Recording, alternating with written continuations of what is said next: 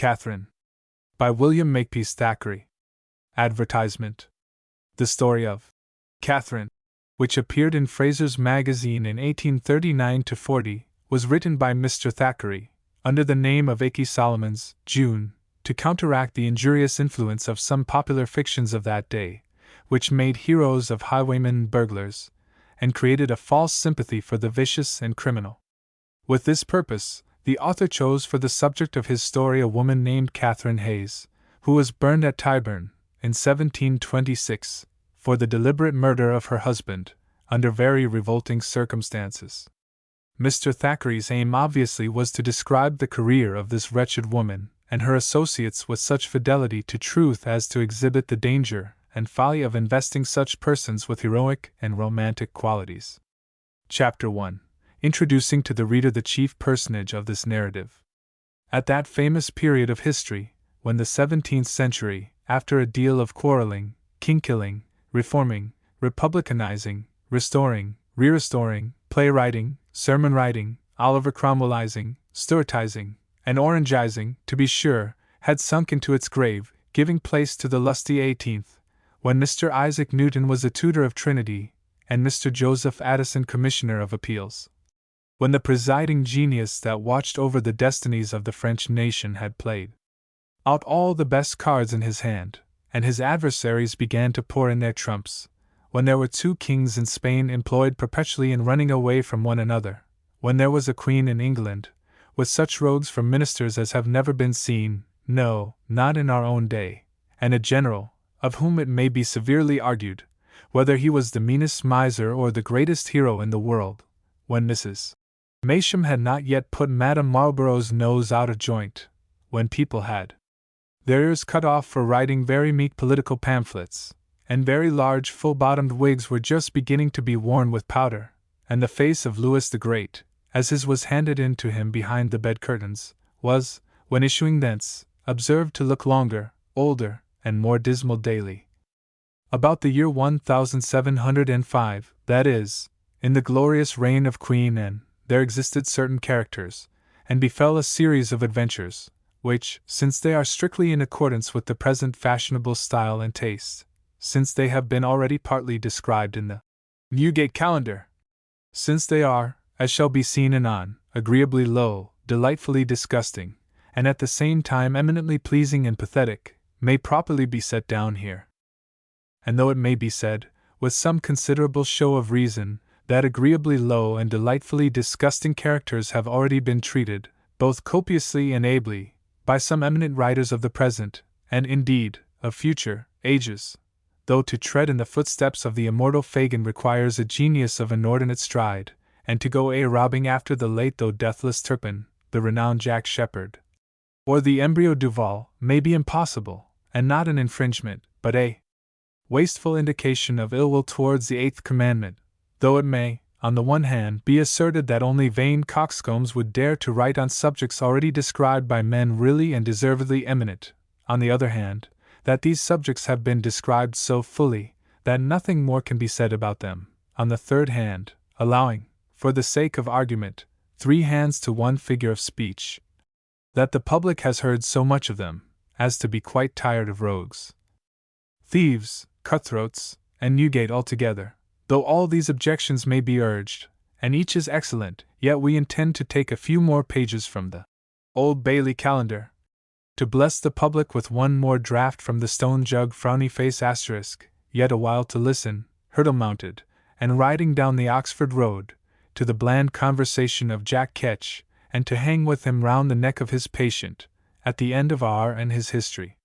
We give the reader fair notice, that we shall tickle him with a few such scenes of villainy, throat-cutting, and bodily suffering in general, as are not to be found, no, not in, never mind comparisons, for such are odious.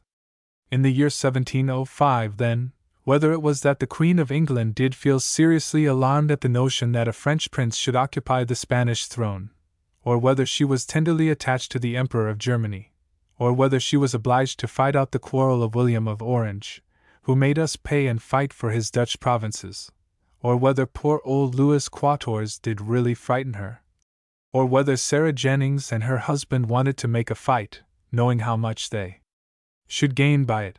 Whatever the reason was, it was evident that the war was to continue, and there was almost as much soldiering and recruiting, parading, pike and gun exercising, flag flying, drum beating, powder blazing, and military enthusiasm, as we can all remember in the year 1801, what time the Corsican upstart menaced our shores.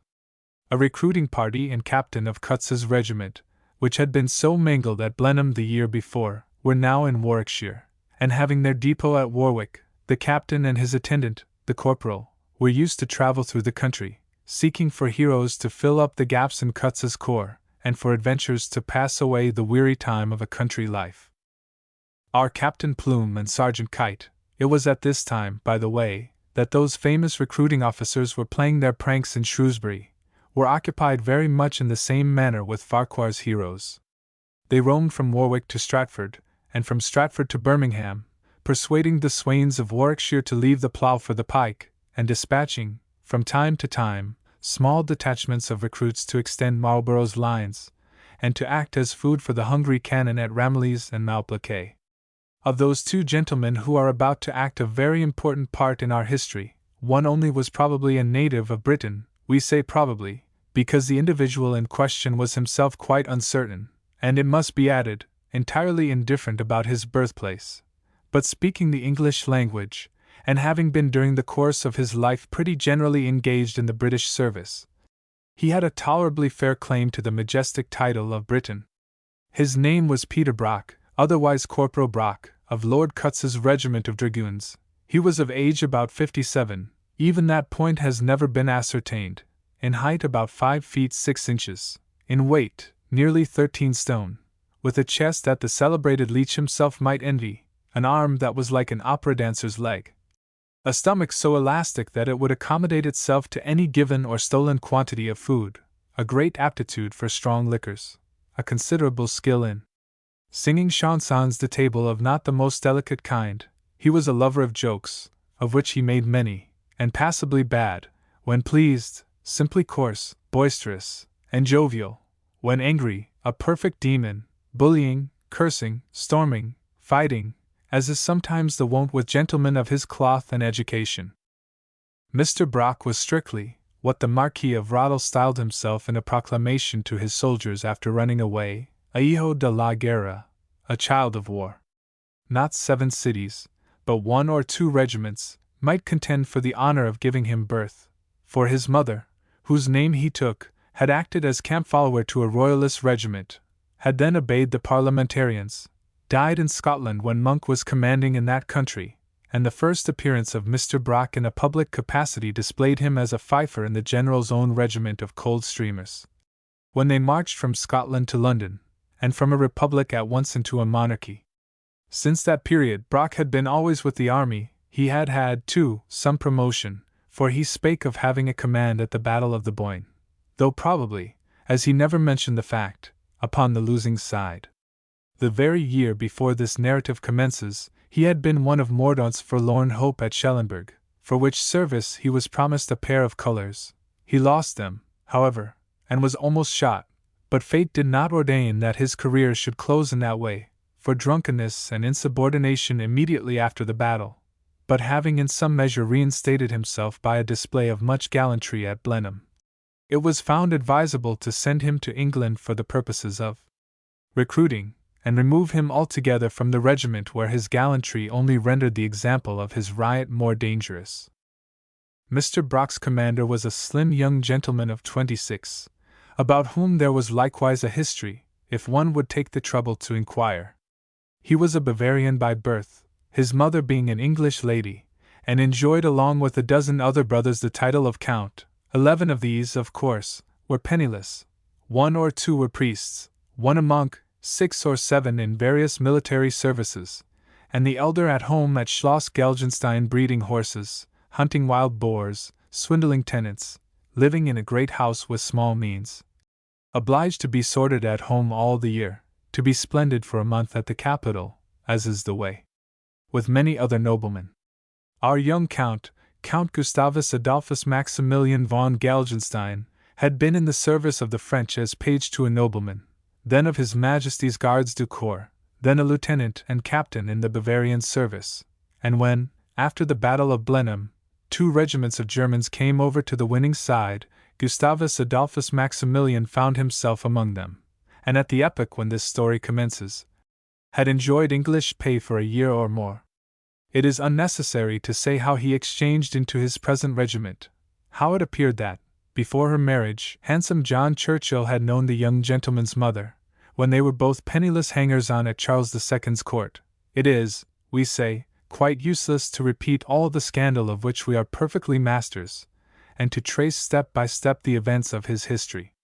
Here, however, was Gustavus Adolphus, in a small inn, in a small village of Warwickshire, on an autumn evening in the year 1705, and at the very moment when this history begins he and Mr. Brock, his corporal and friend, were seated at a round table before the kitchen fire while a small groom of the establishment was leading up and down on the village green, before the inn door, 2 black, glossy, long-tailed, barrel-bellied, thick-flanked, arch-necked, Roman-nosed Flanders horses, which were the property of the 2 gentlemen now taking their ease at the Bugle Inn. The 2 gentlemen were seated at their ease at the inn table, drinking mountain wine, and if the reader fancies from the sketch which we have given of their lives, or from his own blindness and belief in the perfectibility of human nature that the sun of that autumn evening shone upon any 2 men in county or city, at desk or harvest, at court or at Newgate, drunk or sober, who were greater rascals than Count Gustavus Galgenstein and Corporal Peter Brock, he is egregiously mistaken, and his knowledge of human nature is not worth a figure if they had not been 2 prominent scoundrels. What earthly business should we have in detailing their histories? What would the public care for them? Who would meddle with dull virtue, humdrum sentiment, or stupid innocence, when vice, agreeable vice, is the only thing which the readers of romances care to hear? The little horseboy, who was leading the 2 black Flanders horses up and down the green, might have put them in the stable for any good that the horses got by the gentle exercise which they were now taking in the cool evening air, as their owners had not ridden very far or very hard, and there was not a hair turned of their sleek shining coats. But the lad had been especially ordered so to walk the horses about until he received further commands from the gentleman reposing in the Bugle kitchen, and the idlers of the village seemed so pleased with the beasts, and their smart saddles and shining bridles, that it would have been a pity to deprive them of the pleasure of contemplating such an innocent spectacle. Over the Count's horse was thrown a fine red cloth, richly embroidered in yellow worsted, a very large Count's coronet, and a cipher at the 4 corners of the covering, and under this might be seen a pair of gorgeous silver stirrups, and above it, a couple of silver-mounted pistols reposing in bearskin holsters. The bit was silver too, and the horse's head was decorated with many smart ribbons. Of the corporal's steed, suffice it to say, that the ornaments were in brass, as bright, though not perhaps so valuable, as those which decorated the captain's animal. The boys, who had been at play on the green, first paused and entered into conversation with the horseboy, then the village matrons followed, and afterwards, sauntering by 1s and 2s, came the village maidens, who love soldiers as flies love treacle. Presently the males began to arrive, and lo! The parson of the parish, taking his evening walk with Mrs. Dobbs, and the 4 children his offspring, at length joined himself to his flock. To this audience the little ostler explained that the animals belonged to 2 gentlemen now reposing at the Bugle, one young with gold hair, the other old with grizzled locks, both in red coats, both in jack-boots, putting the house into a bustle, and calling for the best. He then discoursed to some of his own companions regarding the merits of the horses, and the parson, a learned man, explained to the villagers that one of the travelers must be a count, or at least had a count's horsecloth, pronounced that the stirrups were of real silver, and checked the impetuosity of his son, William Nassau Dobbs, who was for mounting the animals, and who expressed a longing to fire off one of the pistols in the holsters. As this family discussion was taking place, the gentleman whose appearance had created so much attention came to the door of the inn, and the elder and stouter was seen to smile at his companion, after which he strolled leisurely over the green, and seemed to examine with much benevolent satisfaction the assemblage of villagers who were staring at him, and the quadrupeds. Mr. Brock, when he saw the parson's band and cassock, took off his beaver reverently, and saluted the divine. "I hope your reverence won't balk the little fellow," said he. I think I heard him calling out for a ride, and whether he should like my horse, or his lordship's horse, I am sure it is all one. Don't be afraid, sir. The horses are not tired. We have only come 70 miles today, and Prince Eugene once rode a matter of 52 leagues, 150 miles, sir, upon that horse, between sunrise and sunset. Gracious powers! On which horse? Said Dr. Dobbs, very solemnly. On this, sir, on mine, Corporal Brock of Cutz's black gelding, William of Nassau. The prince, sir, gave it me after Blenheim fight, for I had my own legs carried away by a cannonball, just as I cut down 2 of Sauerkraut's regiment, who had made the prince prisoner. Your own legs, sir, said the doctor. Gracious goodness! This is more and more astonishing. No, not my own legs, my horses I mean, sir, and the prince gave me William of Nassau that very day. To this no direct reply was made, but the doctor looked at Mrs. Dobbs and Mrs. Dobbs and the rest of the children at her eldest son, who grinned and said, Isn't it wonderful? The corporal to this answered nothing, but, resuming his account, pointed to the other horse and said, That horse, sir, good as mine is, that horse, with the silver stirrups, is His Excellency's horse, Captain Count Maximilian Gustavus Adolphus von Galgenstein, Captain of Horse and of the Holy Roman Empire. He lifted here his hat with much gravity, and all the crowd, even to the parson, did likewise. We call him George of Denmark, sir, in compliment to Her Majesty's husband. He is Blenheim too, sir. Marshal Talad rode him on that day, and you know how he was taken prisoner by the Count. George of Denmark, Marshal Talad, William of Nassau. This is strange indeed, most wonderful. Why, sir, little are you aware that there are before you, at this moment, 2 other living beings who bear these venerated names. My boys, stand forward. Look here, sir, these children have been respectively named after our late sovereign and the husband of our present queen. And very good names too, sir, aye, and very noble little fellows too, and I propose that, with your reverence and your ladyship's leave, William Nassau here shall ride on George of Denmark, and George of Denmark shall ride on William of Nassau. When this speech of the corporal's was made, the whole crowd set up a loyal hurrah, and with much gravity, the 2 little boys were lifted up into the saddles, and the corporal leading one, entrusted the other to the horseboy, and so together marched stately up and down the green. The popularity which Mr. Brock gained by this maneuver was very great, but with regard to the names of the horses and children, which coincided so extraordinarily, it is but fair to state that the christening of the quadrupeds had only taken place about 2 minutes before the dragoon's appearance on the green. For if the fact must be confessed, he, while seated near the inn window, had kept a pretty wistful eye upon all going on without, and the horses marching thus to and fro for the wonderment of the village, were only placards or advertisements for the riders. There was, besides the boy now occupied with the horses, and the landlord and landlady of the Bugle Inn, another person connected with that establishment, a very smart, handsome, vain, giggling servant girl, about the age of 16, who went by the familiar name of Cat, and attended upon the gentlemen in the parlor, while the landlady was employed in cooking their supper in the kitchen. This young person had been educated in the village poorhouse, and having been pronounced by Dr. Dobbs and the schoolmaster the idlest, dirtiest, and most passionate little minx with whom either had ever had to do, she was, after receiving a very small portion of literary instruction, indeed it must be stated that the young lady did not know her letters, bound apprentice at the age of 9 years to Mrs. Score, her relative, and landlady of the Bugle Inn. If Miss Cat, or Catherine Hall, was a slattern and a minx, Mrs. Score was a far superior shrew, and for the 7 years of her apprenticeship the girl was completely at her mistress's mercy. Yet though wondrously stingy, jealous, and violent, while her maid was idle and extravagant, and her husband seemed to abet the girl, Mrs. Score put up with the wench's airs, idleness, and caprices, without ever wishing to dismiss her from the Bugle. The fact is, that Miss Catherine was a great beauty, and for about 2 years since her fame had begun to spread, the custom of the inn had also increased vastly.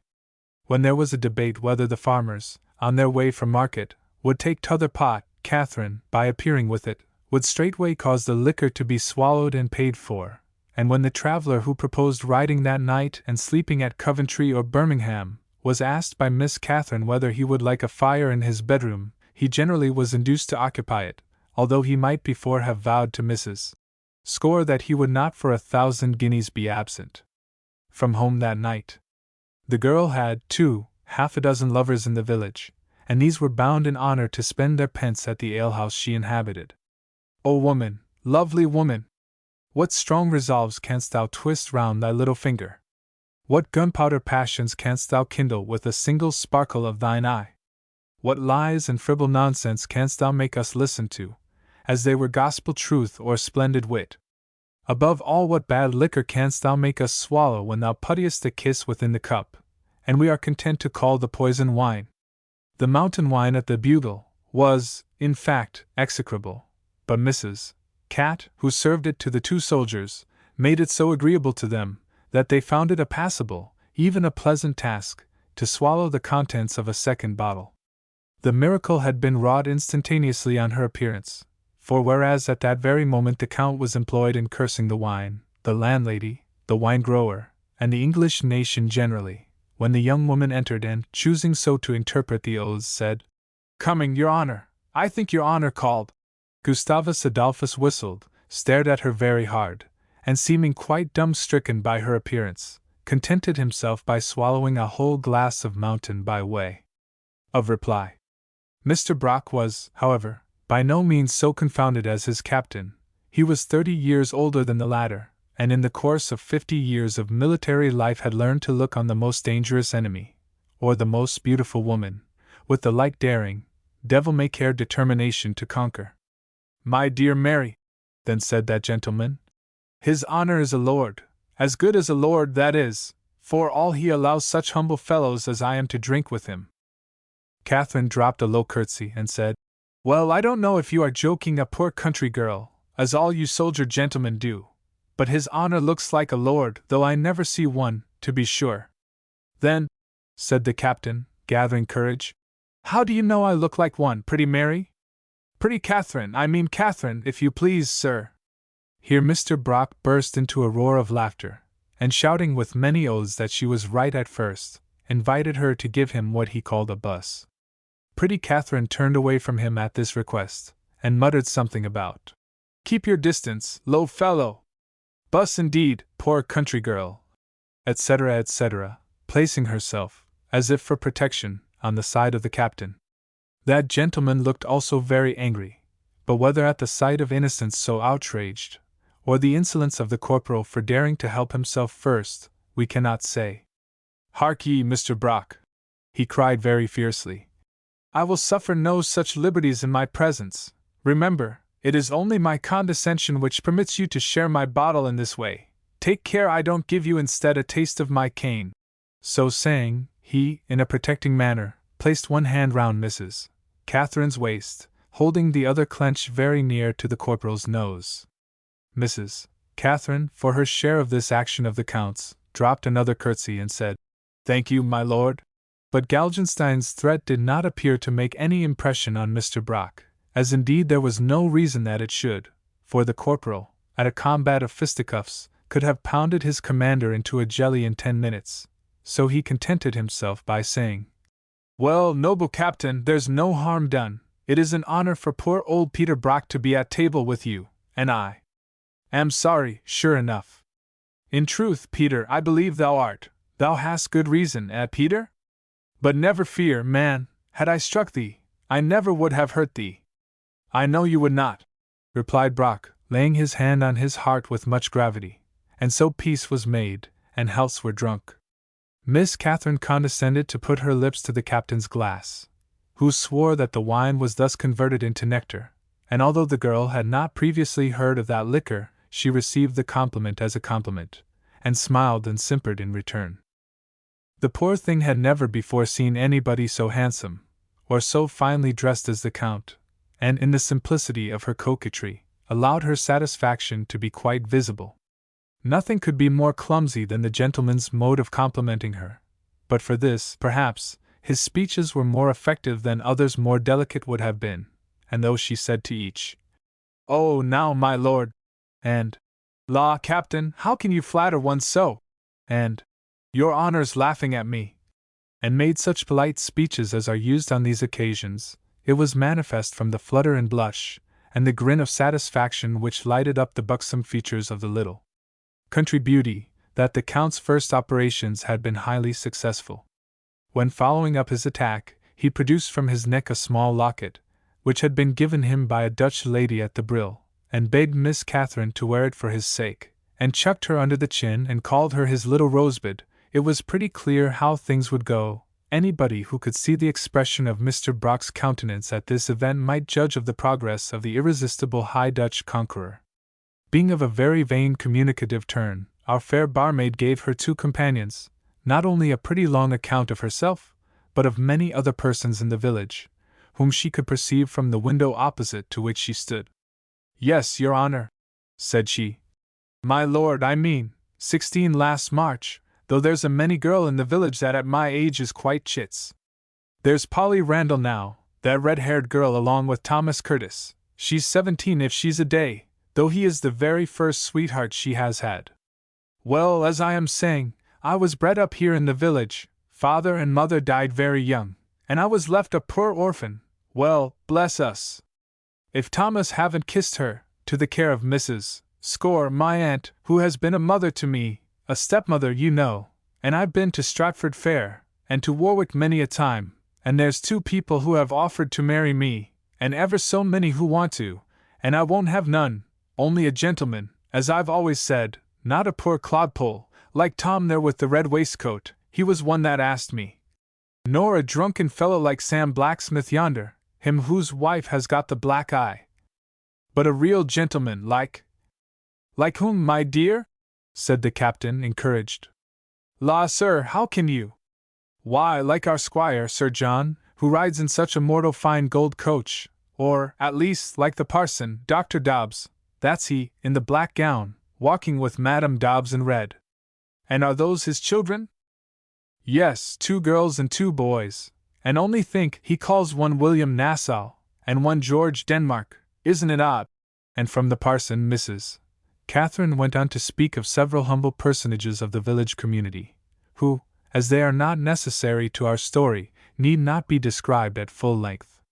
It was when, from the window, Corporal Brock saw the altercation between the worthy divine and his son, respecting the latter's ride, that he judged it a fitting time to step out on the green, and to bestow on the 2 horses those famous historical names which we have just heard applied to them. Mr. Brock's diplomacy was, as we have stated, quite successful, for, when the parson's boys had ridden and retired along with their mamma and papa, other young gentlemen of humbler rank in the village were placed upon. George of Denmark, and William of Nassau, the corporal joking and laughing with all the grown-up people. The women, in spite of Mr. Brock's age, his red nose, and a certain squint of his eye, vowed the corporal was a jewel of a man, and among the men his popularity was equally great. "How much dost thee get, Thomas Clodpole?" said Mr. Brock to a countryman. He was the man whom Mrs. Catherine had described as her suitor, who had laughed loudest at some of his jokes. "How much dost thee get for a week's work, now?" Mr. Clodpole, whose name was really Bullock, stated that his wages amounted to 3 shillings and a puddin. 3 shillings and a puddin, monstrous, and for this you toil like a galley slave, as I have seen them in Turkey and America, aye, gentlemen, and in the country of Prester John. You shiver out of bed on icy winter mornings, to break the ice for ball and dapple to drink. Yes, indeed, said the person addressed, who seemed astounded at the extent of the corporal's information. Or you clean pigsty, and take dung down to meadow, or you act watchdog and tend sheep, or you sweep a scythe over a great field of grass, and when the sun has scorched the eyes out of your head, and sweated the flesh off your bones, and well nigh fried the soul out of your body, you go home, to what, 3 shillings a week and a puddin'? Do you get pudding every day? No, only Sundays. Do you get money enough? No, sure. Do you get beer enough? Oh no, never, said Mr. Bullock quite resolutely. Worthy Clodpole, give us thy hand, it shall have beer enough this day, or my name's not Corporal Brock. Here's the money, boy. There are 20 pieces in this purse, and how do you think I got 'em? And how do you think I shall get others when these are gone? By serving her sacred majesty, to be sure, long life to her, and down with the French king. Bullock, a few of the men, and 2 or 3 of the boys, piped out an hurrah, in compliment to this speech of the corporal's, but it was remarked that the greater part of the crowd drew back, the women whispering ominously to them and looking at the corporal. "I see, ladies, what it is," said he. "You are frightened, and think I am a crimp come to steal your sweethearts away. What? Call Peter Brock a double-dealer? I tell you what, boys, Jack Churchill himself has shaken this hand, and drunk a pot with me. Do you think he'd shake hands with a rogue? Here's Thomas Clodpole has never had beer enough, and here am I will stand treat to him and any other gentleman. Am I good enough company for him? I have money, look you, and like to spend it. What should I be doing dirty actions for, hey, Thomas?"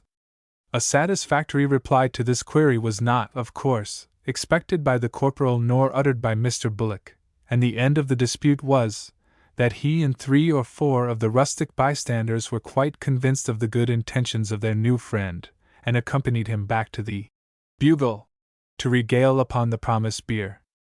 Among the corporal's guests was one young fellow whose dress would show that he was somewhat better to do in the world than Clodpole and the rest of the sunburnt ragged troop, who were marching towards the alehouse. This man was the only one of his hearers who, perhaps, was skeptical as to the truth of his stories. But as soon as Bullock accepted the invitation to drink, John Hayes, the carpenter, for such was his name and profession, said, "Well, Thomas, if thou goest, I will go too." "I know thee wilt," said Thomas. "Thou'lt go anywhere Caddy Hall is, provided thou canst go for nothing." "Nay, I have a penny to spend as good as the corporal here." "A penny to keep, you mean, for all your love for the lass at the Bugle. Did thee ever spend a shilling in the house? Thee wouldn't go now, but that I am going too, and the captain here stands treat." "Come, come, gentlemen, no quarreling," said Mr. Brock.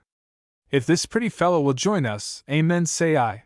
There's lots of liquor, and plenty of money to pay the score. Comrade Thomas, give us thy arm. Mr. Hayes, you're a hearty cock, I make no doubt, and all such are welcome. Come along, my gentlemen farmers, Mr. Brock shall have the honor to pay for you all." And with this, Corporal Brock, accompanied by Messrs. Hayes, Bullock, blacksmith, baker's boy, butcher, and 1 or 2 others, adjourned to the inn, the horses being, at the same time, conducted to the stable. Although we have, in this quiet way, and without any flourishing of trumpets, or beginning of chapters, introduced Mr. Hayes to the public, and although, at first sight, a sneaking carpenter's boy may seem hardly worthy of the notice of an intelligent reader, who looks for a good cutthroat or highwayman for a hero, or a pickpocket at the very least, this gentleman's words and actions should be carefully studied by the public, as he is destined to appear before them under very polite and curious circumstances during the course of this history. The speech of the rustic juvenile, Mr. Clodpole, had seemed to infer that Hayes was at once careful of his money and a warm admirer of Mrs. Catherine of the Bugle, and both the charges were perfectly true. Hayes's father was reported to be a man of some substance, and young John, who was performing his apprenticeship in the village, did not fail to talk very big of his pretensions to fortune, of his entering, at the close of his indentures, into partnership with his father, and of the comfortable farm and house over which Mrs. John Hayes, whoever she might be, would one day preside. Thus, next to the barber and butcher, and above even his own master, Mr. Hayes took rank in the village, and it must not be concealed that his representation of wealth had made some impression upon Mrs. Hall, toward whom the young gentleman had cast the eyes of affection. If he had been tolerably well-looking, and not pale, rickety, and feeble as he was, if even he had been ugly, but withal a man of spirit, it is probable the girl's kindness for him would have been much more decided. But he was a poor weak creature, not to compare with honest Thomas Bullock, by at least 9 inches, and so notoriously timid, selfish, and stingy, that there was a kind of shame in receiving his addresses openly, and what encouragement Mrs. Catherine gave him could only be in secret. But no mortal is wise at all times, and the fact was, that Hayes, who cared for himself intensely, had set his heart upon winning Catherine, and loved her with a desperate greedy eagerness and desire of possession, which makes passions for women often so fierce and unreasonable among very cold and selfish men. His parents, whose frugality he had inherited, had tried in vain to wean him from this passion, and had made many fruitless attempts to engage him with women who possessed money and desired husbands. But Hayes was, for a wonder, quite proof against their attractions, and though quite ready to acknowledge the absurdity of his love for a penniless alehouse servant girl, nevertheless persisted in it doggedly. "I know I'm a fool," said he. "And what's more, the girl does not care for me, but marry her I must, or I think I shall just die, and marry her I will." For very much to the credit of Miss Catherine's modesty, she had declared that marriage was with her a sine qua non, and had dismissed, with the loudest scorn and indignation, all propositions of a less proper nature. Poor Thomas Bullock was another of her admirers, and had offered to marry her, but 3 shillings a week and a putton was not to the girl's taste, and Thomas had been scornfully rejected. Hayes had also made her a direct proposal.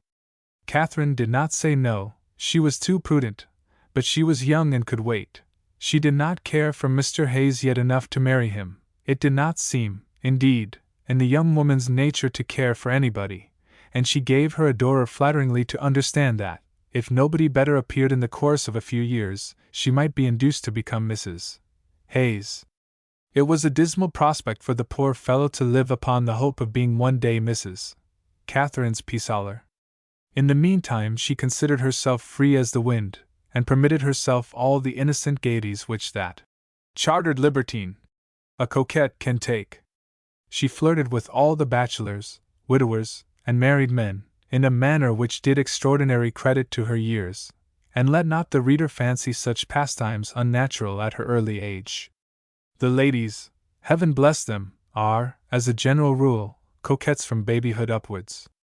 Little she's of 3 years old play little airs and graces upon small heroes of 5, simpering misses of 9 make attacks upon young gentlemen of 12, and at 16, a well-grown girl, under encouraging circumstances, say, she is pretty, in a family of ugly elder sisters, or an only child an heiress, or a humble wench at a country inn, like our fair Catherine, is at the very pink and prime of her coquetry.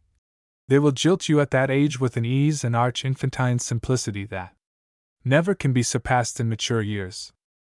Miss Catherine, then, was a French coquette, and Mr. John Hayes was miserable.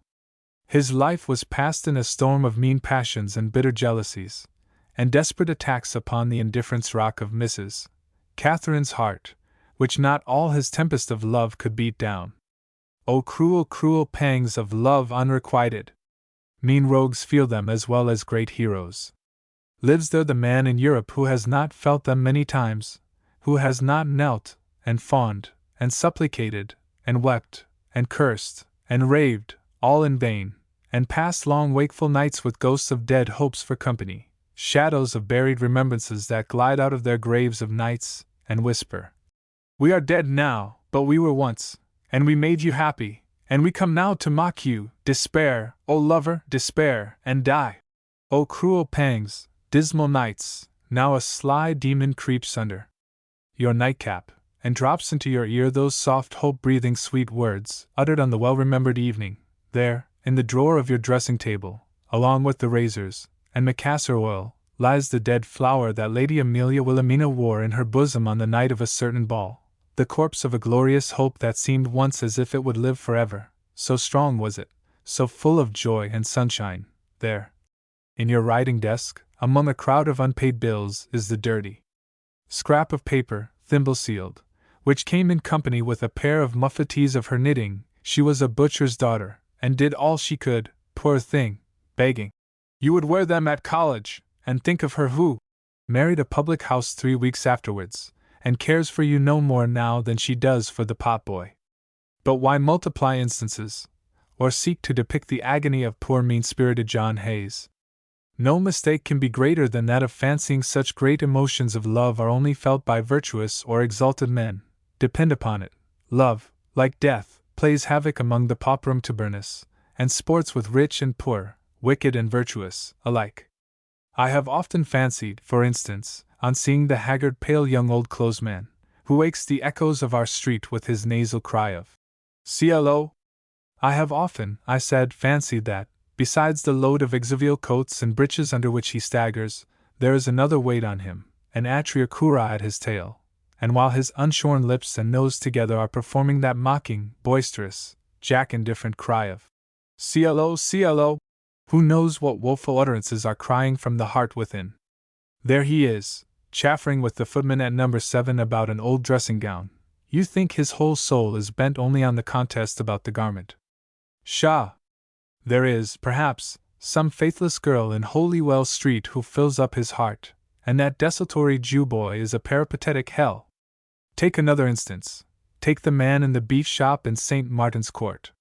There he is, to all appearances quite calm, before the same round of beef, from morning till sundown, for hundreds of years very likely. Perhaps when the shutters are closed, and all the world tired and silent, there is he silent, but untired, cutting. You enter, you get your meat to your liking, you depart, and quite unmoved, on he goes, reaping ceaselessly the great harvest of beef. You would fancy that if passion ever failed to conquer, it had in vain assailed the calm bosom of that man. I doubt it, and would give much to know his history. Who knows what furious Etna flames are raging underneath the surface of that calm flesh mountain? Who can tell me that that calmness itself is not despair? The reader, if he does not now understand why it was that Mr. Hayes agreed to drink the corporal's proffered beer, had better just read the foregoing remarks over again, and if he does not understand then, why, small praise to his brains. Hayes could not bear that Mr. Bullock should have a chance of seeing, and perhaps making love to Mrs. Catherine in his absence, and though the young woman never diminished her coquetries, but, on the contrary, rather increased them in his presence, it was still a kind of dismal satisfaction to be miserable in her company. On this occasion, the disconsolate lover could be wretched to his heart's content, for Catherine had not a word or a look for him, but bestowed all her smiles upon the handsome stranger who owned the black horse. As for poor Thomas Bullock, his passion was never violent, and he was content in the present instance to sigh and drink beer. He sighed and drank, and drank again, until he had swallowed so much of the corporal's liquor as to be induced to accept a guinea from his purse also, and found himself, on returning to reason and sobriety, a soldier of Queen Anne's. But oh! Fancy the agonies of Mr. Hayes when, seated with the corporal's friends at one end of the kitchen, he saw the captain at the place of honor, and the smiles which the fair maid bestowed upon him, when, as she lightly whisked past him with the captain's supper, she, pointing to the locket that once reposed on the breast of the Dutch lady at the Brill, looked archly on Hayes and said, "See, John, what his lordship has given me." And when John's face became green and purple with rage and jealousy, Mrs. Catherine laughed 10 times louder, and cried, "Coming, my lord!" in a voice of shrill triumph, that bored through the soul of Mr. John Hayes and left him gasping for breath. On Catherine's other lover, Mr. Thomas, this coquetry had no effect. He, and 2 comrades of his, had by this time quite fallen under the spell of the corporal, and hope, glory, strong beer, Prince Eugene, pair of colors, more strong beer, her blessed majesty, plenty more strong beer, and such subjects, Marshall and Bacchic, whirled through their dizzy brains at a railroad pace. And now, if there had been a couple of experienced reporters present at the Bugle Inn, they might have taken down a conversation on love and war, the 2 themes discussed by the 2 parties occupying the kitchen, which, as the parts were sung together, duet-wise, formed together some very curious harmonies. Thus, while the captain was whispering the softest nothings, the corporal was shouting the fiercest combats of the war, and, like the gentleman at Penelope's table, on it exiguo pinxit prelia tota barrow. For example, "Captain, what do you say to a silver trimming, pretty Catherine? Don't you think a scarlet riding cloak, handsomely laced, would become you wonderfully well, and a grey hat with a blue feather, and a pretty nag to ride on, and all the soldiers to present arms as you pass, and say, 'There goes the captain's lady'? What do you think of a side box at Lincoln's Inn Playhouse, or of standing up to a minuet with my Lord Marquis at?" Corporal. The ball, sir, ran right up his elbow, and was found the next day by Surgeon Splinter of ours. Where do you think, sir? Upon my honor as a gentleman, it came out of the nape of his captain necklace, and a sweet pair of diamond earrings, mayhap, and a little shower of patches, which ornament a lady's face wondrously, and a leetle rouge, though, egad, such peach cheeks as yours don't want it. Fie! Mrs. Catherine, I should think the birds must come and peck at them as if they were fruit. Corporal. Over the wall, and 23 of our fellows jumped after me.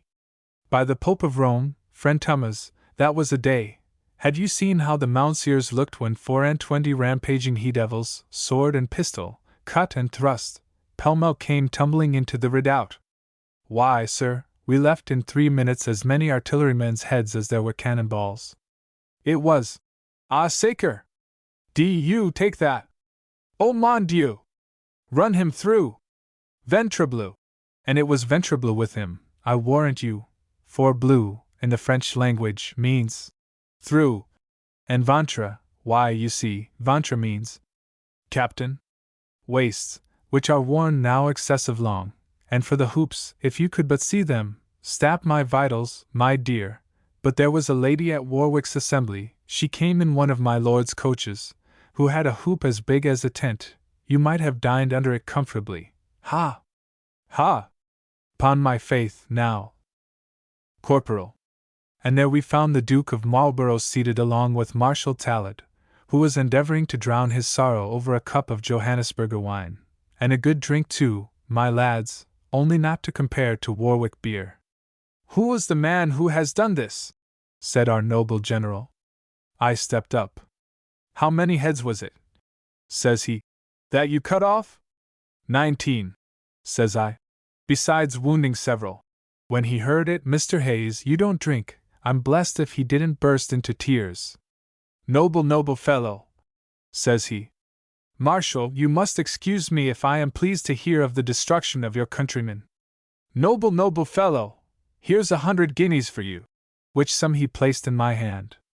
Nay, says the marshal, the man has done his duty.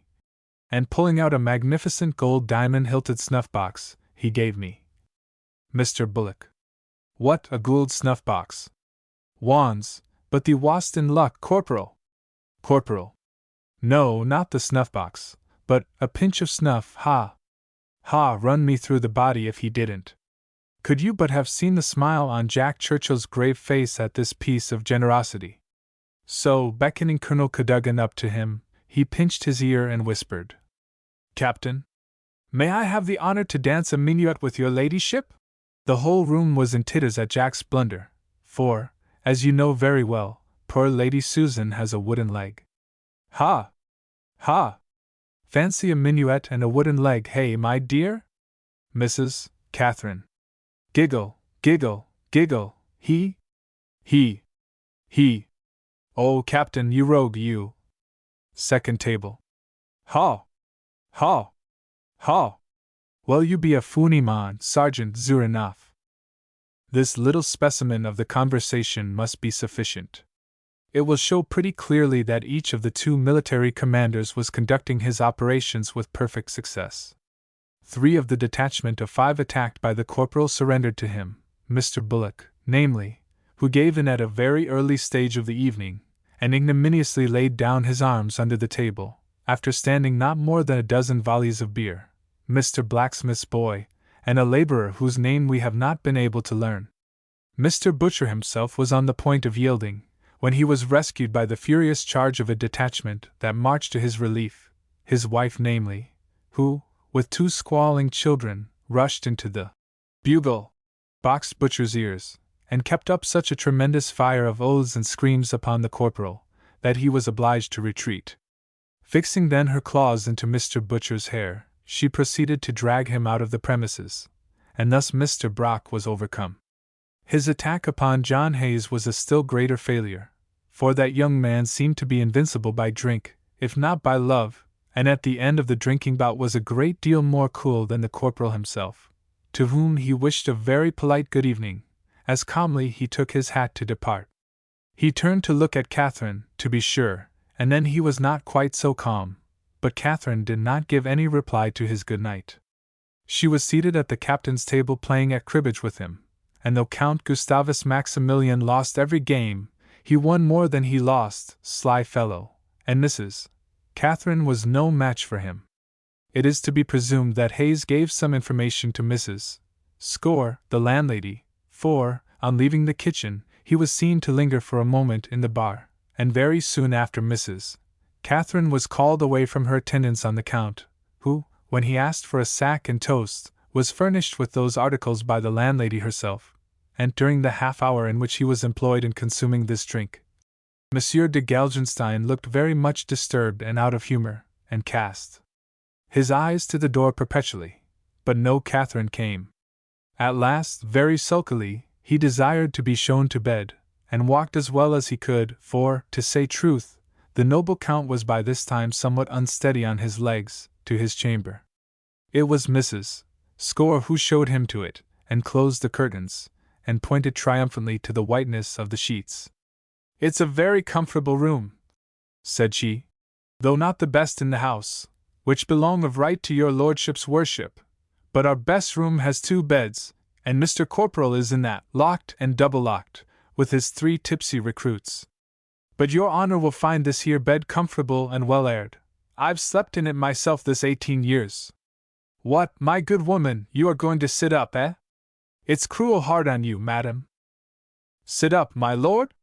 Bless you, no! I shall have half of our cat's bed, as I always do when there's company." And with this Mrs. Score curtsied and retired.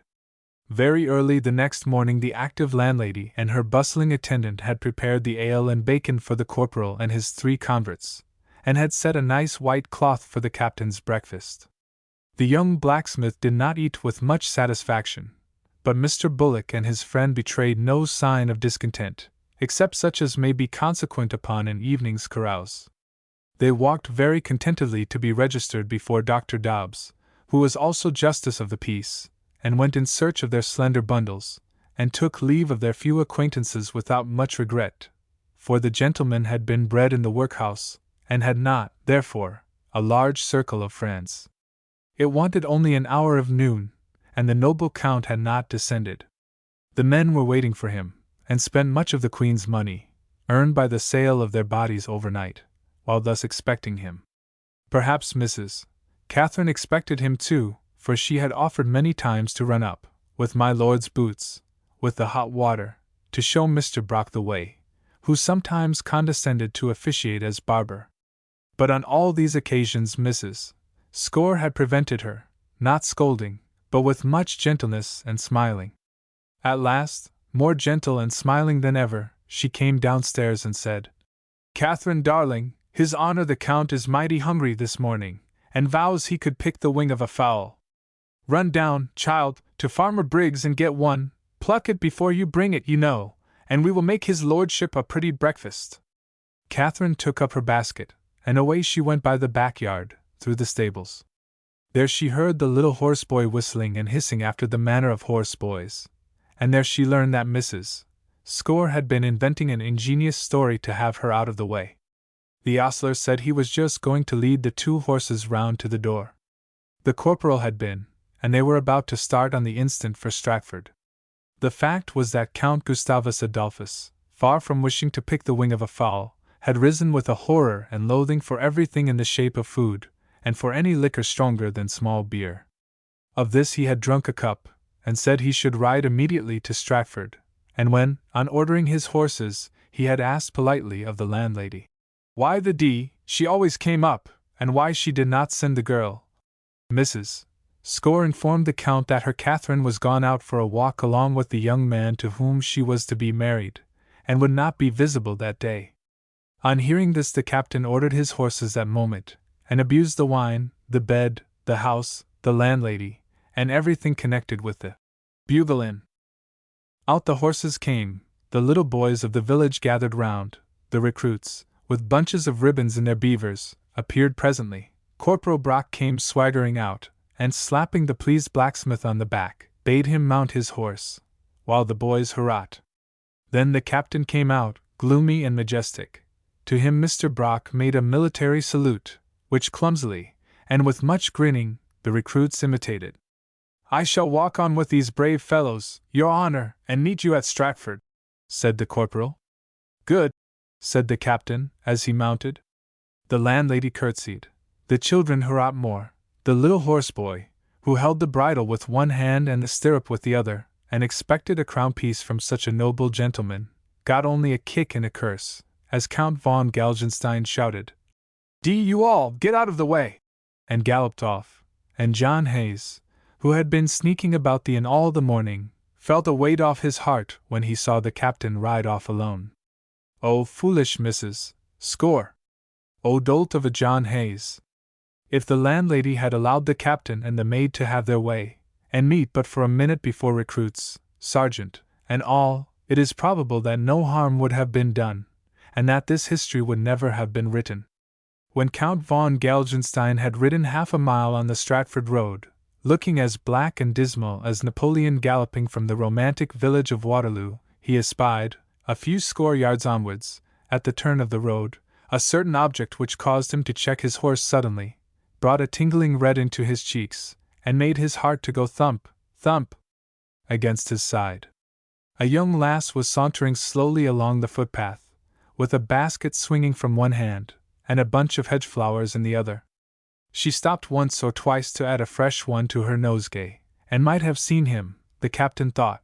But no, she never looked directly towards him, and still walked on. Sweet innocent! She was singing as if none were near.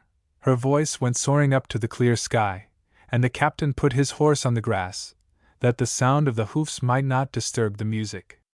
The captain had put his horse on the grass, that the sound of his hoofs might not disturb the music, and now he pushed its head on to the bank, where straightway George of Denmark began chewing of such a salad as grew there.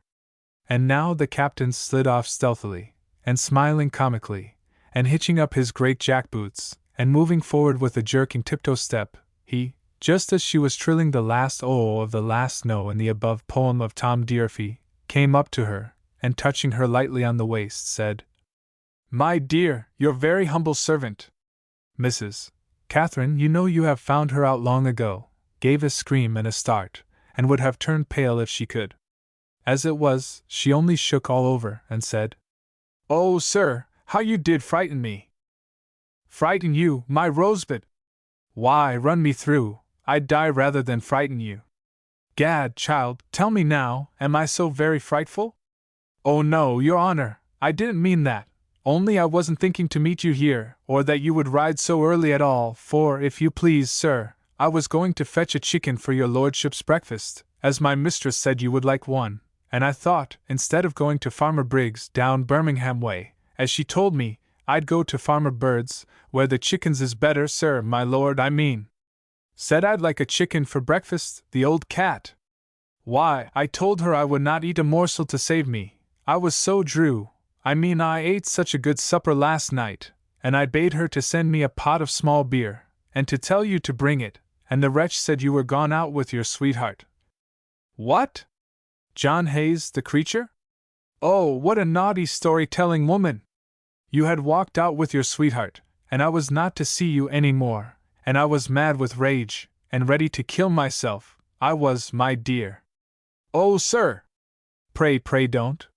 For your sake, my sweet angel?" "Yes, for my sake, if such a poor girl as me can persuade noble gentlemen." "Well, then, for your sake I won't. No, I'll live. But why live? Hell and fury, if I do live I'm miserable without you. I am, you know I am, you adorable, beautiful, cruel, wicked Catherine." Catherine's reply to this was, "La bless me! I do believe your horse is running away." And so he was.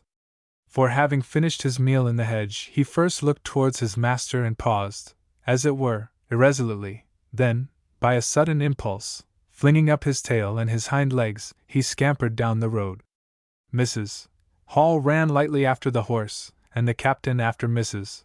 Hall, and the horse ran quicker and quicker every moment, and might have led them a long chase, when lo! Debouching from a twist in the road, came the detachment of cavalry and infantry under Mr. Brock.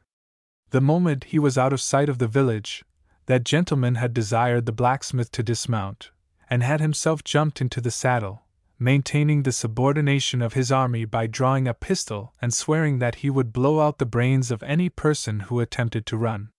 When the captain's horse came near the detachment, he paused, and suffered himself to be caught by Thomas Bullock, who held him until the owner and Mrs. Catherine came up. Mr. Bullock looked comically grave when he saw the pair, but the corporal graciously saluted Mrs. Catherine, and said it was a fine day for walking. "La, sir, and so it is," said she, panting in a very pretty and distressing way. "But not for running. I do protest, and vow that I really can scarcely stand. I'm so tired of running after that naughty horse." "How do, Captain?" said Thomas. "I'd be going a zoldiering because thee wouldn't have me." And here Mr. Bullock grinned. Mrs. Catherine made no sort of reply, but protested once more she should die of running. If the truth were told, she was somewhat vexed at the arrival of the corporal's detachment, and had very serious thoughts of finding herself quite tired just as he came in sight. A sudden thought brought a smile of bright satisfaction in the captain's eyes. He mounted the horse which Thomas still held. "Tired, Mrs. Catherine?" said he. "And for my sake? By heavens! You shan't walk a step farther. No, you shall ride back with a guard of honor. Back to the village, gentlemen, right about face. Show those fellows, corporal, how to ride about face. Now, my dear, mount behind me on Snowball, he's easy as a sedan. Put your dear little foot on the toe of my boot. There now, up, jump! Hurrah! That's not the way, Captain," shouted out Thomas, still holding on to the rein as the horse began to move. "Thee won't go with him, will thee, Caddy?" But Mrs. Catherine, though she turned away her head, never let go her hold round the captain's waist, and he, swearing a dreadful oath at Thomas, struck him across the face and hands with his riding whip. The poor fellow, who at the first cut still held on to the rein, dropped it at the second, and as the pair galloped off, sat down on the roadside and fairly began to weep. "March, you dog!" shouted out the corporal a minute after. And so he did, and when next he saw Mrs. Catherine, she was the captain's lady sure enough, and wore a grey hat, with a blue feather, and red riding coat trimmed with silver lace. But Thomas was then on a bare-backed horse, which Corporal Brock was flanking round a ring, and he was so occupied looking between his horse's ears that he had no time to cry then, and at length got the better of his attachment. This being a good opportunity for closing Chapter 1, we ought, perhaps, to make some apologies to the public for introducing them to characters that are so utterly worthless, as we confess all our heroes, with the exception of Mr. Bullock, to be. In this we have consulted nature and history, rather than the prevailing taste and the general manner of authors. The amusing novel of Ernest Maltravers, for instance, opens with a seduction, but then it is performed by people of the strictest virtue on both sides, and there is so much religion and philosophy in the heart of the seducer, so much tender innocence in the soul of the seduced, that, bless the little dears, their very peccadilloes make one interested in them, and their naughtiness becomes quite sacred, so deliciously is it described. Now, if we are to be interested by rascally actions, let us have them with plain faces, and let them be performed, not by virtuous philosophers, but by rascals. Another clever class of novelists adopt the contrary system, and create interest by making their rascals perform virtuous actions. Against these popular plans we here solemnly appeal. We say, let your rogues in novels act like rogues, and your honest men like honest men. Don't let us have any juggling and thimble-rigging with virtue and vice, so that, at the end of 3 volumes, the bewildered reader shall not know which is which. Don't let us find ourselves kindling at the generous qualities of thieves, and sympathizing with the rascalities of noble hearts. For our own part, we know what the public likes, and have chosen rogues for our characters, and have taken a story from the Newgate Calendar, which we hope to follow out to edification. Among the rogues, at least, we will have nothing that shall be mistaken for virtues. And if the British public, after calling for 3 or 4 editions, shall give up, not only our rascals, but the rascals of all other authors, we shall be content. We shall apply to government for a pension, and think that our duty is done. Chapter 2. in which are depicted the pleasures of a sentimental attachment. It will not be necessary, for the purpose of this history, to follow out very closely all the adventures which occurred to Mrs. Catherine from the period when she quitted the Bugle and became the captain's lady, for although it would be just as easy to show as not that the young woman, by following the man of her heart, had only yielded to an innocent impulse, and by remaining with him for a certain period, had proved the depth and strength of her affection for him, although we might make very tender and eloquent apologies for the error of both parties, the reader might possibly be disgusted at such descriptions and such arguments, which, besides, are already done to his hand in the novel of Ernest Maltravers, before mentioned. From the gentleman's manner towards Mrs. Catherine, and from his brilliant and immediate success, the reader will doubtless have concluded, in the first place, that Gustavus Adolphus had not a very violent affection for Mrs. Cat, in the second place, that he was a professional lady-killer, and therefore likely at some period to resume his profession, thirdly, and to conclude, that a connection so begun must, in the nature of things, be likely to end speedily. And so, to do the Count justice, it would, if he had been allowed to follow his own inclination entirely, for, as many young gentlemen will, and yet no praise to them, in about a week he began to be indifferent, in a month to be weary, in 2 months to be angry, in 3 to proceed to blows and curses, and, in short, to repent most bitterly the hour when he had ever been induced to present Mrs. Catherine the toe of his boot, for the purpose of lifting her on to his horse. "Egad," said he to the corporal one day, when confiding his griefs to Mr. Brock, "I wish my toe had been cut off before ever it served as a ladder to this little vixen. Or perhaps your honor would wish to kick her downstairs with it," delicately suggested Mr. Brock. "Kick her? Why, the wench would hold so fast by the banisters that I could not kick her down, Mr. Brock. To tell you a bit of a secret, I have tried as much, not to kick her, no, not kick her, certainly, that's ungentlemanly, but to induce her to go back to that cursed pothouse where we fell in with her. I have given her many hints. Oh, yes, I saw your honor give her one yesterday, with a mug of beer. By the laws, as the ale run all down her face, and she clutched a knife to run at you, I don't think I ever saw such a she-devil. That woman will do for your honor some day, if you provoke her." "Do for me? No, hang it, Mr. Brock, never. She loves every hair of my head, sir, she worships me, corporal." "Egad, yes. She worships me, and would much sooner apply a knife to her own weazen than scratch my little finger." "I think she does," said Mr. Brock. "I'm sure of it," said the captain. "Women, look you, are like dogs, they like to be ill-treated, they like it, sir, I know they do. I never had anything to do with a woman in my life, but I ill-treated her, and she liked me the better." "Mrs. Hall ought to be very fond of you then, sure enough," said Mr. Corporal. "Very fond, ha ha! Corporal, you wag you, and so she is very fond. Yesterday, after the knife and beer scene, no wonder I threw the liquor in her face. It was so devilish flat that no gentleman could drink it, and I told her never to draw it till dinner time."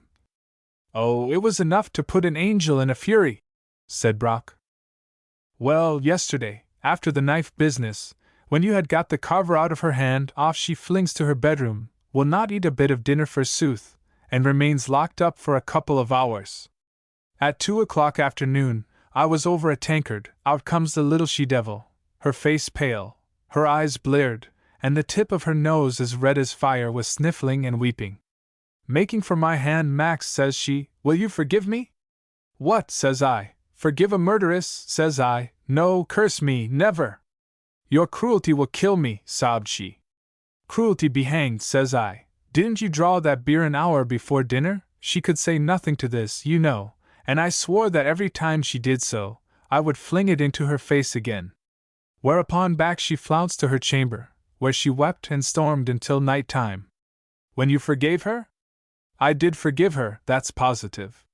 You see, I had supped at the Rose along with Tom Trippett and half a dozen pretty fellows, and I had eased a great fat-headed Warwickshire landjunker, what d'ye call him, squire, of 40 pieces, and I'm devilish good-humoured when I've won, and so Cat and I made it up. But I've taught her never to bring me stale beer again, ha ha! This conversation will explain, a great deal better than any description of ours, however eloquent, the state of things as between Count Maximilian and Mrs. Catherine, and the feelings which they entertained for each other. The woman loved him, that was the fact. And, as we have shown in the previous chapter how John Hayes, a mean-spirited fellow as ever breathed, in respect of all other passions a pygmy, was in the passion of love a giant, and followed Mrs. Catherine with a furious longing which might seem at the first to be foreign to his nature. In the like manner, and playing at cross purposes, Mrs. Hall had become smitten of the captain, and, as he said truly, only liked him the better for the brutality which she received at his hands. For it is my opinion, madam, that love is a bodily infirmity, from which humankind can no more escape than from smallpox, and which attacks every one of us, from the first Duke in the peerage down to Jack Ketch inclusive, which has no respect for rank, virtue, or roguery in man, but sets each in his turn in a fever, which breaks out the deuce knows how or why, and raging its appointed time, fills each individual of the one sex with a blind fury and longing for some one of the other, who may be pure, gentle, blue-eyed, beautiful, and good, or vile, shrewish, squinting, hunchbacked, and hideous, according to circumstances and luck, which dies away, perhaps, in the natural course, if left to have its way, but which contradiction causes to rage more furiously than ever. Is not history, from the Trojan War upwards and downwards, full of instances of such strange, inexplicable passions? Was not Helen, by the most moderate calculation, 90 years of age when she went off with His Royal Highness Prince Paris of Troy? Was not Madame La Valliere ill-made, blear-eyed, tallow-complexioned, scraggy, and with hair like tow? Was not Wilkes the ugliest, charmingest, most successful man in the world? Such instances might be carried out so as to fill a volume, but cui bono? Love is fate, and not will, its origin not to be explained, its progress irresistible, and the best proof of this may be had at Bow Street any day, where if you ask any officer of the establishment how they take most thieves, he will tell you at the houses of the women. They must see the dear creatures though they hang for it, they will love, though they have their necks in the halter. And with regard to the other position, that ill usage on the part of the man does not destroy the affection of the woman. Have we not numberless police reports, showing how, what a bystander would beat a husband for beating his wife, man and wife fall together on the interloper and punish him for his meddling? These points, then, being settled to the satisfaction of all parties, the reader will not be disposed to question the assertion that Mrs. Hall had a real affection for the gallant Count, and grew, as Mr. Brock was pleased to say, like a beefsteak, more tender as she was thumped. Poor thing, poor thing! His flashy airs and smart looks had overcome her in a single hour, and no more is wanted to plunge into love over head and ears, no more is wanted to make a first love with, and a woman's first love lasts forever. A man's 24th or 25th is perhaps the best. You can't kill it, do what you will. It takes root, and lives and even grows, never mind what the soil may be in which it is planted, or the bitter weather it must bear, often as one has seen a wallflower grow out of a stone. In the first weeks of their union, the Count had at least been liberal to her. She had a horse and fine clothes, and received abroad some of those flattering attentions which she held at such high price. He had, however, some ill luck at play, or had been forced to pay some bills, or had some other satisfactory reason for being poor, and his establishment was very speedily diminished. He argued that, as Mrs. Catherine had been accustomed to wait on others all her life, she might now wait upon herself and him, and when the incident of the beer arose, she had been for some time employed as the Count's housekeeper, with unlimited superintendence over his comfort, his cellar, his linen, and such matters as bachelors are delighted to make over to active female hands. To do the poor wretch justice, she actually kept the man's menage in the best order, nor was there any point of extravagance with which she could be charged, except a little extravagance of dress displayed on the very few occasions when he condescended to walk abroad with her, an extravagance of language and passion in the frequent quarrels they had together. Perhaps in such a connection as subsisted between this precious couple, these faults are inevitable on the part of the woman. She must be silly and vain, and will pretty surely therefore be fond of dress, and she must, disguise it as she will, be perpetually miserable and brooding over her fall, which will cause her to be violent and quarrelsome. Such, at least, was Mrs. Hall, and very early did the poor vain, misguided wretch begin to reap what she had sown.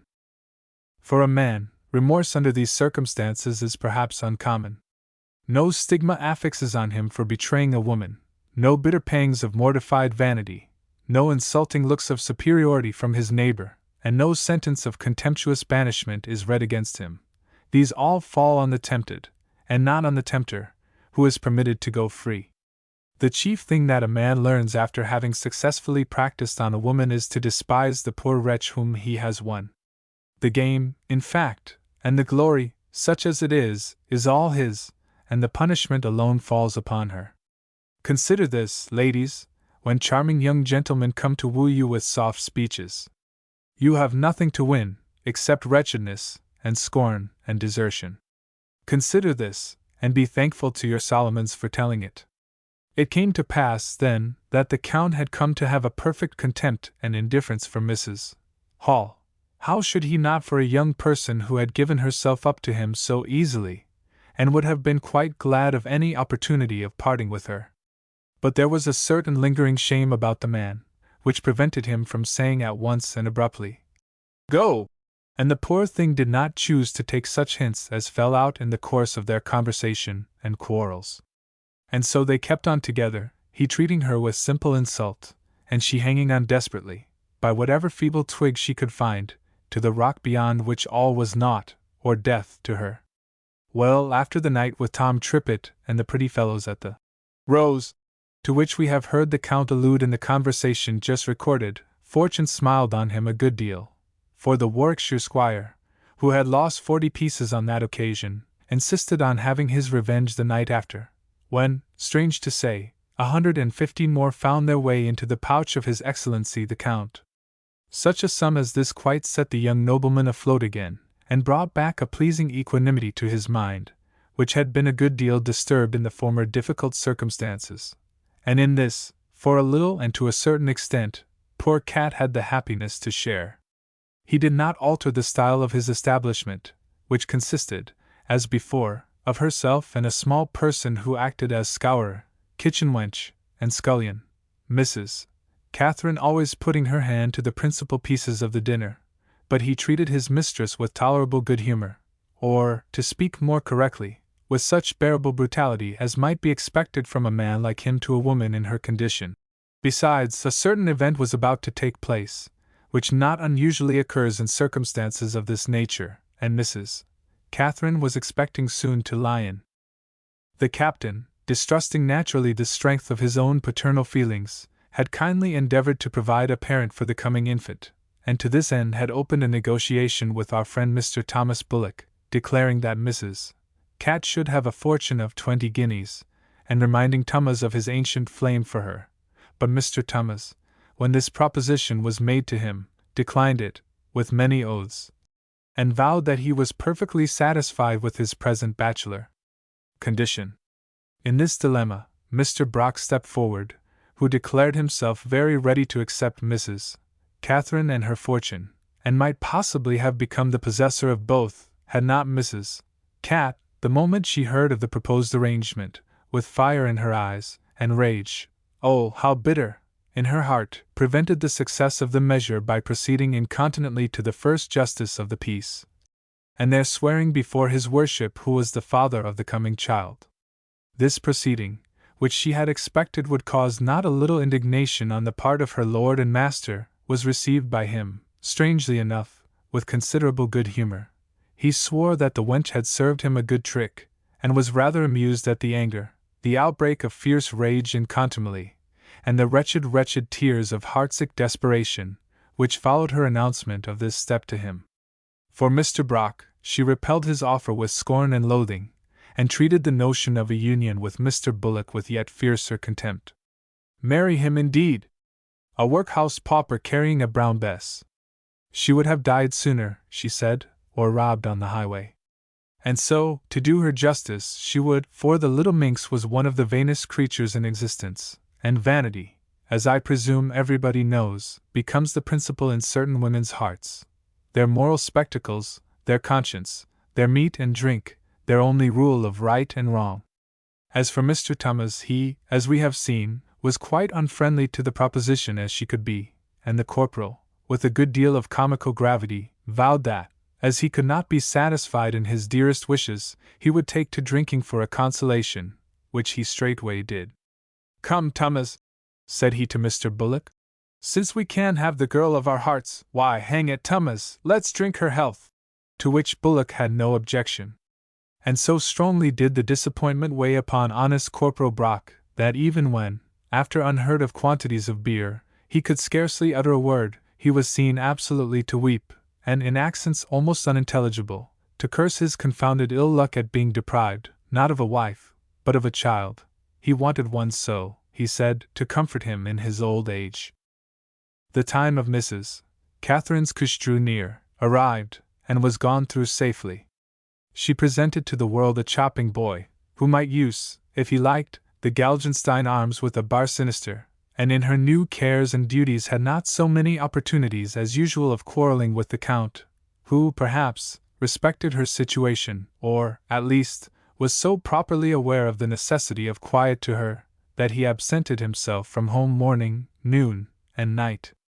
The captain had, it must be confessed, turned these continued absences to a considerable worldly profit, for he played incessantly, and since his first victory over the Warwickshire squire, fortune had been so favourable to him, that he had at various intervals amassed a sum of nearly £1,000, which he used to bring home as he won, and which he deposited in a strong iron chest, cunningly screwed down by himself under his own bed. This Mrs. Catherine regularly made, and the treasure underneath it could be no secret to her. However, the noble Count kept the key, and bound her by many solemn oaths, that he discharged at her himself, not to reveal to any other person the existence of the chest and its contents. But it is not in a woman's nature to keep such secrets, and the captain, who left her for days and days, did not reflect that she would seek for confidence elsewhere. For want of a female companion, she was compelled to bestow her sympathies upon Mr. Brock, who, as the Count's corporal, was much in his lodgings, and who did manage to survive the disappointment which he had experienced by Mrs. Catherine's refusal of him. About 2 months after the infant's birth, the captain, who was annoyed by its squalling, put it abroad to nurse, and dismissed its attendant. Mrs. Catherine now resumed her household duties, and was, as before, at once mistress and servant of the establishment. As such, she had the keys of the beer, and was pretty sure of the attentions of the corporal, who became, as we have said, in the Count's absence, his lady's chief friend and companion.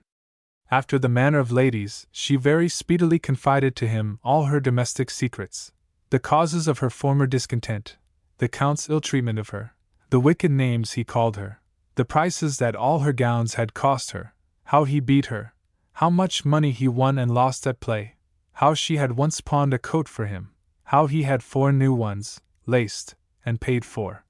What was the best way of cleaning and keeping gold lace, of making cherry brandy, pickling salmon, etc., etc. Her confidences upon all these subjects used to follow each other in rapid succession, and Mr. Brock became, ere long, quite as well acquainted with the captain's history for the last year as the Count himself, for he was careless, and forgot things women never do.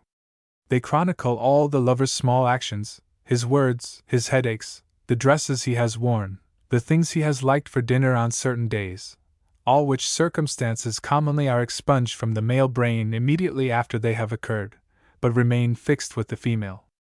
To Brock, then, and to Brock only, for she knew no other soul, Mrs. Cat breathed, in strictest confidence, the history of the Count's winnings, and his way of disposing of them, how he kept his money screwed down in an iron chest in their room, and a very lucky fellow did Brock consider his officer for having such a large sum.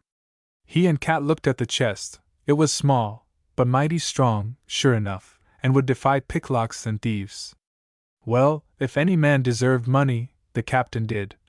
Though he might buy me a few yards of that lace I love so, interrupted Cat. If any man deserved money, he did, for he spent it like a prince, and his hand was always in his pocket. It must now be stated that Monsieur de Galgenstein had, during Cat's seclusion, cast his eyes upon a young lady of good fortune, who frequented the assembly at Birmingham, and who was not a little smitten by his title and person. The 4 new coats, laced and paid for, as Cat said, had been purchased, most probably, by His Excellency for the purpose of dazzling the heiress, and he in the coats had succeeded so far as to win from the young woman an actual profession of love and a promise of marriage provided Pa would consent. This was obtained, for Pa was a tradesman, and I suppose every one of my readers has remarked how great an effect a title has on the lower classes. Yes, thank heaven!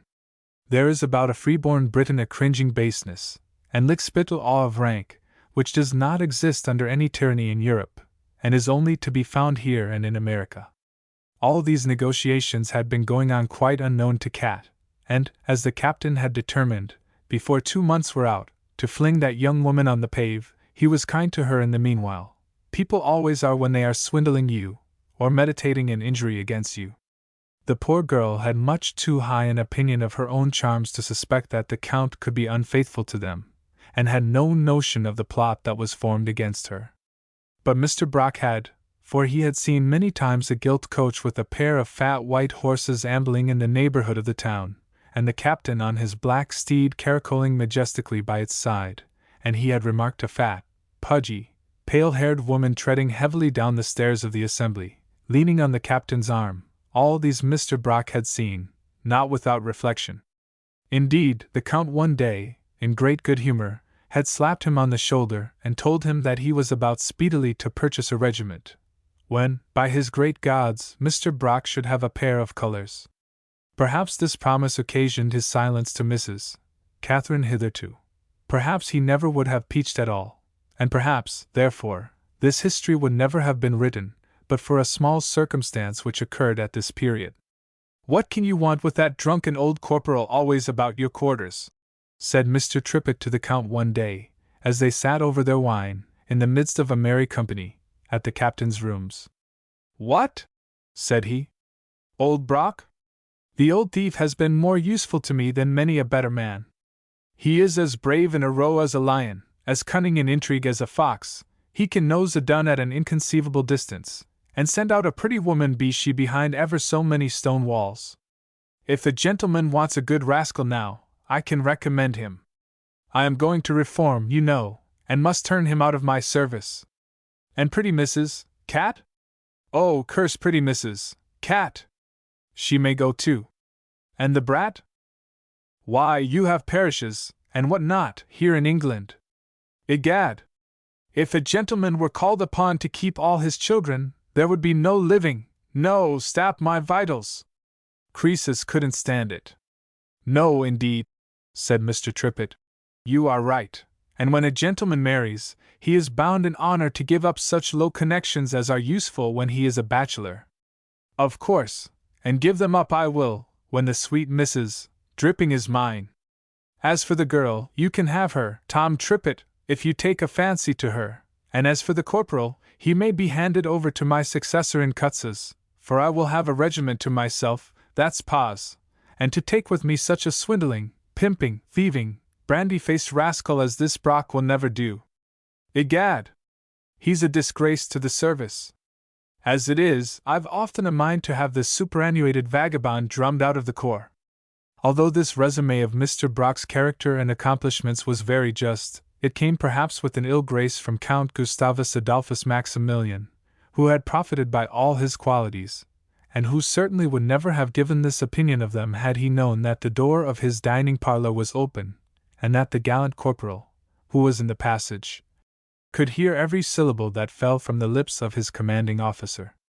We shall not say, after the fashion of the story books, that Mr. Brock listened with a flashing eye and a distended nostril, that his chest heaved tumultuously, and that his hand fell down mechanically to his side, where it played with the brass handle of his sword. Mr. Keene would have gone through most of these bodily exercises had he been acting the part of a villain enraged and disappointed like Corporal Brock. But that gentleman walked away without any gestures of any kind, and as gently as possible. "He'll turn me out of the regiment, will he?" says he, quite piano, and then added con molta espression, I'll do for him. And it is to be remarked how generally, in cases of this nature, gentlemen stick to their word. Chapter 3. In which a narcotic is administered, and a great deal of genteel society depicted. When the corporal, who had retreated to the street door immediately on hearing the above conversation, returned to the captain's lodgings and paid his respects to Mrs. Catherine, he found that lady in high good humor. The Count had been with her, she said, along with a friend of his, Mr. Trippitt, had promised her 12 yards of the lace she coveted so much, had vowed that the child should have as much more for a cloak, and had not left her until he had sat with her for an hour, or more, over a bowl of punch, which he made on purpose for her. Mr. Trippitt stayed too. A mighty pleasant man, said she, only not very wise, and seemingly a good deal in liquor. A good deal indeed, said the corporal. He was so tipsy just now that he could hardly stand. He and his honor were talking to Nan Fantail in the marketplace, and she pulled Trippitt's wig off, for wanting to kiss her. The nasty fellow, said Mrs. Cat, to demean himself with such low people as Nan Fantail, indeed.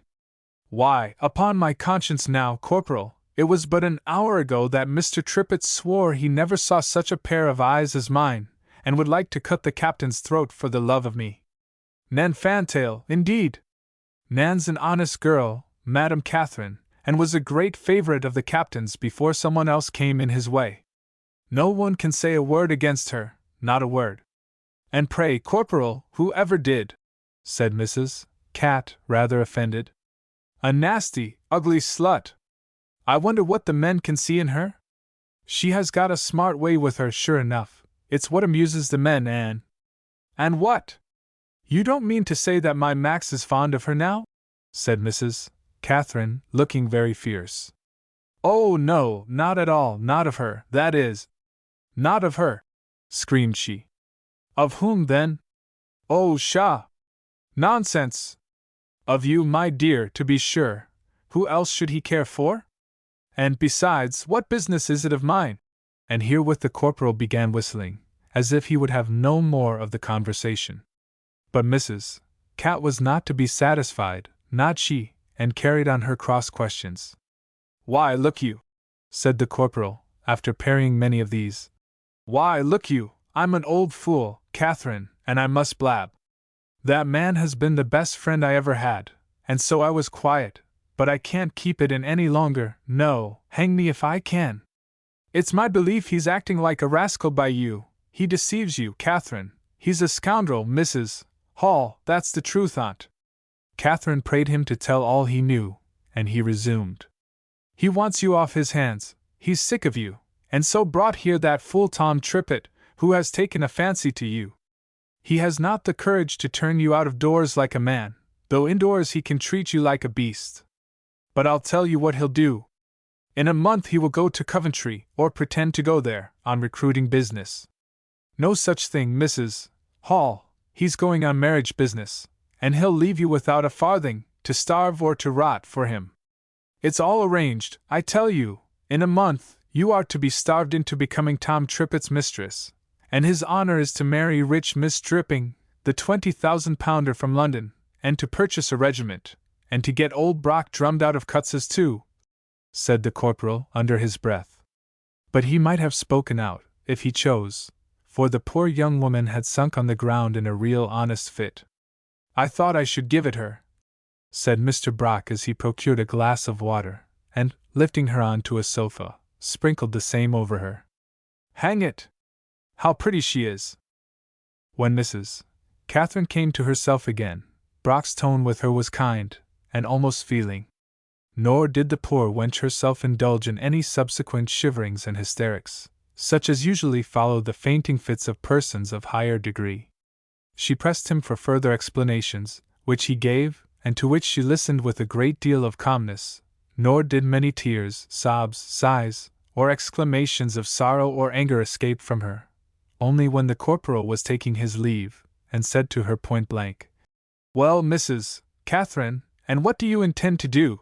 She did not reply a word, but gave a look which made him exclaim, on leaving the room, By heavens! The woman means murder! I would not be the Holofernes to lie by the side of such a Judith as that, not I. And he went his way, immersed in deep thought. When the captain returned at night, she did not speak to him, and when he swore at her for being sulky, she only said she had a headache, and was dreadfully ill, with which excuse Gustavus Adolphus seemed satisfied, and left her to herself. He saw her the next morning for a moment. He was going a-shooting. Catherine had no friend, as is usual in tragedies and romances, no mysterious sorceress of her acquaintance to whom she could apply for poison, so she went simply to the apothecaries, pretending at each that she had a dreadful toothache, and procuring from them as much laudanum as she thought would suit her purpose. When she went home again she seemed almost gay. Mr. Brock complimented her upon the alteration in her appearance, and she was enabled to receive the captain at his return from shooting in such a manner as made him remark that she had got rid of her sulks of the morning, and might sup with them, if she chose to keep her good humor. The supper was got ready, and the gentleman had the punch-bowl when the cloth was cleared, Mrs. Catherine, with her delicate hands, preparing the liquor. It is useless to describe the conversation that took place, or to reckon the number of bowls that were emptied, or to tell how Mr. Trippitt, who was one of the guests, and declined to play at cards when some of the others began, chose to remain by Mrs. Catherine's side, and make violent love to her. All this might be told, and the account, however faithful, would not be very pleasing. No, indeed. And here, though we are only in the 3rd chapter of this history, we feel almost sick of the characters that appear in it, and the adventures which they are called upon to go through. But how can we help ourselves? The public will hear of nothing but rogues, and the only way in which poor authors, who must live, can act honestly by the public and themselves, is to paint such thieves as they are, not dandy, poetical, rosewater thieves, but real downright scoundrels, leading scoundrelly lives, drunken, profligate, dissolute, low, as scoundrels will be. They don't quote Plato, like Eugene Aram, or live like gentlemen, and sing the pleasantest ballads in the world, like jolly Dick Turpin, or prate eternally about to Callan, like that precious canting Maltravers, whom we all of us have read about and pitied, or die whitewashed saints, like poor Bis Dadsey in Oliver Twist. No, my dear madam, you and your daughters have no right to admire and sympathize with any such persons, fictitious or real. You ought to be made cordially to detest, scorn, loathe, abhor, and abominate all people of this kidney. Men of genius like those whose works we have above alluded to, have no business to make these characters interesting or agreeable, to be feeding your morbid fancies, or indulging their own, with such monstrous food. For our parts, young ladies, we beg you to bottle up your tears, and not waste a single drop of them on any one of the heroes or heroines in this history. They are all rascals, every soul of them, and behave as such. Keep your sympathy for those who deserve it, don't carry it, for preference, to the Old Bailey, and grow maudlin over the company assembled there. Just then, have the kindness to fancy that the conversation which took place over the bowls of punch which Mrs. Catherine prepared, was such as might be expected to take place where the host was a dissolute, daredevil, libertine captain of dragoons, the guests for the most part of the same class, and the hostess a young woman originally from a country alehouse, and for the present mistress to the entertainer of the society. They talked, and they drank, and they grew tipsy, and very little worth hearing occurred during the course of the whole evening. Mr. Brock officiated, half as the servant, half as the companion of the society. Mr. Thomas Trippitt made violent love to Mrs. Catherine, while her lord and master was playing at dice with the other gentlemen, and on this night, strange to say, the captain's fortune seemed to desert him. The Warwickshire squire, from whom he had won so much, had an amazing run of good luck. The captain called perpetually for more drink, and higher stakes, and lost almost every throw. 300, 400, 600, all his winnings of the previous months were swallowed up in the course of a few hours. The corporal looked on, and to do him justice, seemed very grave as, sum by sum, the squire scored down the count's losses on the paper before him. Most of the company had taken their hats and staggered off. The squire and Mr. Trippitt were the only two that remained, the latter still lingering by Mrs. Catherine's sofa and table, and as she, as we have stated, had been employed all the evening in mixing the liquor for the gamesters, he was at the headquarters of love and drink, and had swallowed so much of each as hardly to be able to speak. The dice went rattling on, the candles were burning dim, with great long wicks. Mr. Trippett could hardly see the captain, and thought, as far as his muzzy reason would let him, that the captain could not see him, so he rose from his chair as well as he could, and fell down on Mrs. Catherine's sofa. His eyes were fixed, his face was pale, his jaw hung down, and he flung out his arms and said, in a maudlin voice, "Oh, you beautiful Catherine, I must have a kick-iss." "Beast!" said Mrs. Catherine, and pushed him away. The drunken wretch fell off the sofa, and onto the floor, where he stayed, and, after snorting out some unintelligible sounds, went to sleep. The dice went rattling on, the candles were burning dim, with great long wicks. "Seven's the main!" cried the Count. 4. 3-2 against the caster. "Ponies!" said the Warwickshire squire. Rattle, rattle, rattle, rattle, clatter 9. Clap, clap, clap, clap 11. Clutter, clutter, clutter, clutter. 7 it is, says the Warwickshire squire. "That makes 800, Count." "One throw for 200, said the Count. "But stop! Cat, give us some more punch." Mrs. Cat came forward. She looked a little pale, and her hand trembled somewhat. "Here is the punch, Max," said she. It was steaming hot, in a large glass. "Don't drink it all," said she. "Leave me some." "How dark it is," said the Count, eyeing it. "It's the brandy," said Cat. "Well, here goes. Squire, curse you! Here's your health, and bad luck to you!" And he gulped off more than half the liquor at a draught. But presently he put down the glass and cried, "What infernal poison is this, Cat?" "Poison," said she. "It's no poison. Give me the glass." And she pledged Max, and drank a little of it. "'Tis good punch, Max, and of my brewing. I don't think you will ever get any better." And she went back to the sofa again, and sat down, and looked at the players. Mr. Brock looked at her white face and fixed eyes with a grim kind of curiosity. The Count sputtered, and cursed the horrid taste of the punch still, but he presently took the box, and made his threatened throw. As before, the squire beat him, and having booked his winnings, rose from table as well as he might and besought to lead him downstairs, which Mr. Brock did. Liquor had evidently stupefied the Count. He sat with his head between his hands, muttering wildly about ill luck, 7's the main, bad punch, and so on. The street door banged to, and the steps of Brock and the squire were heard, until they could be heard no more. "Max," said she, but he did not answer. "Max," said she again, laying her hand on his shoulder. "Curse you," said that gentleman. "Keep off, and don't be laying your paws upon me. Go to bed, you jade, or two, for what I care, and give me first some more punch, a gallon more punch, do you hear?" The gentleman, by the curses at the commencement of this little speech, and the request contained at the end of it, showed that his losses vexed him, and that he was anxious to forget them temporarily. "Oh, Max!" whimpered Mrs. Cat. "You don't want any more punch? Don't! Shan't I be drunk in my own house, you cursed whimpering jade, you? Get out!" And with this the captain proceeded to administer a blow upon Mrs. Catherine's cheek. Contrary to her custom, she did not avenge it, or seek to do so, as on the many former occasions when disputes of this nature had arisen between the Count and her. But now Mrs.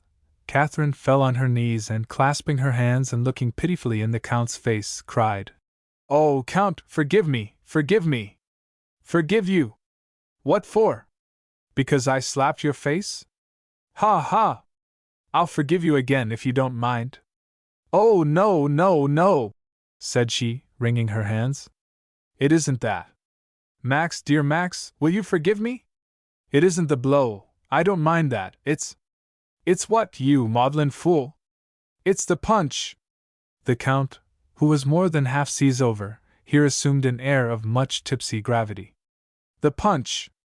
No, I never will forgive you that last glass of punch. Of all the foul, beastly drinks I ever tasted, that was the worst. No, I never will forgive you that punch. Oh, it isn't that, said she. I tell you it is that, you. That punch, I say that punch was no better than Pa, alwaysin. And here the Count's head sank back, and he fell to snore. It was poison, said she. What? Screamed he, waking up at once, and spurning her away from him. What, you infernal murderess, have you killed me? Oh, Max, don't kill me, Max! It was laudanum, indeed it was. You were going to be married, and I was furious, and I went and got. Hold your tongue, you fiend! Roared out the Count, and with more presence of mind than politeness, he flung the remainder of the liquor, and indeed the glass with it, at the head of Mrs. Catherine. But the poisoned chalice missed its mark, and fell right on the nose of Mr. Tom Trippett, who was left asleep and unobserved under the table. Bleeding, staggering, swearing, indeed a ghastly sight, up sprang Mr. Trippett, and drew his rapier. Come on, says he. Never say die. What's the row? I'm ready for a dozen of you. And he made many blind and furious passes about the room. Curse you, we'll die together! Shouted the Count, as he too pulled out his Toledo, and sprang at Mrs. Catherine. Help! Murder! Thieves! Shrieked she. Save me, Mr. Trippett, save me! And she placed that gentleman between herself and the Count, and then made for the door of the bedroom, and gained it, and bolted it. Out of the way, Trippett! Roared the Count. Out of the way, you drunken beast! I'll murder her, I'll have the devil's life. And here he gave a swinging cut at Mr. Trippett's sword. It sent the weapon whirling clean out of his hand, and through a window into the street. Take my life, then, said Mr. Trippett. I'm drunk, but I'm a man, and damn! We'll never say die. I don't want your life, you stupid fool. Hark you, Trippett, wake and be sober, if you can. That woman has heard of my marriage with Miss Stripping. £20,000, ejaculated Trippett. She has been jealous, I tell you, and poisoned us. She has put laudanum into the punch. What, in my punch? Said Trippett, growing quite sober and losing his courage. Oh Lord! Oh Lord! Don't stand howling there, but run for a doctor, 'tis our only chance. And away ran Mr. Trippett, as if the deuce were at his heels. The Count had forgotten his murderous intentions regarding his mistress, or had deferred them at least, under the consciousness of his own pressing danger. And it must be said, in the praise of a man who had fought for and against Marlborough and Talad, that his courage in this trying and novel predicament never for a moment deserted him, but that he showed the greatest daring, as well as ingenuity, in meeting and averting the danger. He flew to the sideboard, where were the relics of a supper, and seizing the mustard and salt pots, and a bottle of oil, he emptied them all into a jug, into which he further poured a vast quantity of hot water. This pleasing mixture he then, without a moment's hesitation, placed to his lips, and swallowed as much of it as nature would allow him. But when he had imbibed about a quart, the anticipated effect was produced, and he was enabled, by the power of this ingenious extemporaneous emetic, to get rid of much of the poison which Mrs. Catherine had administered to him. He was employed in these efforts when the doctor entered, along with Mr. Brock and Mr. Trippett, who was not a little pleased to hear that the poisoned punch had not in all probability been given to him. He was recommended to take some of the Count's mixture, as a precautionary measure, but this he refused, and retired home, leaving the Count under charge of the physician and his faithful corporal. It is not necessary to say what further remedies were employed by them to restore the captain to health, but after some time the doctor, pronouncing that the danger was, he hoped, averted, recommended that his patient should be put to bed, and that somebody should sit by him, which Brock promised to do. That she-devil will murder me if you don't, gasped the poor Count. You must turn her out of the bedroom, or break open the door, if she refuses to let you in. And this step was found to be necessary, for, after shouting many times, and in vain, Mr. Brock found a small iron bar. Indeed, he had the instrument for many days in his pocket, and forced the lock. The room was empty, the window was open, the pretty barmaid of the Bugle had fled. The chest, said the Count. Is the chest safe? The corporal flew to the bed, under which it was screwed, and looked, and said, It is safe, thank heaven! The window was closed. The captain, who was too weak to stand without help, was undressed and put to bed. The corporal sat down by his side. Slumber stole over the eyes of the patient, and his wakeful nurse marked with satisfaction the progress of the beneficent restorer of health. When the captain awoke, as he did some time afterwards, he found, very much to his surprise, that a gag had been placed in his mouth, and that the corporal was in the act of wheeling his bed to another part of the room. He attempted to move, and gave utterance to such unintelligible sounds as could issue through a silk handkerchief. If your honor stirs or cries out in the least, I will cut your honor's throat, said the corporal.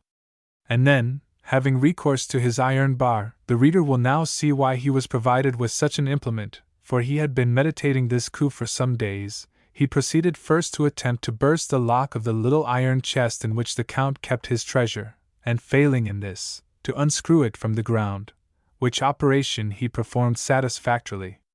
You see, Count, said he calmly, when rogues fall out there's the deuce to pay. You'll have me drummed out of the regiment, will you? I'm going to leave it of my own accord, look you, and to live like a gentleman for the rest of my days. Schlafen siu all, noble Captain Bon Repos. The squire will be with you pretty early in the morning, to ask for the money you owe him. With these sarcastic observations Mr. Brock departed, not by the window, as Mrs. Catherine had done, but by the door, quietly, and so into the street. And when, the next morning, the doctor came to visit his patient, he brought with him a story how, at the dead of night, Mr. Brock had roused the ostler at the stables where the captain's horses were kept, had told him that Mrs. Catherine had poisoned the Count, and had run off with £1,000, and how he and all lovers of justice ought to scour the country in pursuit of the criminal. For this end Mr. Brock mounted the Count's best horse, that very animal on which he had carried away Mrs. Catherine, and thus, on a single night, Count Maximilian had lost his mistress, his money, his horse, his corporal, and was very near losing his life. Chapter 4. In which Mrs. Catherine becomes an honest woman again. In this woeful plight, moneyless, wifeless, horseless, corporalless, with a gag in his mouth and a rope round his body, are we compelled to leave the gallant Galgenstein, until his friends and the progress of this history shall deliver him from his durance. Mr. Brock's adventures on the captain's horse must likewise be pretermitted, for it is our business to follow Mrs. Catherine through the window by which she made her escape, and among the various chances that befell her. She had one cause to congratulate herself, that she had not her baby at her back, for the infant was safely housed under the care of a nurse, to whom the captain was answerable. Beyond this her prospects were but dismal, no home to fly to, but a few shillings in her pocket, and a whole heap of injuries and dark revengeful thoughts in her bosom. It was a sad task to her to look either backwards or forwards. Whither was she to fly? How to live? What good chance was to befriend her? There was an angel watching over the steps of Mrs. Cat, not a good one, I think, but one of those from that unnameable place, who have their many subjects here on earth, and often are pleased to extricate them from worse perplexities. Mrs. Cat, now, had not committed murder, but as bad as murder, and as she felt not the smallest repentance in her heart, as she had, in the course of her life in connection with the captain, performed and gloried in a number of wicked coquetries, idlenesses, vanities, lies, fits of anger, slanders, foul abuses, and what not, she was fairly bound over to this dark angel whom we have alluded to. And he dealt with her, and aided her, as one of his own children. I do not mean to say that, in this strait, he appeared to her in the likeness of a gentleman in black, and made her sign her name in blood to a document conveying over to him her soul, in exchange for certain conditions to be performed by him. Such diabolical bargains have always appeared to me unworthy of the astute personage who is supposed to be one of the parties to them, and who would scarcely be fool enough to pay dearly for that which he can have in a few years for nothing. It is not, then, to be supposed that a demon of darkness appeared to Mrs. Cat, and led her into a flaming chariot harnessed by dragons, and careering through air at the rate of 1,000 leagues a minute. No such thing.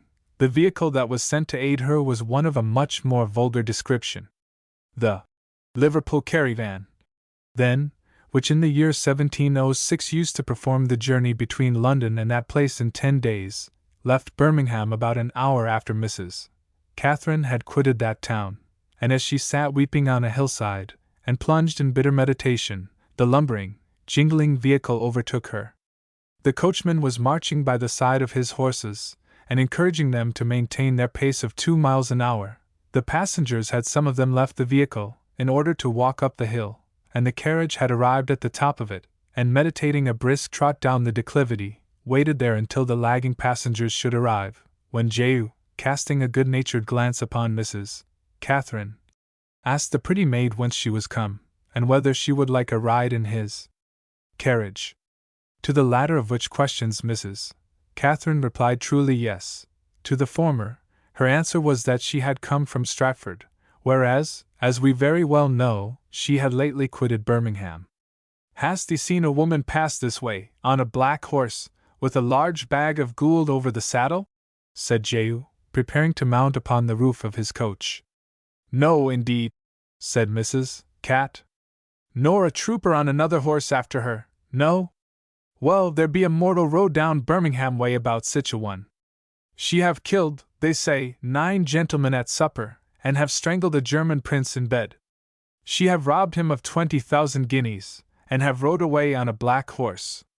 "That can't be I," said Mrs. Cat naively, "for I have but 3 shillings and a groat." "No, it can't be thee truly, for where's your bag of gold? And besides, thee hast got too pretty a face to do such wicked things as to kill 9 gentlemen and strangle a German prince." "Law, coachman," said Mrs. Cat, blushing archly. "Law, coachman, do you think so?" The girl would have been pleased with a compliment even on her way to be hanged, and the parley ended by Mrs. Catherine stepping into the carriage, where there was room for 8 people at least, and where 2 or 3 individuals had already taken their places. For these Mrs. Catherine had in the first place to make a story, which she did, and a very glib one for a person of her years and education. Being asked whither she was bound, and how she came to be alone of a morning sitting by a roadside, she invented a neat history suitable to the occasion, which elicited much interest from her fellow passengers, one in particular, a young man, who had caught a glimpse of her face under her hood, was very tender in his attentions to her. But whether it was that she had been too much fatigued by the occurrences of the past day and sleepless night, or whether the little laudanum which she had drunk a few hours previously now began to act upon her, certain it is that Mrs. Cat now suddenly grew sick, feverish, and extraordinarily sleepy, and in this state she continued for many hours, to the pity of all her fellow travelers. At length the caravan reached the inn, where horses and passengers were accustomed to rest for a few hours, and to dine, and Mrs. Catherine was somewhat awakened by the stir of the passengers, and the friendly voice of the inn servant welcoming them to dinner. The gentleman who had been smitten by her beauty now urged her very politely to descend, which, taking the protection of his arm, she accordingly did. He made some very gallant speeches to her as she stepped out, and she must have been very much occupied by them, or wrapped up in her own thoughts, or stupefied by sleep, fever, and opium, for she did not take any heed of the place into which she was going, which, had she done, she would probably have preferred remaining in the coach, dinnerless and ill. Indeed, the inn into which she was about to make her entrance was no other than the Bugle, from which she set forth at the commencement of this history, and which then, as now, was kept by her relative, the thrifty Mrs. Score. That good landlady, seeing a lady, in a smart hood and cloak, leaning, as if faint, upon the arm of a gentleman of good appearance, concluded them to be man and wife, and folks of quality too, and with much discrimination, as well as sympathy, led them through the public kitchen to her own private parlor, or bar, where she handed the lady an armchair, and asked what she would like to drink. By this time, and indeed at the very moment she heard her aunt's voice, Mrs. Catherine was aware of her situation, and when her companion retired, and the landlady, with much officiousness, insisted on removing her hood, she was quite prepared for the screech of surprise which Mrs. Score gave on dropping it, exclaiming, "Why, law bless us, it's our Catherine! "I'm very ill and tired, Aunt," said Cat, "and would give the world for a few hours' sleep." "A few hours and welcome, my love, and a sack posset too. You do look sadly tired and poorly, sure enough." "Ah, Cat! You great ladies are sad rakes, I do believe. I wager now, that with all your balls, and carriages, and fine clothes, you are either so happy nor so well as when you lived with your poor old aunt, who used to love you so." And with these gentle words, and an embrace or two, which Mrs. Catherine wondered at, and permitted, she was conducted to that very bed which the Count had occupied a year previously, and undressed, and laid in it, and affectionately tucked up by her aunt, who marveled at the fineness of her clothes, as she removed them piece by piece, and when she saw that in Mrs. Catherine's pocket there was only the sum of 3 and 4 pence, said archly, "There was no need of money, for the captain took care of that." Mrs. Cat did not undeceive her, and deceived Mrs. Score certainly was, for she imagined the well-dressed gentleman who led Cat from the carriage was no other than the Count, and, as she had heard, from time to time, exaggerated reports of the splendor of the establishment which he kept up, she was induced to look upon her niece with the very highest respect, and to treat her as if she were a fine lady. "And so she is a fine lady," Mrs. Score had said months ago, when some of these flattering stories reached her, and she had overcome her first fury at Catherine's elopement. "The girl was very cruel to leave me, but we must recollect that she is as good as married to a nobleman, and must all forget and forgive, you know." This speech had been made to Dr. Dobbs, who was in the habit of taking a pipe and a tankard at the Bugle, and it had been roundly reprobated by the worthy divine, who told Mrs. Score that the crime of Catherine was only the more heinous if it had been committed from interested motives, and protested that, were she a princess, he would never speak to her again. Mrs. Score thought and pronounced the doctor's opinion to be very bigoted. Indeed, she was one of those persons who have a marvelous respect for prosperity, and a corresponding scorn for ill fortune. When, therefore, she returned to the public room, she went graciously to the gentleman who had led Mrs. Catherine from the carriage, and with a knowing curtsy welcomed him to the Bugle, told him that his lady would not come to dinner, but bade her say, with her best love to his lordship, that the ride had fatigued her, and that she would lie in bed for an hour or two. This speech was received with much wonder by his lordship, who was, indeed, no other than a Liverpool tailor going to London to learn fashions, but he only smiled, and did not undeceive the landlady, who herself went off, smilingly, to bustle about dinner. The 2 or 3 hours allotted to that meal by the liberal coachmasters of those days passed away, and Mr. Coachman, declaring that his horses were now rested enough, and that they had 12 miles to ride, put the steeds to, and summoned the passengers. Mrs. Score, who had seen with much satisfaction that her niece was really ill, and her fever more violent, and hoped to have her for many days an inmate in her house, now came forward, and casting upon the Liverpool tailor a look of profound but respectful melancholy, said, "My lord, for I recollect your lordship quite well, the lady upstairs is so ill, that it would be a sin to move her. Had I not better tell coachman to take down your lordship's trunks, and the ladies, and make you a bed in the next room?" Very much to her surprise, this proposition was received with a roar of laughter. "Madam," said the person addressed, "I'm not a lord, but a tailor and draper, and as for that young woman, before today I never set eyes on her." "What?" screamed out Mrs. Score. "Are not you the Count? Do you mean to say that you ain't cats? Do you mean to say that you didn't order her bed, and that you won't pay this here little bill?" And with this she produced a document, by which the Count's lady was made her debtor in a sum of half a guinea. These passionate words excited more and more laughter. "Pay it, my lord," said the coachman, "and then come along, for time presses." "Our respects to her ladyship," said one passenger. "Tell her my lord can't wait," said another, and with much merriment one and all quitted the hotel, entered the coach, and rattled off. Dumb, pale with terror and rage, bill in hand, Mrs. Score had followed the company, but when the coach disappeared, her senses returned.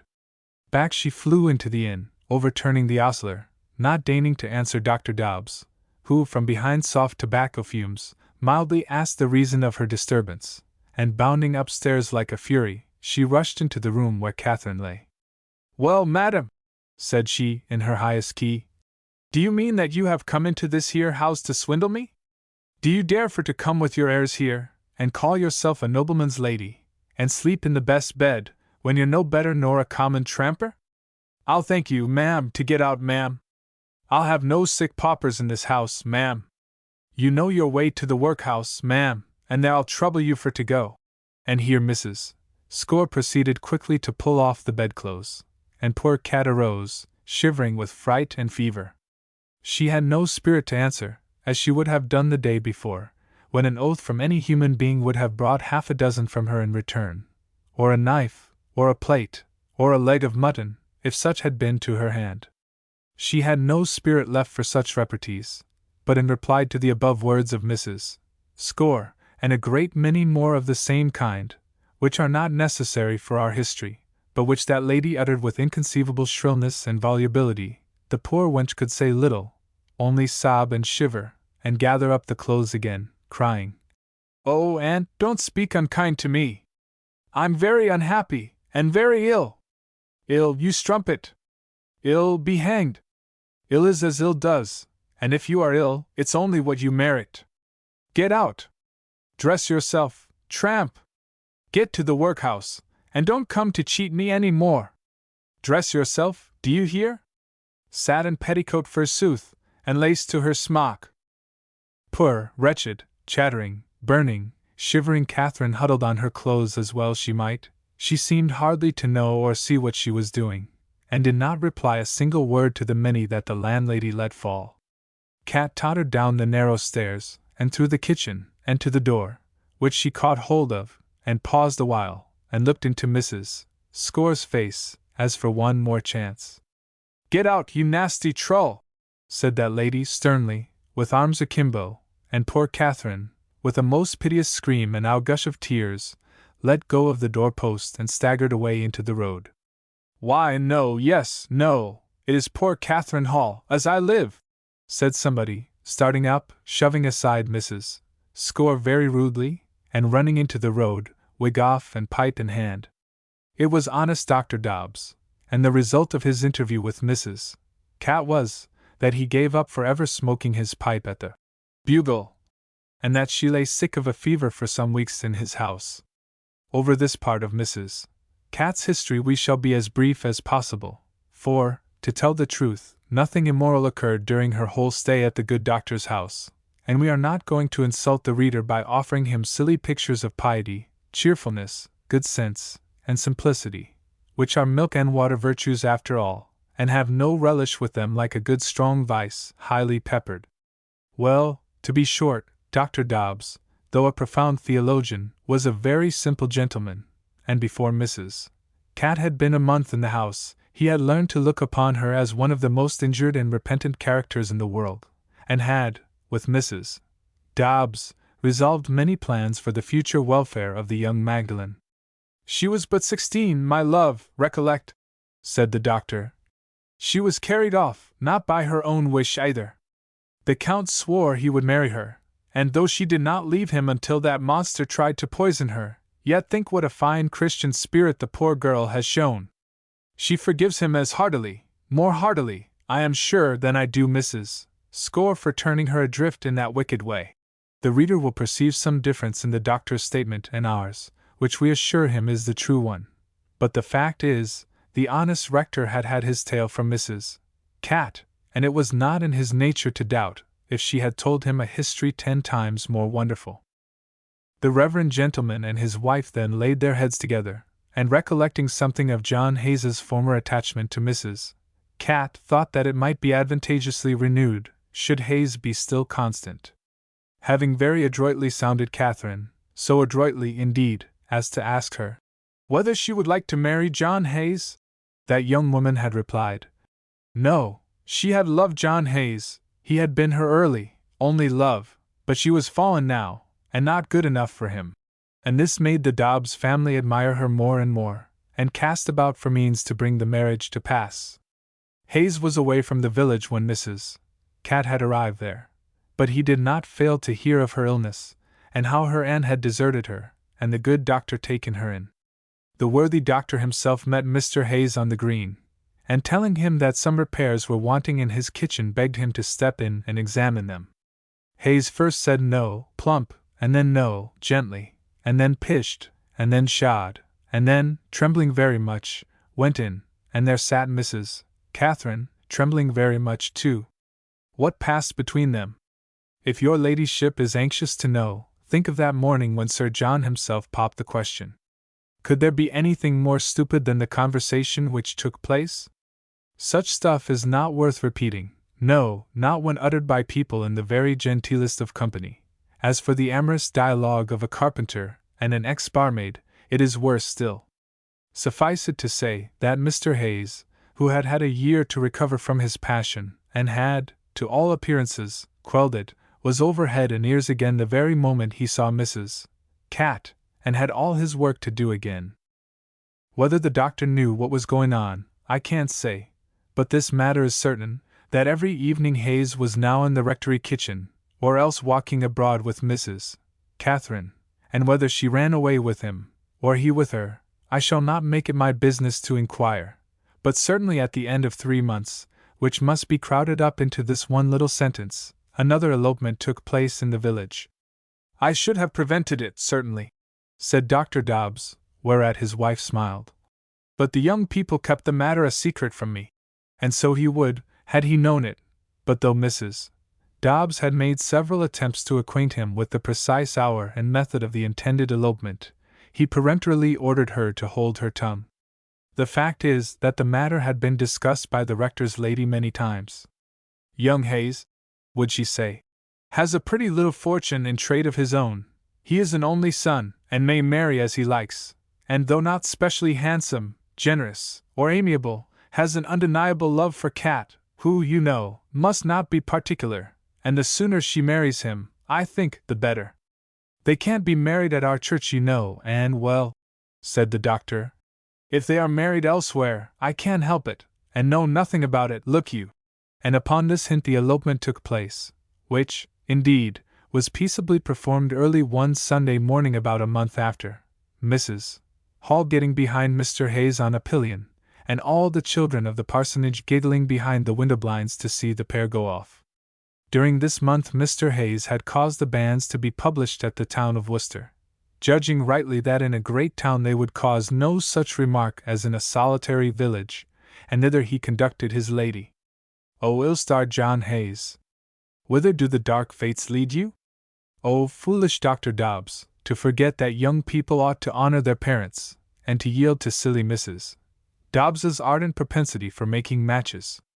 The London Gazette of the April 1st, 1706, contains a proclamation by the Queen for putting into execution an Act of Parliament for the encouragement and increase of seamen, and for the better and speedier manning of Her Majesty's fleet, which authorizes all justices to issue warrants to constables, petty constables, head boroughs, and tithing men, to enter, and, if need be, to break open the doors of any houses where they shall believe deserting seamen to be, and for the further increase and encouragement of the navy, to take able-bodied landsmen when seamen fail.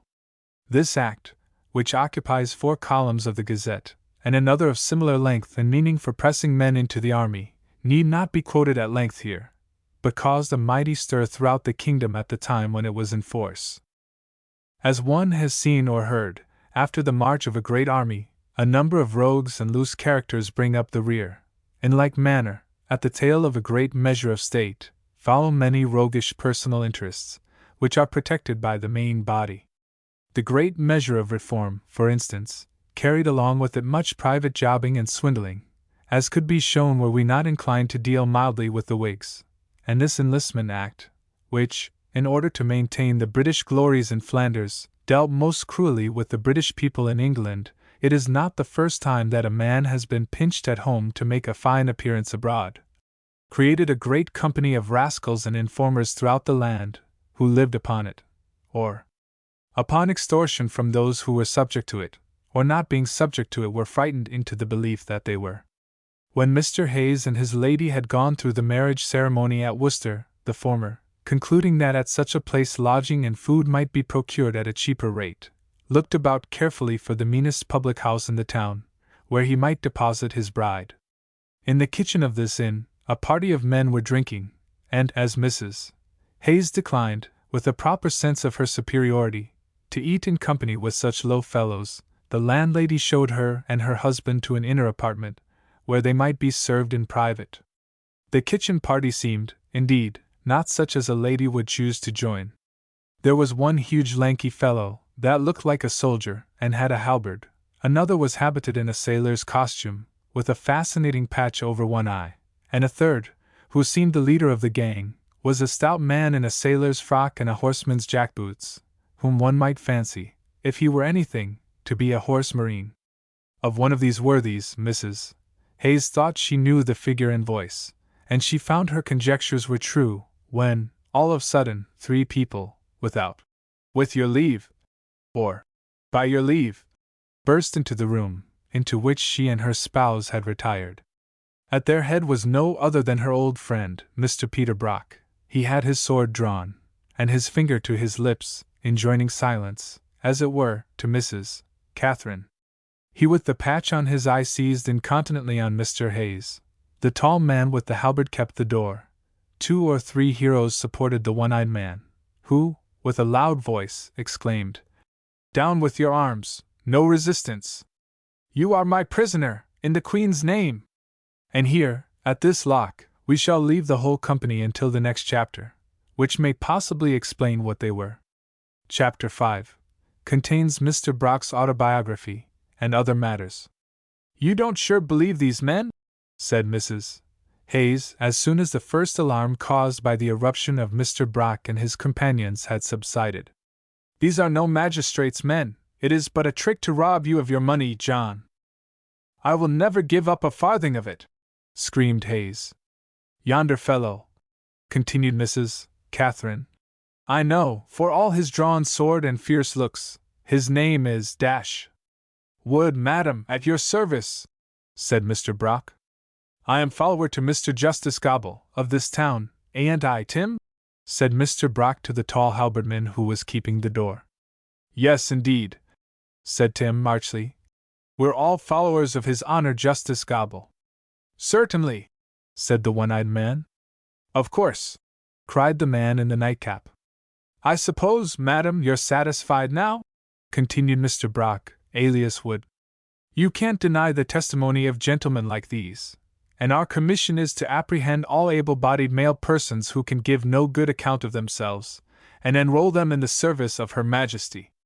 Look at this Mr. Hayes, who stood trembling in his shoes. Can there be a bolder, properer, straighter gentleman? We'll have him for a grenadier before the day's over. Take heart, John, don't be frightened." "Pshaw! I tell you I know the man," cried out Mrs. Hayes. "He is only here to extort money." "Oh, for that matter, I do think I recollect the lady. Let me see, where was it? At Birmingham, I think at Birmingham, about the time when they tried to murder Count Gal." "Oh, sir!" here cried Madam Hayes, dropping her voice at once from a tone of scorn to one of gentlest entreaty. "What is it you want with my husband? I know not, indeed, if ever I saw you before. For what do you seize him? How much will you take to release him, and let us go? Name the sum, he is rich and—" "Rich, Catherine!" cried Hayes. "Rich, oh heavens! Sir, I have nothing but my hands to support me. I am a poor carpenter, sir, working under my father. He can give 20 guineas to be free. I know he can," said Mrs. Cat. "I have but a guinea to carry me home," sighed out Hayes. "But you have 20 at home, John," said his wife.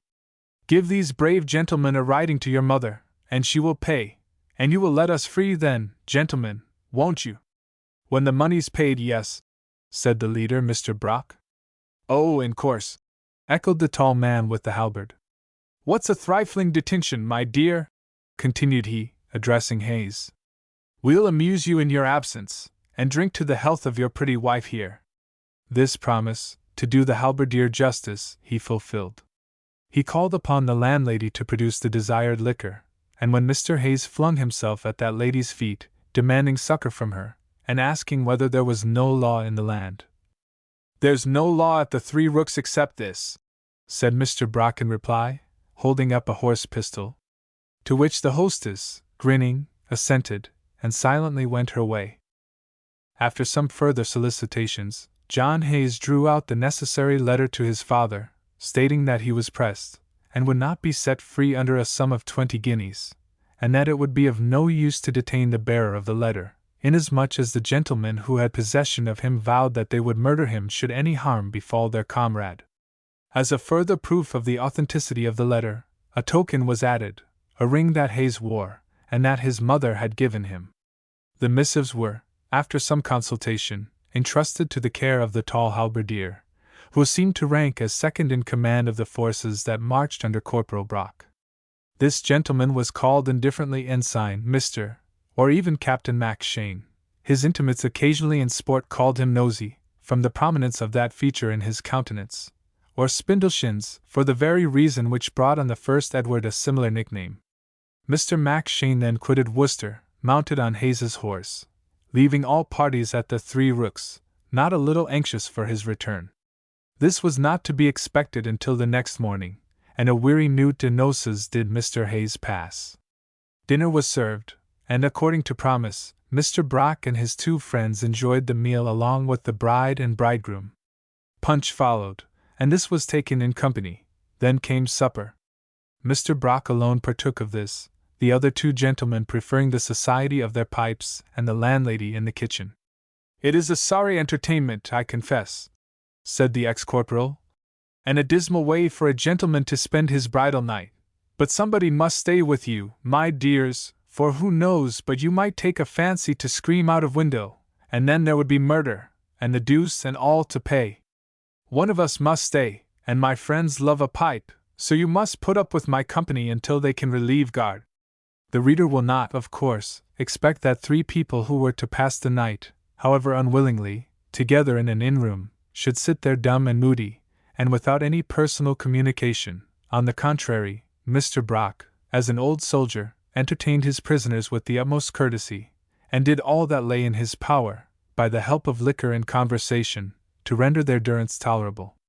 On the bridegroom his attentions were a good deal thrown away. Mr. Hayes consented to drink copiously, but could not be made to talk much, and in fact, the fright of the seizure, the fate hanging over him should his parents refuse a ransom, and the tremendous outlay of money which would take place should they accede to it, weighed altogether on his mind so much as utterly to unman it.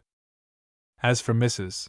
Cat, I don't think she was at all sorry in her heart to see the old corporal, for he had been a friend of old times, dear times to her. She had had from him, too, and felt for him, not a little kindness, and there was really a very tender, innocent friendship subsisting between this pair of rascals, who relished much a night's conversation together. The corporal, after treating his prisoners to punch in great quantities, proposed the amusement of cards, over which Mr. Hayes had not been occupied more than an hour, when he found himself so excessively sleepy as to be persuaded to fling himself down on the bed dressed as he was, and there to snore away until morning. Mrs. Catherine had no inclination for sleep, and the corporal, equally wakeful, plied incessantly the bottle, and held with her a great deal of conversation. The sleep, which was equivalent to the absence, of John Hayes took all restraint from their talk. She explained to Brock the circumstances of her marriage, which we have already described. They wondered at the chance which had brought them together at the Three Rooks. Nor did Brock at all hesitate to tell her at once that his calling was quite illegal, and that his intention was simply to extort money. The worthy corporal had not the slightest shame regarding his own profession, and cut many jokes with Mrs. Cat about her late one, her attempt to murder the Count, and her future prospects as a wife. And here, having brought him upon the scene again, we may as well shortly narrate some of the principal circumstances which befell him after his sudden departure from Birmingham, and which he narrated with much candour to Mrs. Catherine. He rode the captain's horse to Oxford, having exchanged his military dress for a civil costume on the road, and at Oxford he disposed of George of Denmark, a great bargain, to one of the heads of colleges. As soon as Mr. Brock, who took on himself the style and title of Captain Wood, had sufficiently examined the curiosities of the university, he proceeded at once to the capital, the only place for a gentleman of his fortune and figure. Here he read, with a great deal of philosophical indifference, in the Daily Post, the Courant, the Observator, the Gazette, and the chief journals of those days, which he made a point of examining at Button's and Will's, an accurate description of his person, his clothes, and the horse he rode, and a promise of 50 guineas reward to any person who would give an account of him, so that he might be captured, to Captain Count Galgenstein at Birmingham, to Mr. Murphy at the Golden Ball, in the Savoy, or Mr. Bates at the Blue Anchor in Piccadilly. But Captain Wood, in an enormous full-bottomed periwig that cost him £60, with high red heels to his shoes, a silver sword, and a gold snuff-box, and a large wound, obtained, he said, at the siege of Barcelona, which disfigured much of his countenance, and caused him to cover one eye, was in small danger, he thought, of being mistaken for Corporal Brock, the deserter of Cutz's, and strutted along the Mall with as grave an air as the very best nobleman who appeared there. He was generally, indeed, voted to be very good company, and as his expenses were unlimited, a few convent candlesticks, "My dear," he used to whisper, "melt into a vast number of doubloons." He commanded as good society as he chose to ask for, and it was speedily known as a fact throughout town that Captain Wood, who had served under His Majesty Charles III of Spain, had carried off the diamond petticoat of Our Lady of Compostela, and lived upon the proceeds of the fraud. People were good Protestants in those days, and many a one longed to have been his partner in the pious plunder. All surmises concerning his wealth, Captain Wood, with much discretion, encouraged. He contradicted no report, but was quite ready to confirm all, and when 2 different rumors were positively put to him, he used only to laugh, and say, "My dear sir, I don't make the stories, but I'm not called upon to deny them, and I give you fair warning that I shall assent to every one of them, so you may believe them or not, as you please." And so he had the reputation of being a gentleman, not only wealthy, but discreet. In truth, it was almost a pity that worthy Brock had not been a gentleman born, in which case, doubtless, he would have lived and died as became his station, for he spent his money like a gentleman, he loved women like a gentleman, he would fight like a gentleman, he gambled and got drunk like a gentleman. What did he want else? Only a matter of 6 cents, a little money, and an estate, to render him the equal of St. John or Harley. Ah, those were merry days, would Mr. Brock say, for he loved, in a good old age, to recount the story of his London fashionable campaign. And when I think how near I was to become a great man, and to die perhaps a general, I can't but marvel at the wicked obstinacy of my ill luck. I will tell you what I did, my dear. I had lodgings in Piccadilly, as if I were a lord. I had 2 large periwigs, and 3 suits of lace clothes. I kept a little black dressed out like a Turk. I walked daily in the Mall. I dined at the politest ordinary in Covent Garden. I frequented the best of coffee houses, and knew all the pretty fellows of the town. I cracked a bottle with Mr. Addison, and lent many a piece to Dick Steele. A sad debauched rogue, my dear, and above all I'll tell you what I did, the noblest stroke that sure ever a gentleman performed in my situation. One day, going into Will's, I saw a crowd of gentlemen gathered together, and heard one of them say, "Captain Wood." I don't know the man, but there was a Captain Wood in Southwell's regiment. Egad, it was my Lord Peterborough himself who was talking about me. So, putting off my hat, I made a most gracious congé to my lord, and said I knew him, and rode behind him at Barcelona on our entry into that town. "No doubt you did, Captain Wood," says my lord, taking my hand, "and no doubt you know me, for many more know Tom Fool than Tom Fool knows." And with this, at which all of us laughed, my lord called for a bottle, and he and I sat down and drank it together. Well, he was in disgrace, as you know, but he grew mighty fond of me, and would you believe it? Nothing would satisfy him but presenting me at court. Yes, to Her Sacred Majesty the Queen, and my Lady Marlborough, who was in high feather. Aye, truly, the sentinels on duty used to salute me as if I were Corporal John himself. I was on the high road to fortune. Charlie Mordaunt used to call me Jack, and drink canary at my chambers. I used to make one at my Lord Treasurer's levee. I had even got Mr. Army Secretary Walpole to take 100 guineas as a compliment, and he had promised me a majority, when bad luck turned, and all my fine hopes were overthrown in a twinkling. You see, my dear, that after we had left that gaby, Galgenstein, with a gag in his mouth, and tuppence halfpenny in his pocket, the honest Count was in the sorriest plight in the world, owing money here and there to tradesmen, a cool 1,000 to the Warwickshire squire, and all this on £80 a year. Well, for a little time the tradesmen held their hands, while the jolly Count moved heaven and earth to catch hold of his dear corporal and his dear money bags over again, and placarded every town from London to Liverpool with descriptions of my pretty person. The bird was flown, however, the money clean gone, and when there was no hope of regaining it, what did the creditors do but clap my gay gentleman into Shrewsbury jail, where I wish he had rotted, for my part. But no such luck for honest Peter Brock, or Captain Wood, as he was in those days. One blessed Monday I went to wait on Mr. Secretary, and he squeezed my hand and whispered to me that I was to be major of a regiment in Virginia. The very thing, for you see, my dear, I didn't care about joining my Lord Duke in Flanders, being pretty well known to the army there. The secretary squeezed my hand, it had a £50 bill in it, and wished me joy, and called me major, and bowed me out of his closet into the anteroom, and, as gay as may be, I went off to the Tiltyard Coffee House in Whitehall, which is much frequented by gentlemen of our profession, where I bragged not a little of my good luck. Amongst the company were several of my acquaintance, and amongst them a gentleman I did not much care to see. Look you!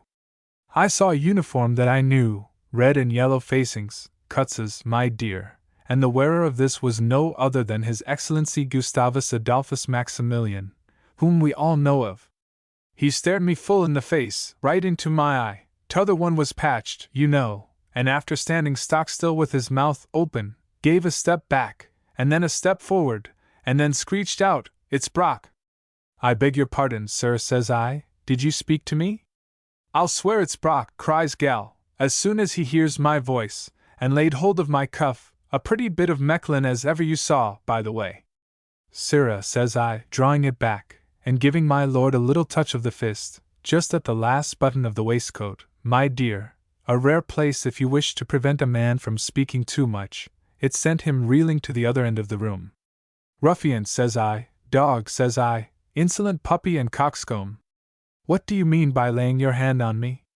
"Faith, Major, you give him his billyful," roared out a long Irish unattached ensign, that I had treated with many a glass of Nance at the tavern. And so, indeed, I had, for the wretch could not speak for some minutes, and all the officers stood laughing at him, as he writhed and wriggled hideously. "Gentlemen, this is a monstrous scandal," says one officer. "Men of rank and honor at fists like a parcel of carters." "Men of honor," says the Count, who had fetched up his breath by this time. I made for the door, but Max Shane held me and said, "Major, you are not going to shirk him, sure?" Whereupon I gripped his hand and vowed I would have the dog's life. "Men of honor," says the Count. "I tell you the man is a deserter, a thief, and a swindler. He was my corporal, and ran away with a thou." "Dog, you lie!" I roared out, and made another cut at him with my cane, but the gentleman rushed between us. "Oh, Blithenones," says honest Max Shane, "the lying scoundrel this fellow is. Gentlemen, I swear be me honor that Captain Wood was wounded at Barcelona, and that I saw him there, and that he and I ran away together at the Battle of Almanza, and bad luck to us. You see, my dear, that these Irish have the strongest imaginations in the world, and that I had actually persuaded poor Mac that he and I were friends in Spain. Everybody knew Mac, who was a character in his way, and believed him. Strike a gentleman, says I. I'll have your blood, I will. This instant, says the Count, who was boiling with fury, and where you like. Montague House, says I. Good, says he. And off we went. In good time, too, for the constables came in at the thought of such a disturbance, and wanted to take us in charge. But the gentlemen present, being military men, would not hear of this. Out came Max Rapier, and that of half a dozen others, and the constables were then told to do their duty if they liked, or to take a crown piece, and leave us to ourselves. Off they went, and presently, in a couple of coaches, the Count and his friends, I and mine, drove off to the fields behind Montague House. Oh, that vile coffee house! Why did I enter it? We came to the ground. Honest Max Shane was my second, and much disappointed because the second on the other side would not make a fight of it, and exchange a few passes with him. But he was an old major, a cool old hand, as brave as steel, and no fool. Well, the swords are measured, Galgenstein strips off his doublet, and I my handsome cut velvet in like fashion. Galgenstein flings off his hat, and I handed mine over, the lace on it cost me £20. I long to be at him, for, curse him, I hate him, and know that he has no chance with me at swords play. You'll not fight in that periwig, sure? Says Max Shane. Of course not, says I, and took it off. May all barbers be roasted in flames. May all periwigs, bobwigs, scratchwigs, and Ramillies cocks frizzle in purgatory from this day forth to the end of time. Mine was the ruin of me. What might I not have been now but for that wig? I gave it over to Ensign Max Shane, and with it went what I had quite forgotten, the large patch which I wore over one eye, which popped out fierce, staring, and lively as was ever any eye in the world. Come on, says I, and made a lunge at my Count, but he sprang back. The dog was as active as a hare, and knew, from old times, that I was his master with the small sword, and his second, wondering, struck up my blade. I will not fight that man, says he, looking mighty pale. I swear upon my honor that his name is Peter Brock. He was for 2 years my corporal, and deserted, running away with £1,000 of my moneys. Look at the fellow! What is the matter with his eye? Why did he wear a patch over it? But stop, says he. I have more proof.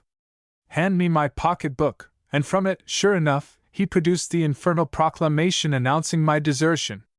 See if the fellow has a scar across his left ear, and I can't say, my dear, but what I have, it was done by a cursed Dutchman at the Boyne.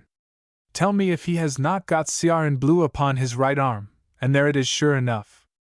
Yonder swaggering Irishman may be his accomplice for what I know, but I will have no dealings with Mr. Brock, save with a constable for a second. This is an odd story, Captain Wood, said the old major who acted for the Count. A scoundrelly falsehood regarding me and my friend, shouted out Mr. Max Shane, and the Count shall answer for it. Stop, stop, says the major. Captain Wood is too gallant a gentleman, I am sure, not to satisfy the Count, and will show us that he has no such mark on his arm as only private soldiers put there. Captain Wood, says I, will do no such thing, Major. I'll fight that scoundrel Galgenstein, or you, or any of you, like a man of honor, but I won't submit to be searched like a thief. No, in course, said Max Shane. I must take my man off the ground, says the Major. Well, take him, sir, says I, in a rage, and just let me have the pleasure of telling him that he's a coward and a liar, and that my lodgings are in Piccadilly, where, if ever he finds courage to meet me, he may hear of me. Faugh! I spit on ye all, cries my gallant ally Max Shane. And sure enough he kept his word, or all but, suiting the action to it at any rate. And so we gathered up our clothes, and went back in our separate coaches, and no blood spilt. And is it through now, said Mr. Max Shane, when we were alone, is it through now, all these divils have been saying? Ensign, says I, you're a man of the world? Deed and I am, and ensign these 22 years. Perhaps you'd like a few pieces, says I. Faith, and I should, for to tell you the secret thrut, I've not tasted mate these 4 days.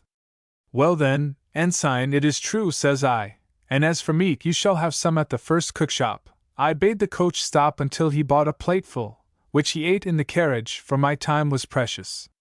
I just told him the whole story, at which he laughed, and swore that it was the best piece of generalship he ever heard on. When his belly was full, I took out a couple of guineas and gave them to him. Mr. Max Shane began to cry at this, and kissed me, and swore he never would desert me, as, indeed, my dear, I don't think he will, for we have been the best of friends ever since, and he's the only man I ever could trust, I think.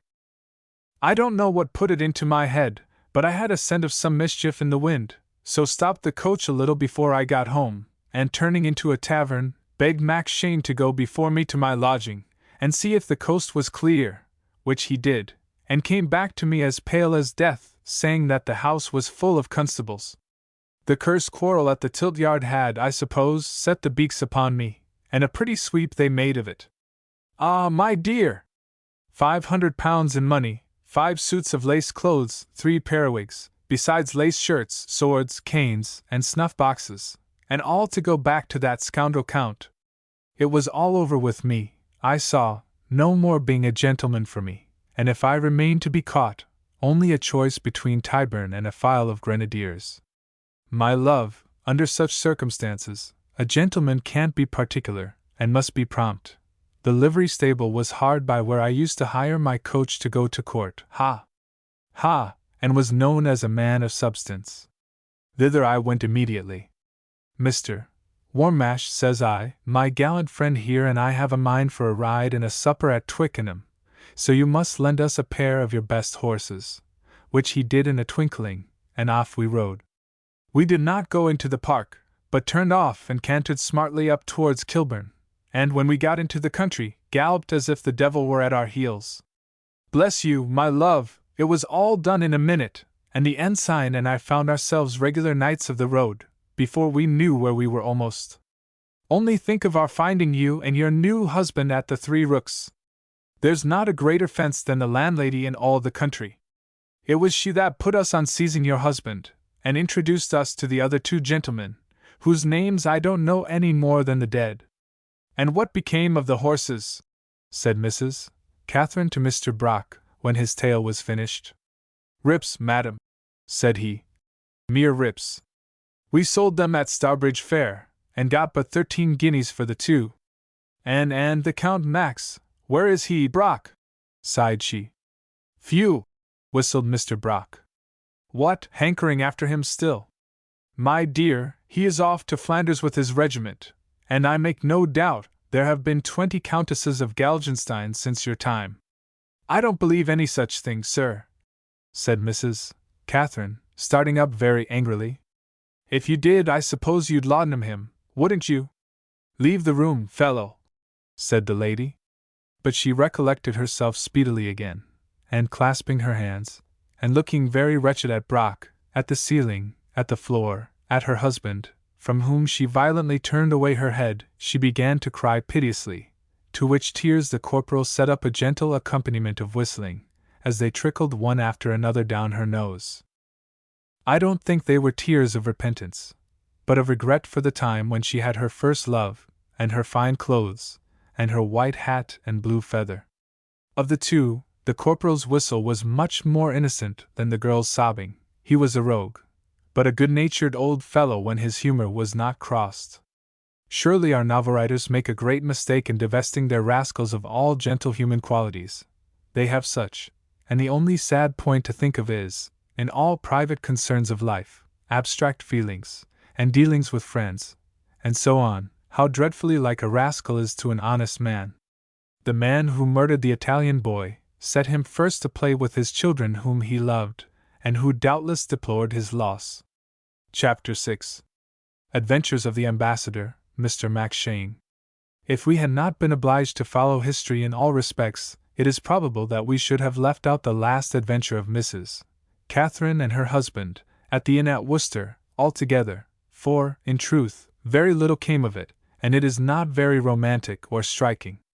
But we are bound to stick closely, above all, by the truth, though it be not particularly pleasant to read of or to tell. As anybody may read in the Newgate Calendar, Mr. and Mrs. Hayes were taken at an inn at Worcester, were confined there, were swindled by persons who pretended to impress the bridegroom for military service. What is one to do after that? Had we been writing novels instead of authentic histories, we might have carried them anywhere else we chose, and we had a great mind to make Hayes philosophizing with Bolingbroke, like a certain Devereux, and Mrs. Catherine Maitresse and Titer to Mr. Alexander Pope, Dr. Sacheverell, Sir John Reed the Oculist, Dean Swift, or Marshall Tallet, as the very commonest romancer would under such circumstances. But alas and alas! Truth must be spoken, whatever else is in the wind, and the excellent Newgate Calendar which contains the biographies and thanatographies of Hayes and his wife, does not say a word of their connections with any of the leading literary or military heroes of the time of Her Majesty Queen Anne. The calendar says in so many words that Hayes was obliged to send to his father in Warwickshire for money to get him out of the scrape, and that the old gentleman came down to his aid. By this truth must we stick, and not for the sake of the most brilliant episode, no, not for a bribe of 20 extra guineas per sheet, would we depart from it. Mr. Brock's account of his adventure in London has given the reader some short notice of his friend, Mr. Makepeace. Neither the wits nor the principles of that worthy ensign were particularly firm, for drink, poverty, and a crack on the skull at the Battle of Steekirk had served to injure the former, and the ensign was not in his best days possessed of any share of the latter. He had really, at one period, held such a rank in the army, but pawned his half-pay for drink and play, and for many years past had lived, one of the 100,000 miracles of our city, upon nothing that anybody knew of, or of which he himself could give any account. Who has not a catalogue of these men in his list? Who can tell whence comes the occasional clean shirt? Who supplies the continual means of drunkenness? Who wards off the daily impending starvation? Their life is a wonder from day to day, their breakfast a wonder, their dinner a miracle, their bed an interposition of Providence. If you and I, my dear sir, want a shilling tomorrow, who will give it us? Will our butchers give us mutton chops? Will our laundresses clothe us in clean linen, not a bone or a rag? Standing as we do, may it be ever so, somewhat removed from want, is there one of us who does not shudder at the thought of descending into the lists to combat with it, and expect anything but to be utterly crushed in the encounter? Not a bit of it, my dear sir. It takes much more than you think for to starve a man. Starvation is very little when you are used to it. Some people I know even, who live on it quite comfortably, and make their daily bread by it. It had been our friend Makepeace's sole profession for many years, and he did not fail to draw from it such a livelihood as was sufficient, and perhaps too good, for him. He managed to dine upon it a certain or rather uncertain number of days in the week, to sleep somewhere, and to get drunk at least 300 times a year.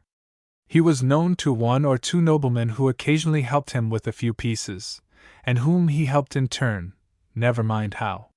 He had other acquaintances whom he pestered undauntedly, and from whom he occasionally extracted a dinner, or a crown, or mayhap, by mistake, a gold-headed cane, which found its way to the pawnbroker's.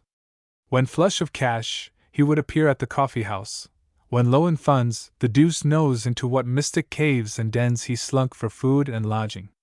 He was perfectly ready with his sword, and when sober, or better still, a very little tipsy, was a complete master of it.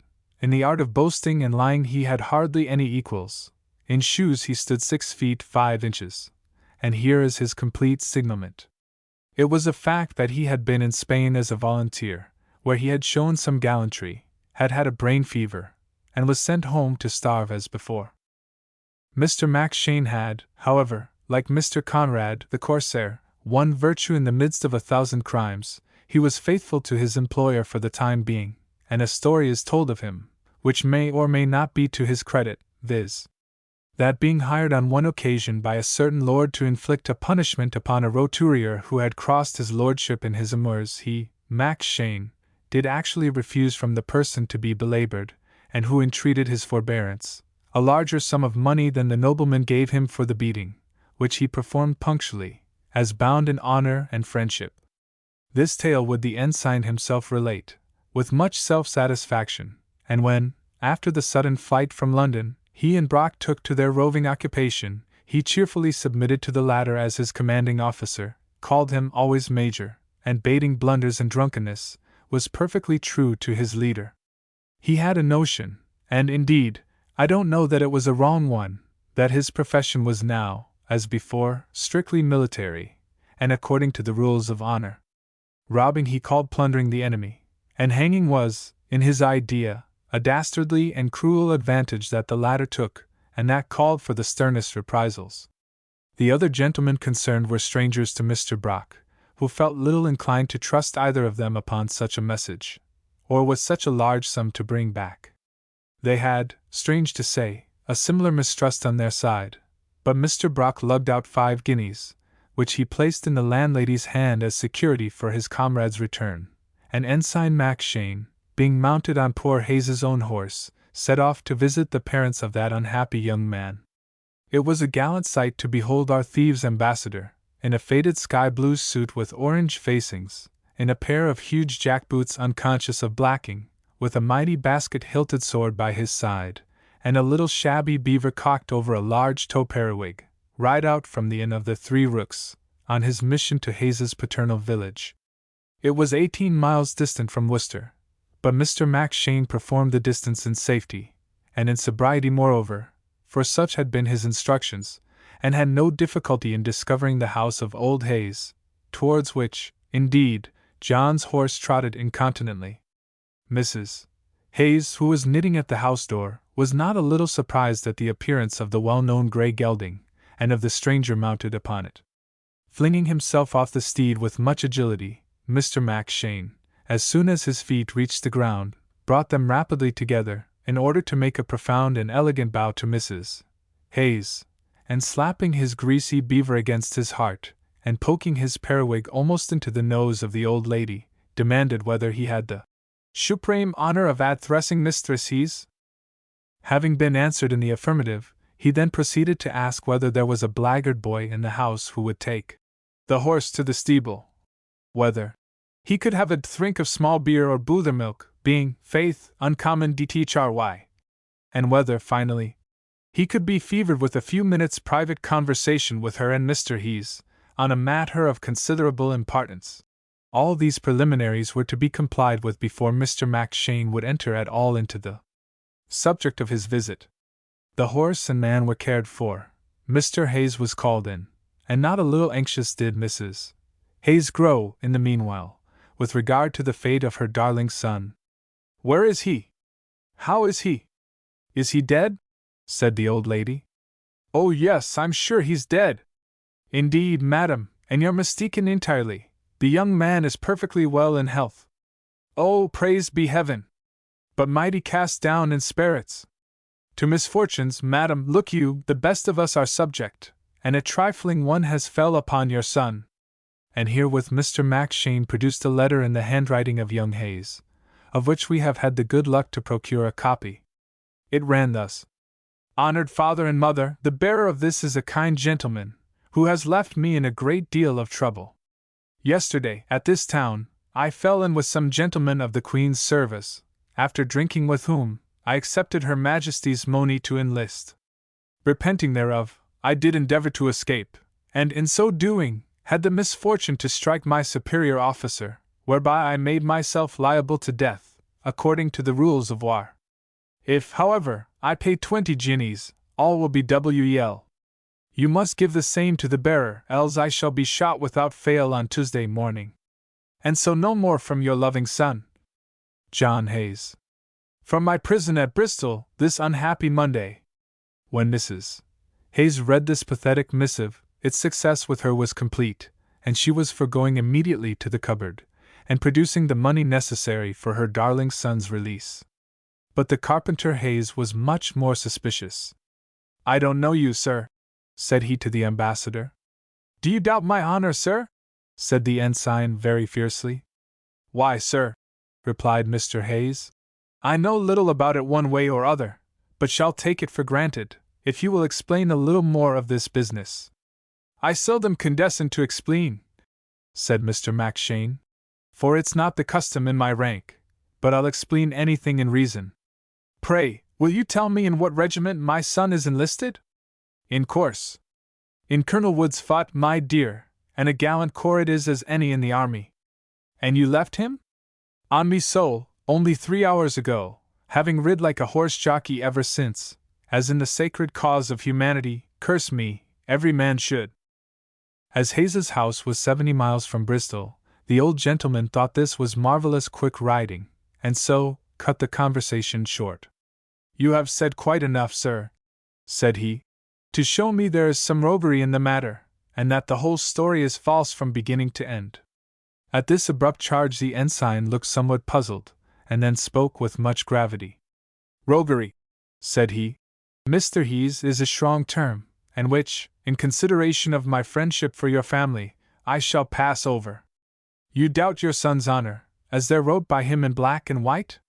You have forced him to write, said Mr. Hayes. The sly old divil's right, muttered Mr. Mackshane, aside. Well, sir, to make a clean breast of it, he has been forced to write it. The story about the enlistment is a pretty fib, if you will, from beginning to end. And what then, my dear? Do you think your son's any better off for that? Oh, where is he? Screamed Mrs. Hayes, plumping down on her knees. We will give him the money, won't we, John? I know you will, madam, when I tell you where he is. He is in the hands of some gentlemen of my acquaintance, who are at war with the present government, and no more care about cutting a man's throat than they do a chicken's. He is a prisoner, madam, of our sword and spear. If you choose to ransom him, well and good, if not, peace be with him. For never more shall you see him. And how do I know you won't come back tomorrow for more money? Asked Mr. Hayes. Sir, you have my honor, and I'd as lief break my neck as my word, said Mr. Mackshane gravely. 20 guineas is the bargain. Take 10 minutes to talk of it, take it then, or leave it, it's all the same to me, my dear.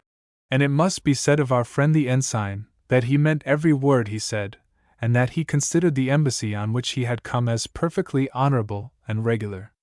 And pray, what prevents us, said Mr. Hayes, starting up in a rage, from taking hold of you, as a surety for him? You wouldn't fire on a flag of truce, would ye, you dishonorable old civilian? Replied Mr. Mackshane. Besides, says he, there's more reasons to prevent you. The first is this, pointing to his sword. Here are 2 more, and these were pistols. And the last and the best of all is, that you might hang me and thraw me and quarter me, and yet never see so much as the tip of your son's nose again. Look you, sir, we run mighty risks in our profession. It's not all play, I can tell you. We're obliged to be punctual, too, or it's all up with the thrade. If I promise that your son will die as sure as fate tomorrow morning, unless I return home safe, our people must keep my promise, or else what chance is there for me? You would be down upon me in a moment with a posse of constables, and have me swinging before Warwick jail. Pooh, my dear! You never would sacrifice a darling boy like John Hayes, let alone his lady, for the sake of my long carcass. 1 or 2 of our gentlemen have been taken that way already, because parents and guardians would not believe them. And what became of the poor children? Said Mrs. Hayes, who began to perceive the gist of the argument, and to grow dreadfully frightened. Don't let's talk of them, ma'am, humanity shudders at the thought. And herewith Mr. Mackshane drew his finger across his throat in such a dreadful way as to make the 2 parents tremble. It's the way of war, madam, look you. The service I have the honor to belong to is not paid by the Queen, and so we're obliged to make our prisoners pay, according to established military practice. No lawyer could have argued his case better than Mr. Mackshane so far, and he completely succeeded in convincing Mr. and Mrs. Hayes of the necessity of ransoming their son. Promising that the young man should be restored to them next morning, along with his beautiful lady, he courteously took leave of the old couple, and made the best of his way back to Worcester again. The elder Hayes wondered who the lady could be of whom the ambassador had spoken, for their son's elopement was altogether unknown to them. But anger or doubt about this subject was overwhelmed by their fears for their darling John's safety.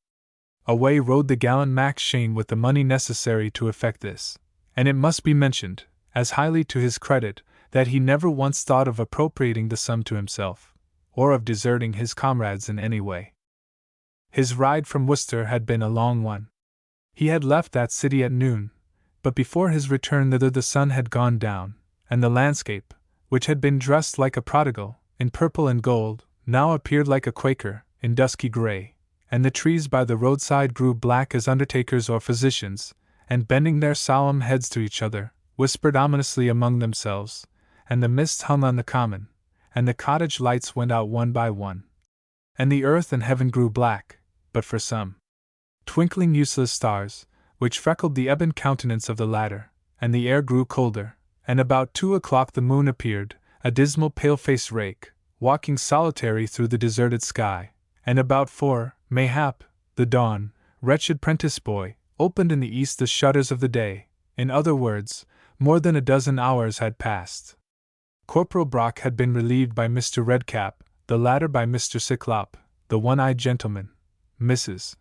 John Hayes, in spite of her sorrows and bashfulness, had followed the example of her husband, and fallen asleep by his side, slept for many hours, and awakened still under the guardianship of Mr. Brock's troop, and all parties began anxiously to expect the return of the ambassador, Mr. Mackshane. That officer, who had performed the first part of his journey with such distinguished prudence and success, found the night, on his journey homewards, was growing mighty cold and dark, and as he was thirsty and hungry, had money in his purse, and saw no cause to hurry, he determined to take refuge at an alehouse for the night, and to make for Worcester by dawn the next morning. He accordingly alighted at the first inn on his road, consigned his horse to the stable, and entering the kitchen, called for the best liquor in the house. A small company was assembled at the inn, among whom Mr. Mackshane took his place with a great deal of dignity, and, having a considerable sum of money in his pocket, felt a mighty contempt for his society, and soon let them know the contempt he felt for them. After a third flagon of ale, he discovered that the liquor was sour, and emptied, with much spluttering and grimaces, the remainder of the beer into the fire. This process so offended the parson of the parish, who in those good old times did not disdain to take the post of honor in the chimney nook, that he left his corner, looking wrathfully at the offender, who without any more ado instantly occupied it.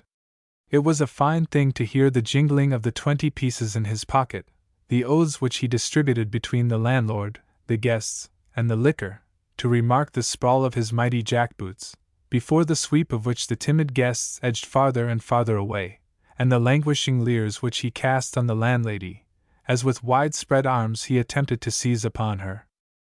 When the ostler had done his duties in the stable, he entered the inn, and whispered the landlord that the stranger was riding John Hayes's horse, of which fact the host soon convinced himself, and did not fail to have some suspicions of his guest. Had he not thought that times were unquiet, horses might be sold, and one man's money was as good as another's, he probably would have arrested the ensign immediately, and so lost all the profit of the score which the latter was causing every moment to be enlarged. In a couple of hours, with that happy facility which one may have often remarked in men of the gallant ensign's nation, he had managed to disgust every one of the landlord's other guests, and scare them from the kitchen. Frightened by his addresses, the landlady too had taken flight, and the host was the only person left in the apartment, who there stayed for interest's sake merely, and listened moodily to his tipsy guest's conversation. In an hour more, the whole house was awakened by a violent noise of howling, curses, and pots clattering to and fro. Forth issued Mrs. Landlady in her night gear, out came John Ostler with his pitchfork, downstairs tumbled Mrs. Cook and one or two guests, and found the landlord and ensign on the kitchen floor, the wig of the latter lying, much singed and emitting strange odors, in the fireplace, his face hideously distorted, and a great quantity of his natural hair in the partial occupation of the landlord, who had drawn it, and the head down towards him, in order that he might have the benefit of pummeling the latter more at his ease. In revenge, the landlord was undermost, and the ensign's arms were working up and down his face and body like the flaps of a paddle wheel. The man of war had clearly the best of it. The combatants were separated as soon as possible, but as soon as the excitement of the fight was over, Ensign Mackshane was found to have no further powers of speech, sense, or locomotion, and was carried by his late antagonist to bed. His sword and pistols, which had been placed at his side at the commencement of the evening, were carefully put by, and his pocket visited. 20 guineas in gold, a large knife, used, probably, for the cutting of bread and cheese, some crumbs of those delicacies and a paper of tobacco found in the breeches pockets, and in the bosom of the sky-blue coat, the leg of a cold fowl and half of a raw onion, constituted his whole property. These articles were not very suspicious, but the beating which the landlord had received tended greatly to confirm his own and his wife's doubts about their guest, and it was determined to send off in the early morning to Mr. Hayes, informing him how a person had lain at there and who had ridden thither mounted upon young Hayes's horse. Off set John Ostler at earliest dawn, but on his way he woke up Mr. Justice's clerk, and communicated his suspicions to him, and Mr. Clerk consulted with the village baker, who was always up early, and the clerk, the baker, the butcher with his cleaver, and 2 gentlemen who were going to work, all adjourned to the inn. Accordingly, when Ensign Max Shane was in a truckle bed, plunged in that deep slumber which only innocence and drunkenness enjoy in this world, and charming the ears of morn by the regular and melodious music of his nose, a vile plot was laid against him, and when about 7 of the clock he woke, he found, on sitting up in his bed, 3 gentlemen on each side of it, armed, and looking ominous. One held a constable's staff, and albeit unprovided with a warrant, would take upon himself the responsibility of seizing Mr. Max Shane, and of carrying him before his worship at the hall. "Terrenounds, man!" said the ensign, springing up in bed, and abruptly breaking off a loud sonorous yawn, with which he had opened the business of the day.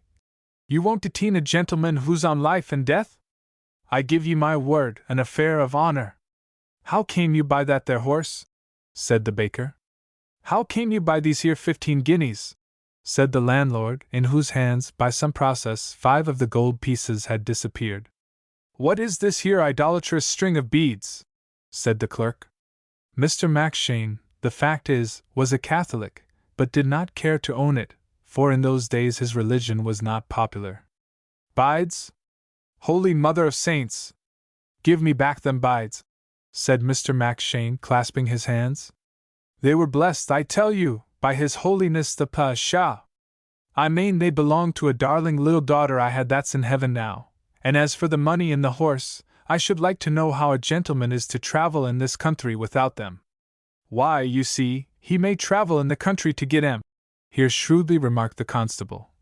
"And it's our belief that neither horse nor money is honestly come by. If his worship is satisfied, why so, in course, shall we be, but there is highwaymen abroad, look you, and to our notion, you have very much the cut of one." Further remonstrances or threats on the part of Mr. Max Shane were useless. Although he vowed that he was first cousin to the Duke of Leinster, an officer in Her Majesty's service, and the dearest friend Lord Marlborough had, his impudent captors would not believe a word of his statement, which, further, was garnished with a tremendous number of oaths, and he was, about 8 o'clock, carried up to the house of Squire Balance, the neighbouring justice of the peace. When the worthy magistrate asked the crime of which the prisoner had been guilty, the captors looked somewhat puzzled for the moment, since, in truth, it could not be shown that the ensign had committed any crime at all, and if he had confined himself to simple silence, and thrown upon them the onus of proving his misdemeanors, Justice Balance must have let him loose, and soundly rated his clerk and the landlord for detaining an honest gentleman on so frivolous a charge.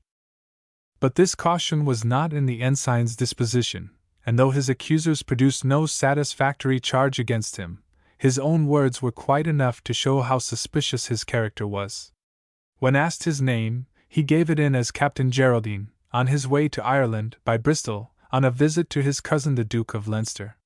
He swore solemnly that his friends, the Duke of Marlborough and Lord Peterborough, under both of whom he had served, should hear of the manner in which he had been treated, and when the justice, a sly old gentleman, and one that read the gazettes, asked him at what battles he had been present, the gallant ensign pitched on a couple in Spain and in Flanders, which had been fought within a week of each other, and vowed that he had been desperately wounded at both, so that, at the end of his examination, which had been taken down by the clerk, he had been made to acknowledge as follows: Captain Geraldine, 6 feet 4 inches in height, thin, with a very long red nose, and red hair, grey eyes, and speaks with a strong Irish accent, is the first cousin of the Duke of Leinster, and in constant communication with him, does not know whether his Grace has any children, does not know whereabouts he lives in London, cannot say what sort of a looking man his Grace is acquainted with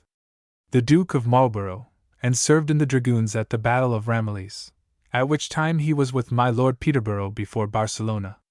Borrowed the horse which he rides from a friend in London 3 weeks since. Peter Hobbs, ostler, swears that it was in his master's stable 4 days ago, and is the property of John Hayes, carpenter. Cannot account for the 15 guineas found on him by the landlord, says there were 20, says he won them at cards a fortnight since, at Edinburgh, says he is riding about the country for his amusement, afterwards says he is on a matter of life and death, and going to Bristol, declared last night, in the hearing of several witnesses, that he was going to York, says he is a man of independent property, and has large estates in Ireland, and £100,000 in the Bank of England. Has no shirt or stockings, and the coat he wears is marked SS. In his boots is written Thomas Rogers, and in his hat is the name of the Rev. Dr. Snoffler. Dr. Snoffler lived at Worcester, and had lately advertised in the Hue and Cry a number of articles taken from his house. Mr. Mackshane said, in reply to this, that his hat had been changed at the inn, and he was ready to take his oath that he came thither in a gold-laced one. But this fact was disproved by the oaths of many persons who had seen him at the inn. And he was about to be imprisoned for the thefts which he had not committed, the fact about the hat being, that he had purchased it from a gentleman at the Three Rooks, for 2 pints of beer. He was about to be remanded, when, behold, Mrs. Hayes the elder made her appearance, and to her it was that the ensign was indebted for his freedom. Old Hayes had gone to work before the ostler arrived, but when his wife heard the lad's message, she instantly caused her pillion to be placed behind the saddle, and mounting the grey horse, urged the stable boy to gallop as hard as ever he could to the justice's house. She entered panting and alarmed. "Oh, what is your honor going to do to this honest gentleman?" said she. "In the name of heaven, let him go! His time is precious, he has important business of life and death." "I told the judge so," said the ensign, "but he refused to take my word, the sacred word of honor of Captain Geraldine." Mackshane was good at a single lie, though easily flustered on an examination, and this was a very creditable stratagem to acquaint Mrs. Hayes with the name that he bore. "What? You know Captain Geraldine?" said Mr. Ballance, who was perfectly well acquainted with the carpenter's wife. "In course she does. Hasn't she known me these 10 years? Are we not related? Didn't she give me the very horse which I rode, and to make belle of to you I'd bought in London? Let her tell her own story. Are you related to Captain Geraldine, Mrs. Hayes?" "Yes, oh yes. A very elegant connection. And you gave him the horse, did you, of your own free will?" "Oh yes. Of my own will. I would give him anything." Do, your honor, let him go. His child is dying," said the old lady, bursting into tears. "It may be dead before he gets there. Oh, your honor, pray, don't detain him." The justice did not seem to understand this excessive sympathy on the part of Mrs. Hayes, nor did the father himself appear to be nearly so affected by his child's probable fate as the honest woman who interested herself for him. On the contrary, when she made this passionate speech, Captain Geraldine only grinned, and said, "Never mind, my dear. If his honor will keep an honest gentleman for doing nothing, why let him. The law must settle between us. And as for the child, poor thing, the Lord deliver it." At this, Mrs. Hayes fell to entreating more loudly than ever, and as there was really no charge against him, Mr. Ballance was constrained to let him go. The landlord and his friends were making off, rather confused, when Ensign Mackshane called upon the former in a thundering voice to stop, and refund the 5 guineas which he had stolen from him. Again the host swore there were but 15 in his pocket. But when, on the Bible, the ensign solemnly vowed that he had 20, and called upon Mrs. Hayes to say whether yesterday, half an hour before he entered the inn, she had not seen him with 20 guineas, and that lady expressed herself ready to swear that she had, Mr. Landlord looked more crestfallen than ever, and said that he had not counted the money when he took it. And though he did in his soul believe that there were only 15 guineas, rather than be suspected of a shabby action, he would pay the 5 guineas out of his own pocket, which he did, and with the ensign's, or rather Mrs. Hayes's own coin. As soon as they were out of the justice's house, Mr. Mackshane, in the fullness of his gratitude, could not help bestowing an embrace upon Mrs. Hayes. And when she implored him to let her ride behind him to her darling son, he yielded with a very good grace, and off the pair set on John Hayes's grey. "Who has Nosey brought with him now?" said Mr. Cyclop, Brock's one-eyed confederate, who, about 3 hours after the above adventure, was lolling in the yard of the Three Rooks. It was our ensign, with the mother of his captive. They had not met with any accident in their ride. I shall now have the supreme bliss, said Mr. Mackshane, with much feeling, as he lifted Mrs. Hayes from the saddle, the supreme bliss of entwining two hearts that are meet for one another. Ours, my dear, is a dismal profession, but don't moments like this make amends for years of pain? This way, my dear. Turn to your right, then to your left, mind the step, and the third door round the corner. All these precautions were attended to, and after giving his concerted knock, Mr. Mackshane was admitted into an apartment, which he entered holding his gold pieces in the one hand, and a lady by the other. We shall not describe the meeting which took place between mother and son. The old lady wept copiously. The young man was really glad to see his relative, for he deemed that his troubles were over. Mrs. Cat bit her lips, and stood aside, looking somewhat foolish. Mr. Brock counted the money, and Mr. Mackshane took a large dose of strong waters, as a pleasing solace for his labors, dangers, and fatigue. When the maternal feelings were somewhat calmed, the old lady had leisure to look about her, and really felt a kind of friendship and goodwill for the company of thieves in which she found herself. It seemed to her that they had conferred an actual favor on her, in robbing her of 20 guineas, threatening her son's life, and finally letting him go. Who is that droll old gentleman? Said she, and being told that it was Captain Wood, she dropped him a curtsy, and said, with much respect, Captain, your very humble servant, which compliment Mr. Brock acknowledged by a gracious smile and bow.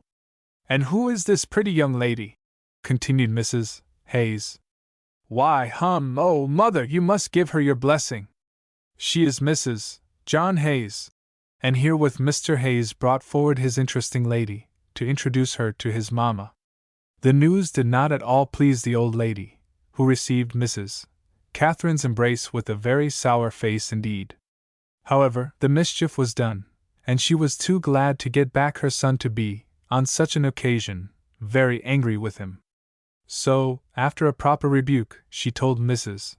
John Hayes that though she never approved of her son's attachment, and thought he married below his condition, yet as the evil was done, it was their duty to make the best of it, and she, for her part, would receive her into her house, and make her as comfortable there as she could.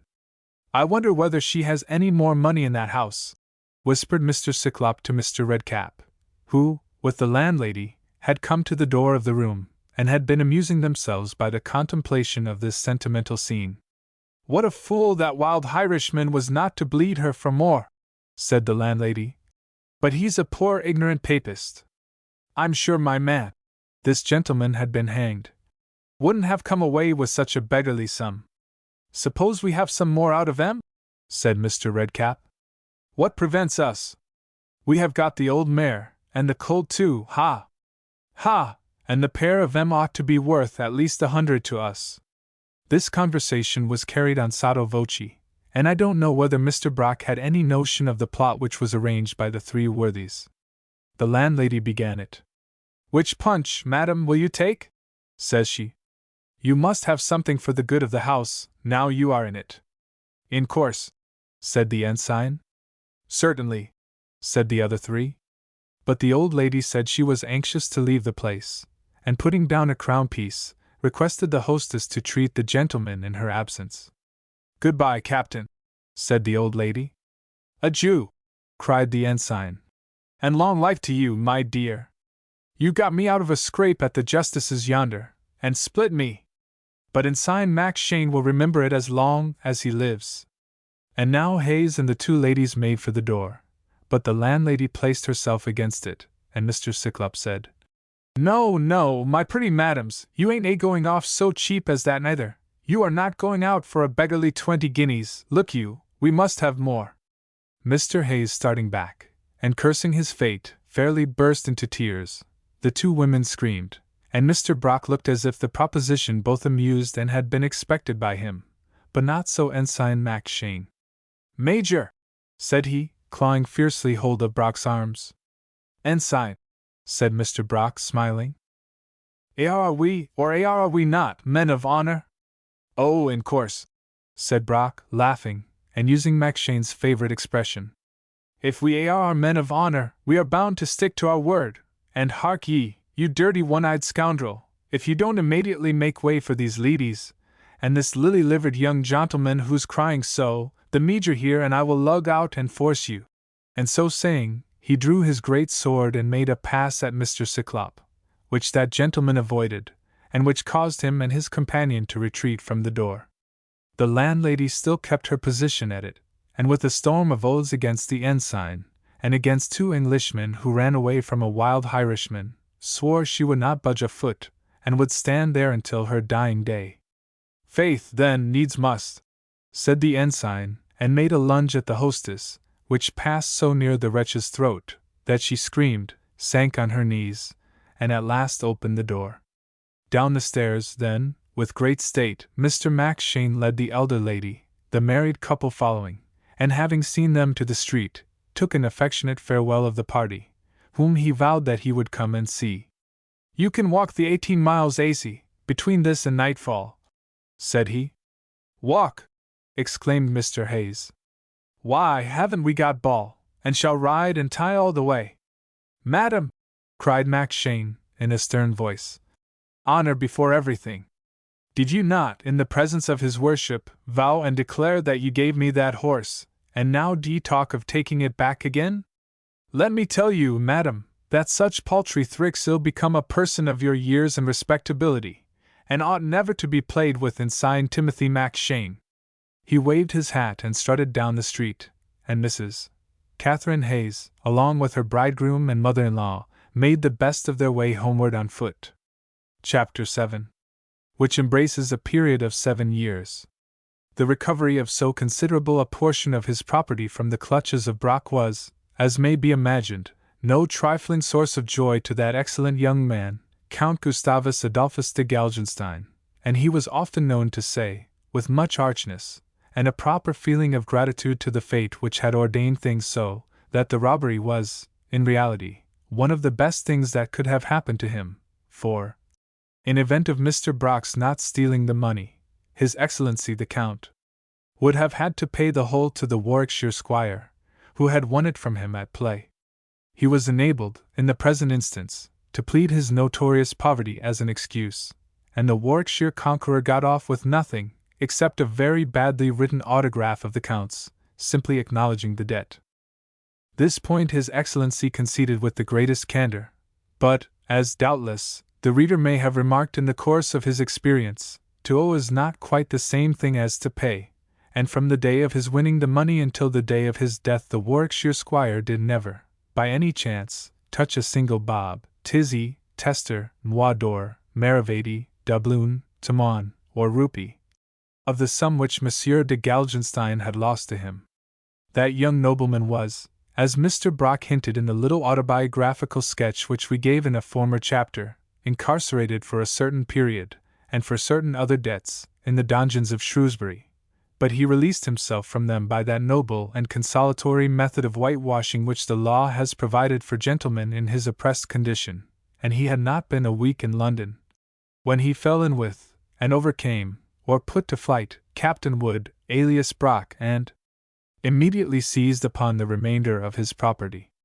After receiving this, the Count, with commendable discretion, disappeared from England altogether for a while, nor are we at all authorized to state that any of his debts to his tradesmen were discharged, any more than his debts of honor, as they are pleasantly called. Having thus settled with his creditors, the gallant Count had interest enough with some of the great folk to procure for himself a post abroad, and was absent in Holland for some time.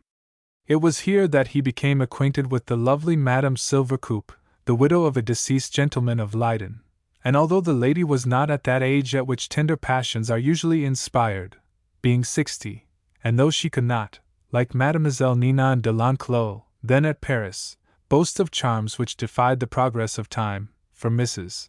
Silvercoop was as red as a boiled lobster, and as unwieldy as a porpoise.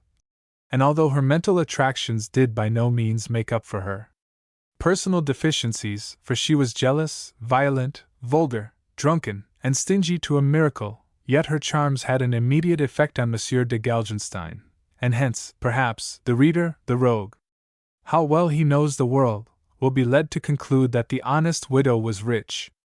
Such, indeed, she was, and Count Gustavus, despising the difference between his 20 quarterings and her 20,000 pounds, laid the most desperate siege to her, and finished by causing her to capitulate, as I do believe, after a reasonable degree of pressing, any woman will do to any man. Such, at least, has been my experience in the matter.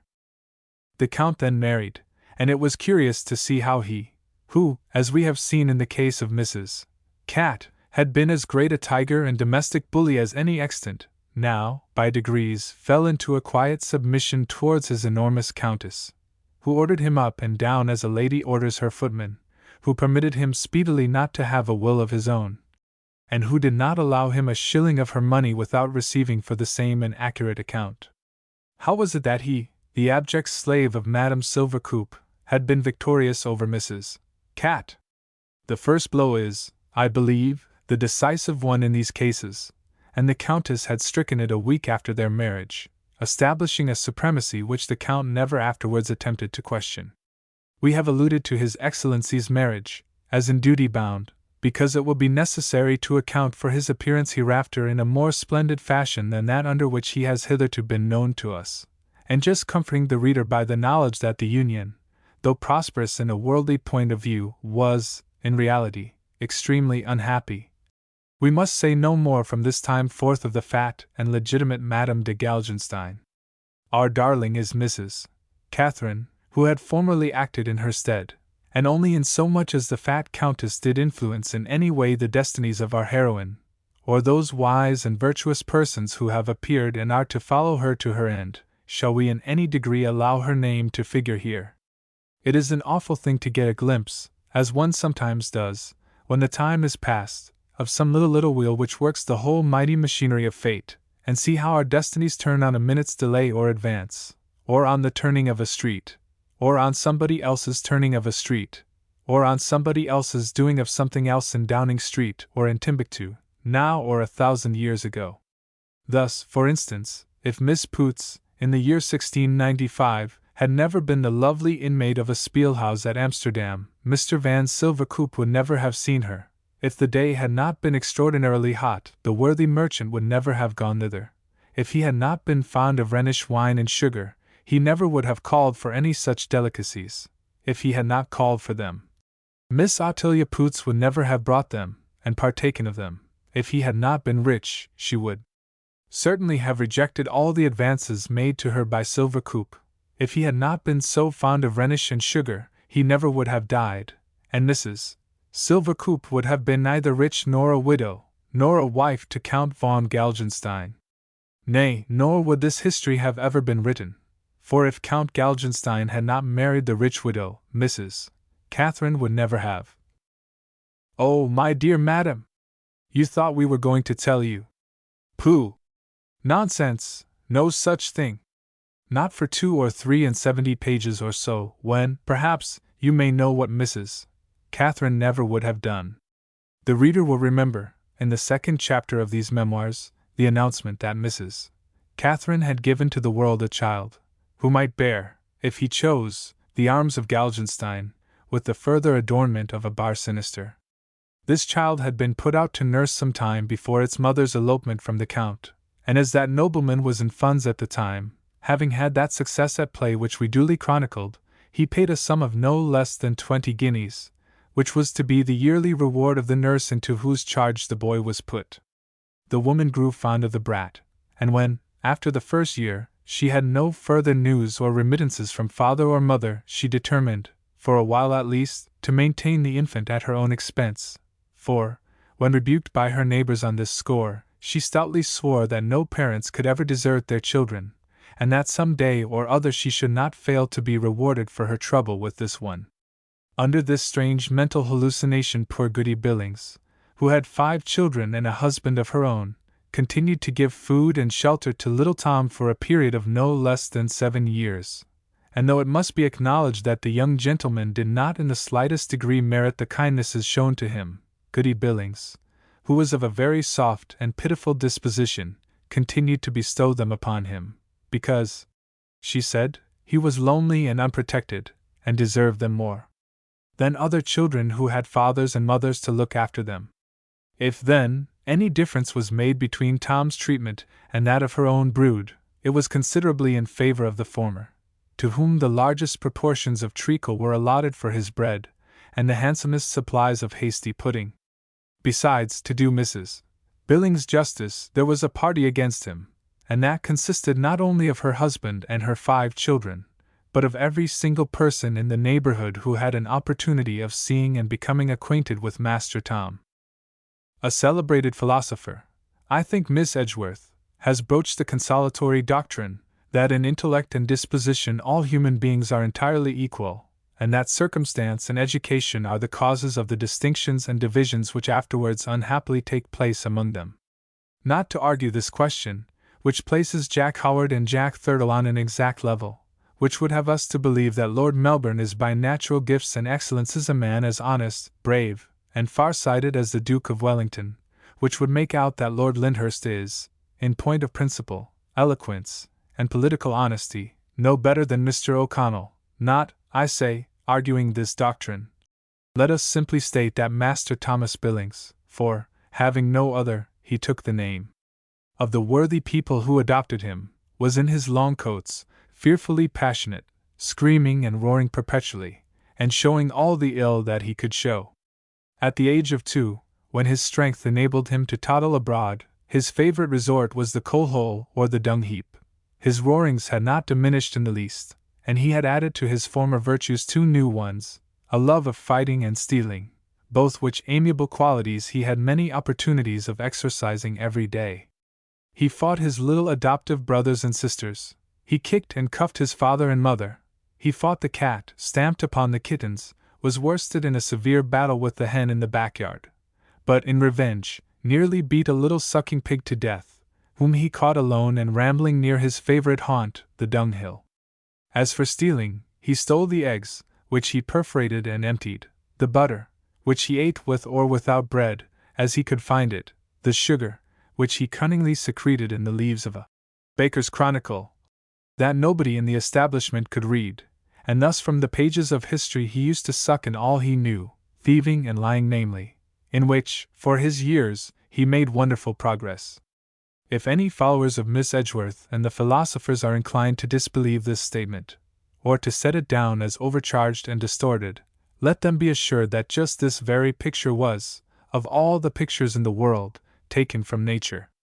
Ikey Solomons once had a dear little brother who could steal before he could walk, and this not from encouragement, for, if you know the world, you must know that in families of our profession the point of honor is sacred at home, but from pure nature, who could steal, I say, before he could walk, and lie before he could speak, and who, at 4½ years of age, having attacked my sister Rebecca on some question of lollipops, had smitten her on the elbow with a fire shovel, apologizing to us by saying simply, "Her, I wish it had been her head. Dear, dear Aminadab, I think of you," and laugh these philosophers to scorn. Nature made you for that career which you fulfilled. You were from your birth to your dying a scoundrel. You couldn't have been anything else, however your lot was cast. And blessed it was that you were born among the prigs, for had you been of any other profession, alas! Alas! What ills might you have done? As I have heard the author of Richelieu's Siamese twins, etc. say, Poeta nascitur non fit, which means that though he had tried ever so much to be a poet, it was all moonshine. In the like manner, I say, Rogus nascitur non fit. We have it from nature, and so a fig for Miss Edgeworth. In this manner, then, while his father, blessed with a wealthy wife, was leading, in a fine house, the life of a galley slave, while his mother, married to Mr. Hayes, and made an honest woman of, as the saying is, was passing her time respectably in Warwickshire, Mr. Thomas Billings was inhabiting the same county, not cared for by either of them, but ordained by fate to join them one day, and have a mighty influence upon the fortunes of both. For, as it has often happened to the traveller in the York or the Exeter coach to fall snugly asleep in his corner, and on awaking suddenly to find himself 60 or 70 miles from the place where Somnus first visited him, as, we say, although you sit still, time, poor wretch, keeps perpetually running on, and so must run day and night, with never a pause or a halt of 5 minutes to get a drink, until his dying day. Let the reader imagine that since he left Mrs. Hayes and all the other worthy personages of this history, in the last chapter, 7 years have sped away, during which all our heroes and heroines have been accomplishing their destinies. 7 years of country carpentering, or rather trading, on the part of a husband, of ceaseless scolding, violence, and discontent on the part of a wife, are not pleasant to describe, so we shall omit altogether any account of the early married life of Mr. and Mrs. John Hayes. The Newgate Calendar, to which excellent compilation we and the other popular novelists of the day can never be sufficiently grateful, states that Hayes left his house 3 or 4 times during this period, and urged by the restless humors of his wife, tried several professions, returning, however, as he grew weary of each, to his wife and his paternal home. After a certain time his parents died, and by their demise he succeeded to a small property, and the carpentering business, which he for some time followed. What, then, in the meanwhile, had become of Captain Wood, or Brock, and Ensign Mac Shane, the only persons now to be accounted for in our catalogue? For about 6 months after their capture and release of Mr. Hayes, those noble gentlemen had followed, with much prudence and success, that trade which the celebrated and polite Duval, the ingenious Shepherd, the dauntless Turpin, and indeed many other heroes of our most popular novels, had pursued, or were pursuing, in their time. And so considerable were said to be Captain Wood's gains, that reports were abroad of his having somewhere a buried treasure, to which he might have added more, had not fate suddenly cut short his career as a prig. He and the ensign were, shame to say, transported for stealing 3 pewter pots off a railing at Exeter, and not being known in the town, which they had only reached that morning, they were detained by no further charges, but simply condemned on this one. For this misdemeanor, Her Majesty's government vindicatively sent them for 7 years beyond the sea, and, as the fashion then was, sold the use of their bodies to Virginian planters during that space of time. It is thus, alas, that the strong are always used to deal with the weak, and many an honest fellow has been led to rue his unfortunate difference with the law. Thus, then, we have settled all scores. The Count is in Holland with his wife, Mrs. Cat in Warwickshire along with her excellent husband, Master Thomas Billings with his adoptive parents in the same county, and the 2 military gentlemen watching the progress and cultivation of the tobacco and cotton plant in the New World. All these things having passed between the acts, ding-dering-a-dingle-dingle-ding, the drop draws up, and the next act begins. By the way, the play ends with a drop, but that is neither here nor there. Here, as in a theatre, the orchestra is supposed to play something melodious. The people get up, shake themselves, yawn, and settle down in their seats again. Porter, ale, ginger beer, cider, comes round, squeezing through the legs of the gentlemen in the pit.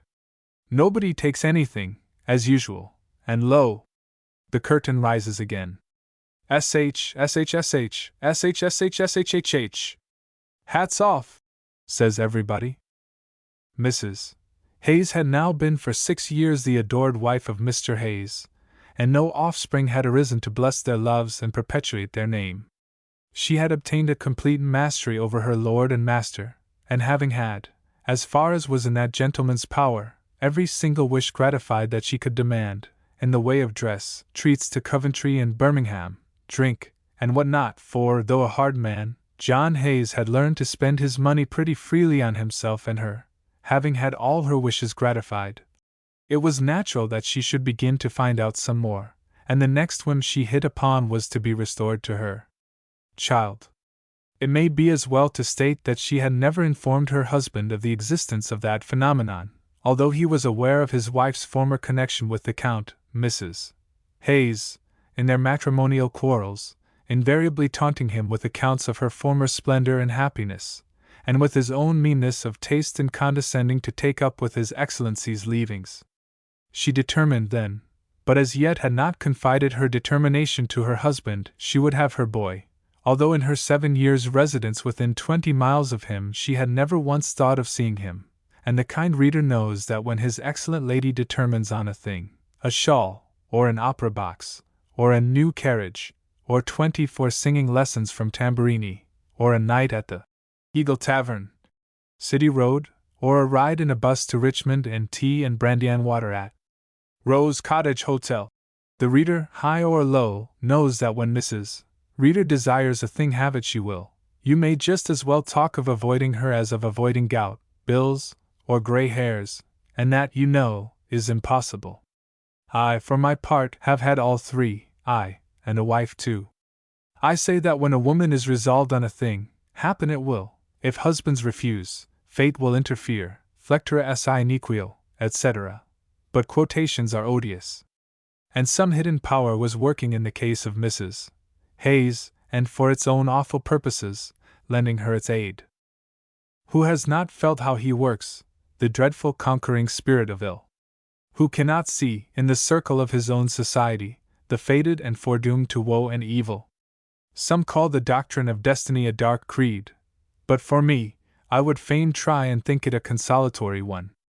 It is better, with all one's sins upon one's head, to deem oneself in the hands of fate than to think, with our fierce passions and weak repentances, with our resolves so loud, so vain, so ludicrously, despicably weak and frail, with our dim, wavering, wretched conceits about virtue, and our irresistible propensity to wrong, that we are the workers of our future sorrow or happiness. If we depend on our strength, what is it against mighty circumstance? If we look to ourselves, what hope have we? Look back at the whole of your life, and see how fate has mastered you in it. Think of your disappointments and your successes. Has your striving influenced one or the other? A fit of indigestion puts itself between you and honors and reputation. An apple plops on your nose and makes you a world's wonder and glory. A fit of poverty makes a rascal of you, who were, and are still, an honest man. Clubs, trumps, or 6 lucky mains at dice make an honest man for life of you, who ever were, will be, and are a rascal. Who sends the illness? Who causes the apple to fall? Who deprives you of your worldly goods? Or who shuffles the cards, and brings trumps, honor, virtue, and prosperity back again? You call it chance. Aye, and so it is chance that when the floor gives way, and the rope stretches tight, the poor wretch before St. Sepulchre's clock dies. Only with us, clear-sighted mortals as we are, we can't see the rope by which we hang, and know not when or how the drop may fall. But revenons and nos moutons, let us return to that sweet lamb Master Thomas, and the milk-white ewe Mrs. Cat. 7 years had passed away, and she began to think that she should very much like to see her child once more. It was written that she should, and you shall hear how, soon after, without any great exertions of hers, back he came to her. In the month of July, in the year 1715, there came down a road about 10 miles from the city of Worcester, 2 gentlemen, not mounted, Templar-like, upon one horse, but having a horse between them, a sorry bay, with a sorry saddle, and a large pack behind it, on which each by turn took a ride. Of the two, one was a man of excessive stature, with red hair, a very prominent nose, and a faded military dress, while the other, an old weather-beaten, sober-looking personage, wore the costume of a civilian, both man and dress appearing to have reached the autumnal, or seedy state. However, the pair seemed, in spite of their apparent poverty, to be passably merry. The old gentleman rode the horse, and had, in the course of their journey, ridden him 2 miles at least in every 3. The tall one walked with immense strides by his side, and seemed, indeed, as if he could have quickly outstripped the 4-footed animal, had he chosen to exert his speed, or had not affection for his comrade retained him at his stirrup. A short time previously the horse had cast a shoe, and this the tall man on foot had gathered up, and was holding in his hand, it having been voted that the first blacksmith to whose shop they should come should be called upon to fit it again upon the bay horse. "Do you remember this country, Major?" said the tall man, who was looking about him very much pleased, and sucking a flower. "I think them green cornfields is prettier looking at than the two baccy out yondher, and bad lack to it. I recollect the place right well, and some queer pranks we played here 7 years agone," responded the gentleman addressed as Major. You remember that man and his wife, whom we took in pawn at the Three Rooks? And the landlady only hung last Michaelmas? Said the tall man, parenthetically. Hang the landlady, we've got all we ever would out of her, you know.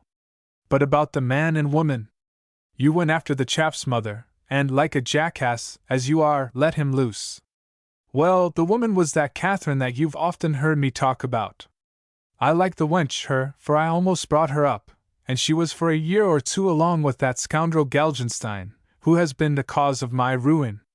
The infernal blackguard and ruffian, said the tall man, who, with his companion, has no doubt been recognized by the reader.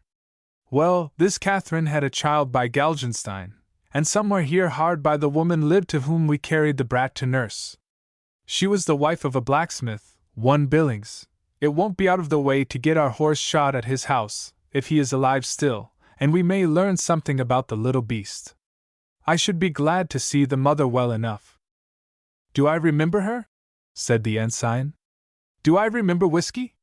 Sure I do, and the sniveling sneak her husband, and the stout old lady her mother-in-law, and the dirty one-eyed ruffian who sold me the parson's hat that had so nearly brought me into trouble. Oh, but it was a rare rise we got out of them chaps, and the old landlady that's hanged too.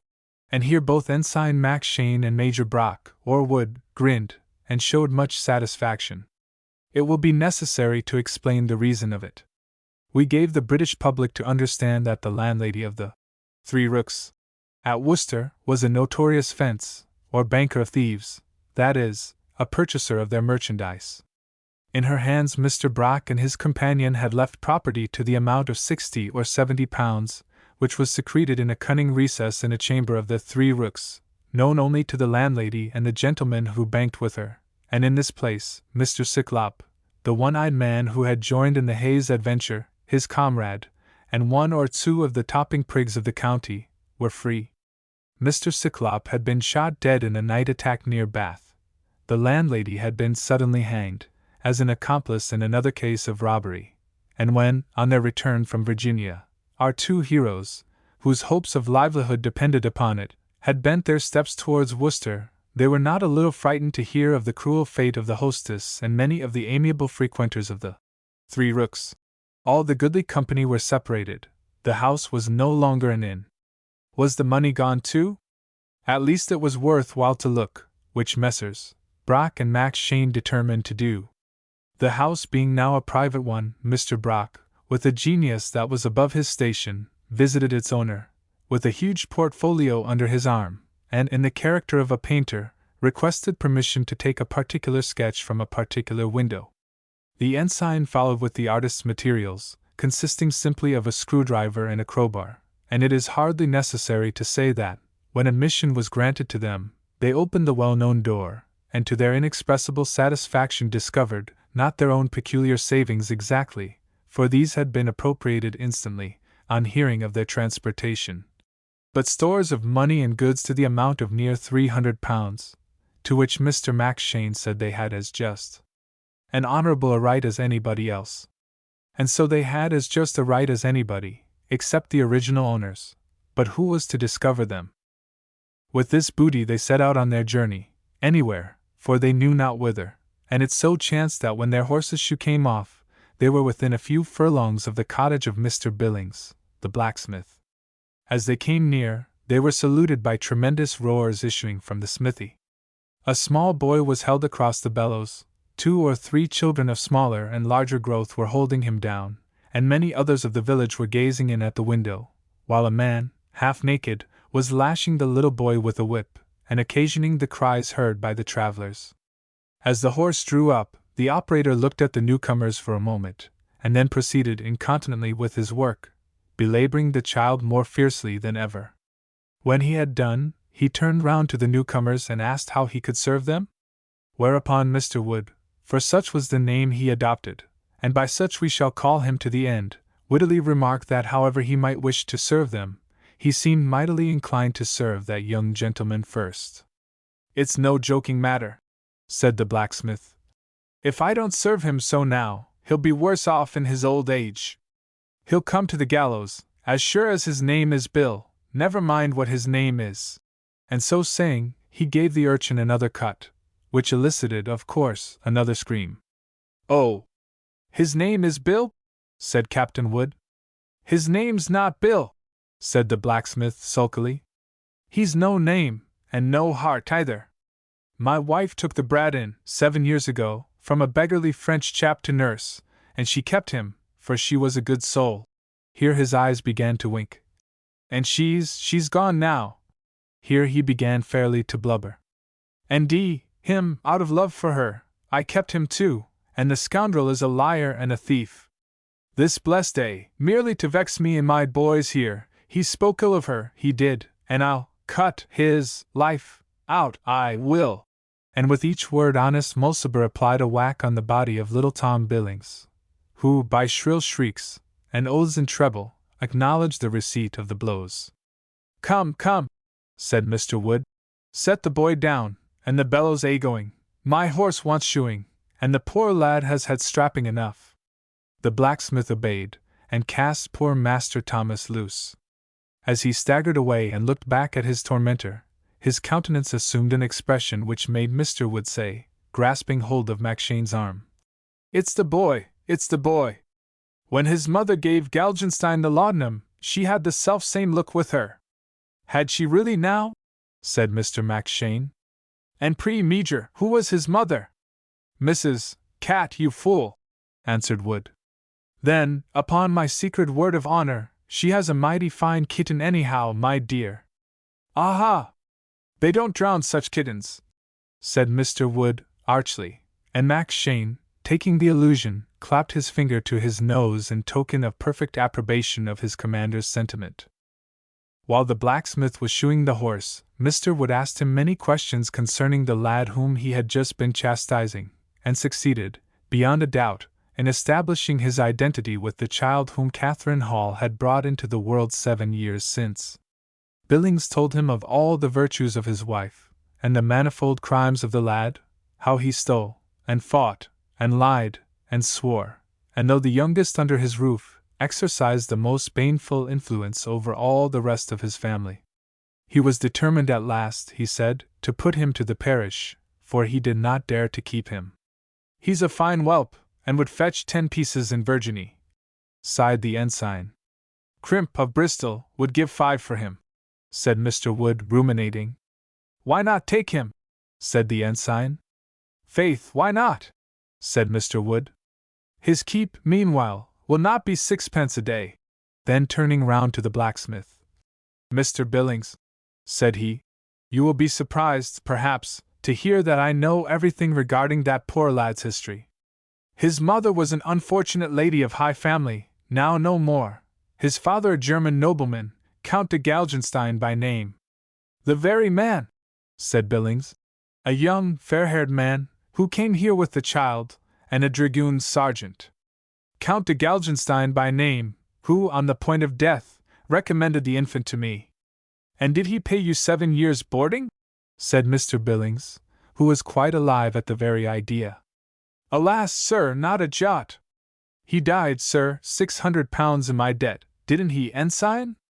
600, upon my secret honor. I remember when he got into the house along with the Polly." "Pshaw! What matters it?" here broke out Mr. Wood, looking fiercely at the ensign. 600 pounds he owes me. How was he to pay you? But he told me to take charge of this boy if I found him, and found him I have, and will take charge of him, if you will hand him over." "Send our Tom!" cried Billings. And when that youth appeared, scowling, and yet trembling, and prepared, as it seemed, for another castigation, his father, to his surprise, asked him if he was willing to go along with those gentlemen, or whether he would be a good lad and stay with him. Mr. Tom replied immediately, "I won't be a good lad, and I'd rather go too, than stay with you." "Will you leave your brothers and sisters?" said Billings, looking very dismal. "Hang my brothers and sisters, I hate 'em, and besides I haven't got any." "But you had a good mother, hadn't you, Tom?" Tom paused for a moment. "Mother's gone," said he, "and you flogged me, and I'll go with these men." "Well then, go thy ways," said Billings, starting up in a passion. "Go thy ways for a graceless reprobate, and if this gentleman will take you, he may do so." After some further parley, the conversation ended, and the next morning Mr. Wood's party consisted of 3, a little boy being mounted upon the bay horse, in addition to the ensign or himself, and the whole company went journeying towards Bristol. We have said that Mrs. Hayes had, on a sudden, taken a fit of maternal affection, and was bent upon being restored to her child, and that benign destiny which watched over the life of this lucky lady instantly set about gratifying her wish, and without cost to herself of coach hire or saddle horse, sent the young gentleman very quickly to her arms. The village in which the Hayeses dwelt was but a very few miles out of the road from Bristol, whither, on the benevolent mission above hinted at, our party of worthies were bound, and coming, towards the afternoon, in sight of the house of that very Justice Balance who had been so nearly the ruin of Ensign Mackshane, that officer narrated, for the 100th time, and with much glee, the circumstances which had then befallen him, and the manner in which Mrs. Hayes the elder had come forward to his rescue. "Suppose we go and see the old girl?" suggested Mr. Wood. "No harm can come to us now." And his comrade always assenting, they wound their way towards the village, and reached it as the evening came on. In the public house where they rested, Wood made inquiries concerning the Hayes family, was informed of the death of the old couple, of the establishment of John Hayes and his wife in their place, and of the kind of life that these latter led together. When all these points had been imparted to him, he ruminated much, an expression of sublime triumph and exultation at length lighted up his features. "I think, Tim," said he at last, "that we can make more than 5 pieces of that boy." "Oh, in course," said Timothy Mackshane, Esquire, who always agreed with his Major. "In course, you fool! And how? I'll tell you how. This Hayes is well to do in the world, and we'll nab him again, ha ha!" roared out Mackshane. "By my secret honor, Major, there never was a general like you at a Stratagem. Peace, you bellowing donkey, and don't wake the child. The man is well to do, his wife rules him, and they have no children. Now, either she will be very glad to have the boy back again, and pay for the finding of him, or else she has said nothing about him, and will pay us for being silent too, or, at any rate, Hayes himself will be ashamed at finding his wife the mother of a child a year older than his marriage, and will pay for the keeping of the brat away. There's profit, my dear, in any one of the cases, or my name's not Peter Brock." When the ensign understood this wondrous argument, he would fain have fallen on his knees and worshipped his friend and guide. They began operations, almost immediately, by an attack on Mrs. Hayes. On hearing, as she did in private interview with the ex-corporal the next morning, that her son was found, she was agitated by both of the passions which would attribute it to her. She longed to have the boy back, and would give any reasonable sum to see him, but she dreaded exposure, and would pay equally to avoid that. How could she gain the one point and escape the other? Mrs. Hayes hit upon an expedient which, I am given to understand, is not uncommon nowadays. She suddenly discovered that she had a dear brother, who had been obliged to fly the country in consequence of having joined the Pretender, and had died in France, leaving behind him an only son. This boy her brother had, with his last breath, recommended to her protection, and had confided him to the charge of a brother officer who was now in the country, and would speedily make his appearance. And to put the story beyond a doubt, Mr. Wood wrote the letter from her brother stating all these particulars, and Ensign Mackshane received full instructions how to perform the part of the brother officer. What consideration Mr. Wood received for his services, we cannot say, only it is well known that Mr. Hayes caused to be committed to jail a young apprentice in his service, charged with having broken open a cupboard in which Mr. Hayes had 40 guineas in gold and silver, and to which none but he and his wife had access. Having made these arrangements, the corporal and his little party decamped to a short distance, and Mrs. Catherine was left to prepare her husband for a speedy addition to his family, in the shape of this darling nephew. John Hayes received the news with anything but pleasure. He had never heard of any brother of Catherine's. She had been bred at the workhouse, and nobody ever hinted that she had relatives. But it is easy for a lady of moderate genius to invent circumstances, and with lies, tears, threats, coaxings, oaths, and other blandishments she compelled him to submit. 2 days afterwards, as Mr. Hayes was working in his shop with his lady seated beside him, the trampling of a horse was heard in his courtyard, and a gentleman, of huge stature, descended from it, and strode into the shop. His figure was wrapped in a large cloak, but Mr. Hayes could not help fancying that he had somewhere seen his face before. "This, I presume," said the gentleman, "is Mr. Hayes that I have come so many miles to see, and this is his amiable lady? I was the most intimate friend, madam, of your lamented brother, who died in King Louis's service, and whose last touching letters I dispatched to you 2 days ago. I have with me a further precious token of my dear friend Captain Hall. It is here." And so saying, the military gentleman, with one arm, removed his cloak, and stretching forward the other into Hayes's face almost stretched likewise forward a little boy, grinning and sprawling in the air, and prevented only from falling to the ground by the hold which the ensign kept of the waistband of his little coat and breeches. "Isn't he a pretty boy?" said Mrs. Hayes, sidling up to her husband tenderly, and pressing one of Mr. Hayes's hands.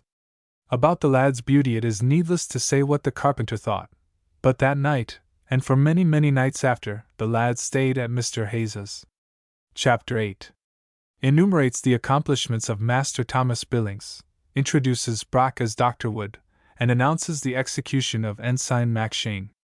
We are obliged, in recording this history, to follow accurately that great authority, the Calendarium Negaticum Rogarumque Registerium, of which every lover of literature in the present day knows the value, and as that remarkable work totally discards all the unities in its narratives, and reckons the life of its heroes only by their actions, and not by periods of time, we must follow in the wake of this mighty ark, a humble cockboat. When it pauses, we pause; when it runs 10 knots an hour, we run with the same celerity; and as, in order to carry the reader from the penultimate chapter of this work unto the last chapter, we were compelled to make him leap over a gap of 7 blank years, 10 years more must likewise be granted to us before we are at liberty to resume our history. During that period, Master Thomas Billings had been under the especial care of his mother, and, as may be imagined, he rather increased than diminished the accomplishments for which he had been remarkable while under the roof of his foster father. And with this advantage, that while at the blacksmith's, and only 3 or 4 years of age, his virtues were necessarily appreciated only in his family circle and among those few acquaintances of his own time of life whom a youth of 3 can be expected to meet in the alleys or over the gutters of a small country hamlet, in his mother's residence, his circle extended with his own growth. And he began to give proofs of those powers of which in infancy there had been only encouraging indications. Thus it was nowise remarkable that a child of 4 years should not know his letters, and should have had a great disinclination to learn them, but when a young man of 15 showed the same creditable ignorance, the same undeviating dislike, it was easy to see that he possessed much resolution and perseverance.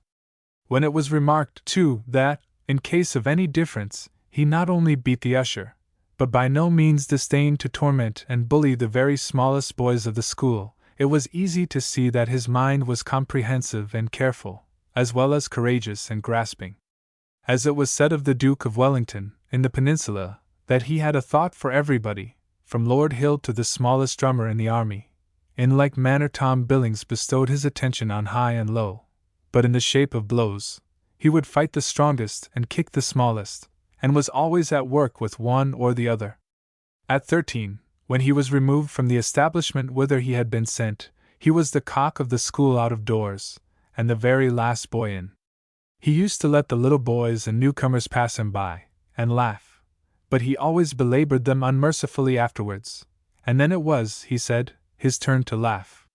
With such a pugnacious turn, Tom Billings ought to have been made a soldier, and might have died a marshal, but by an unlucky ordinance of fate, he was made a tailor, and died a, never mind what for the present, suffice it to say, that he was suddenly cut off, at a very early period of his existence, by a disease which has exercised considerable ravages among the British youth.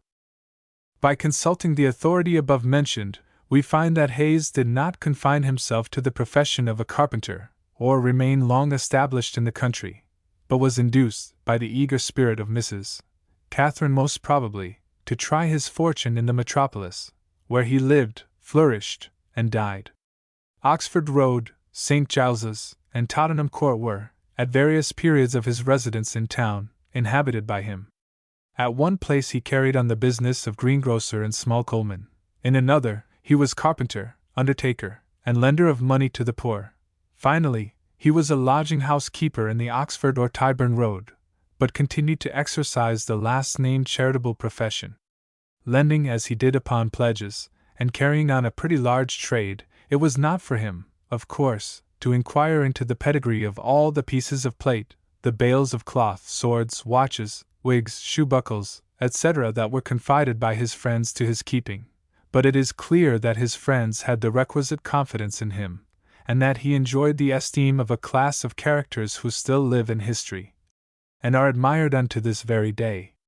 The mind loves to think that, perhaps, in Mr. Hayes's back parlor the gallant Turpin might have hobnobbed with Mrs. Catherine, that here, perhaps, the noble shepherd might have cracked his joke, or quaffed his pint of rum. Who knows but that Mac Heath and Paul Clifford may have crossed legs under Hayes's dinner table? But why pause to speculate on things that might have been? Why desert reality for fond imagination, or call up from their honored graves the sacred dead? I know not, and yet, in sooth, I can never pass Cumberland Gate without a sigh, as I think of the gallant cavaliers who traversed that road in old time. Pious priests accompanied their triumphs. Their chariots were surrounded by hosts of glittering javelin men. As the slave at the car of the Roman conqueror shouted, "Remember thou art mortal!" before the eyes of the British warrior rode the undertaker and his coffin, telling him that he too must die. Mark well the spot. 100 years ago Albion Street, where comic Power dwelt, my liege's darling son, Albion Street was a desert. The square of Connaught was without its penultimate, and strictly speaking, naught. The Edgware Road was then a road, 'tis true, with tinkling wagons passing now and then, and fragrant walls of snowy hawthorn blossoms. The ploughman whistled over Nufford Place. Down the green solitudes of Sovereign Street the merry milkmaid led the lowing kine. Here, then, in the midst of green fields and sweet air, before ever omnibuses were, and when Pineapple Turnpike and Terrace were alike unknown, here stood Tyburn, and on the road towards it, perhaps to enjoy the prospect, stood, in the year 1725, the habitation of Mr. John Hayes. One fine morning in the year 1725, Mrs. Hayes, who had been abroad in her best hat and riding hood, Mr. Hayes, who for a wonder had accompanied her, and Mrs. Springett, a lodger, who for a remuneration had the honor of sharing Mrs. Hayes's friendship and table, all returned, smiling and rosy, at about 10:30, from a walk which they had taken to Bayswater. Many thousands of people were likewise seen flocking down the Oxford Road, and you would rather have thought, from the smartness of their appearance, and the pleasure depicted in their countenances, that they were just issuing from a sermon, than quitting the ceremony which they had been to attend. The fact is, that they had just been to see a gentleman hanged, a cheap pleasure, which the Hayes family never denied themselves, and they returned home with a good appetite to breakfast, braced by the walk, and tickled into hunger, as it were, by the spectacle. I can recollect, when I was a gyp at Cambridge, that the men used to have breakfast parties for the very same purpose, and the exhibition of the morning acted infallibly upon the stomach, and caused the young students to eat with much voracity. Well, Mrs. Catherine, a handsome, well-dressed, plump, rosy woman of 34 and when, my dear, is a woman handsomer than at that age, came in quite merrily from her walk, and entered the back parlor, which looked into a pleasant yard, or garden, whereon the sun was shining very gaily, and where, at a table covered with a nice white cloth, laid out with some silver mugs, too, and knives, all with different crests and patterns, sat an old gentleman reading in an old book. "Here we are at last, doctor," said Mrs. Hayes, "and here's his speech."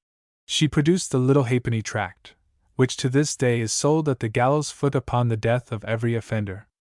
"I've seen a many men turned off, to be sure, but I never did see one who bore it more like a man than he did.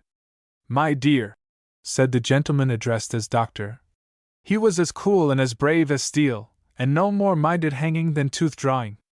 It was the drink that ruined him, said Mrs. Cat. Drink, and bad company.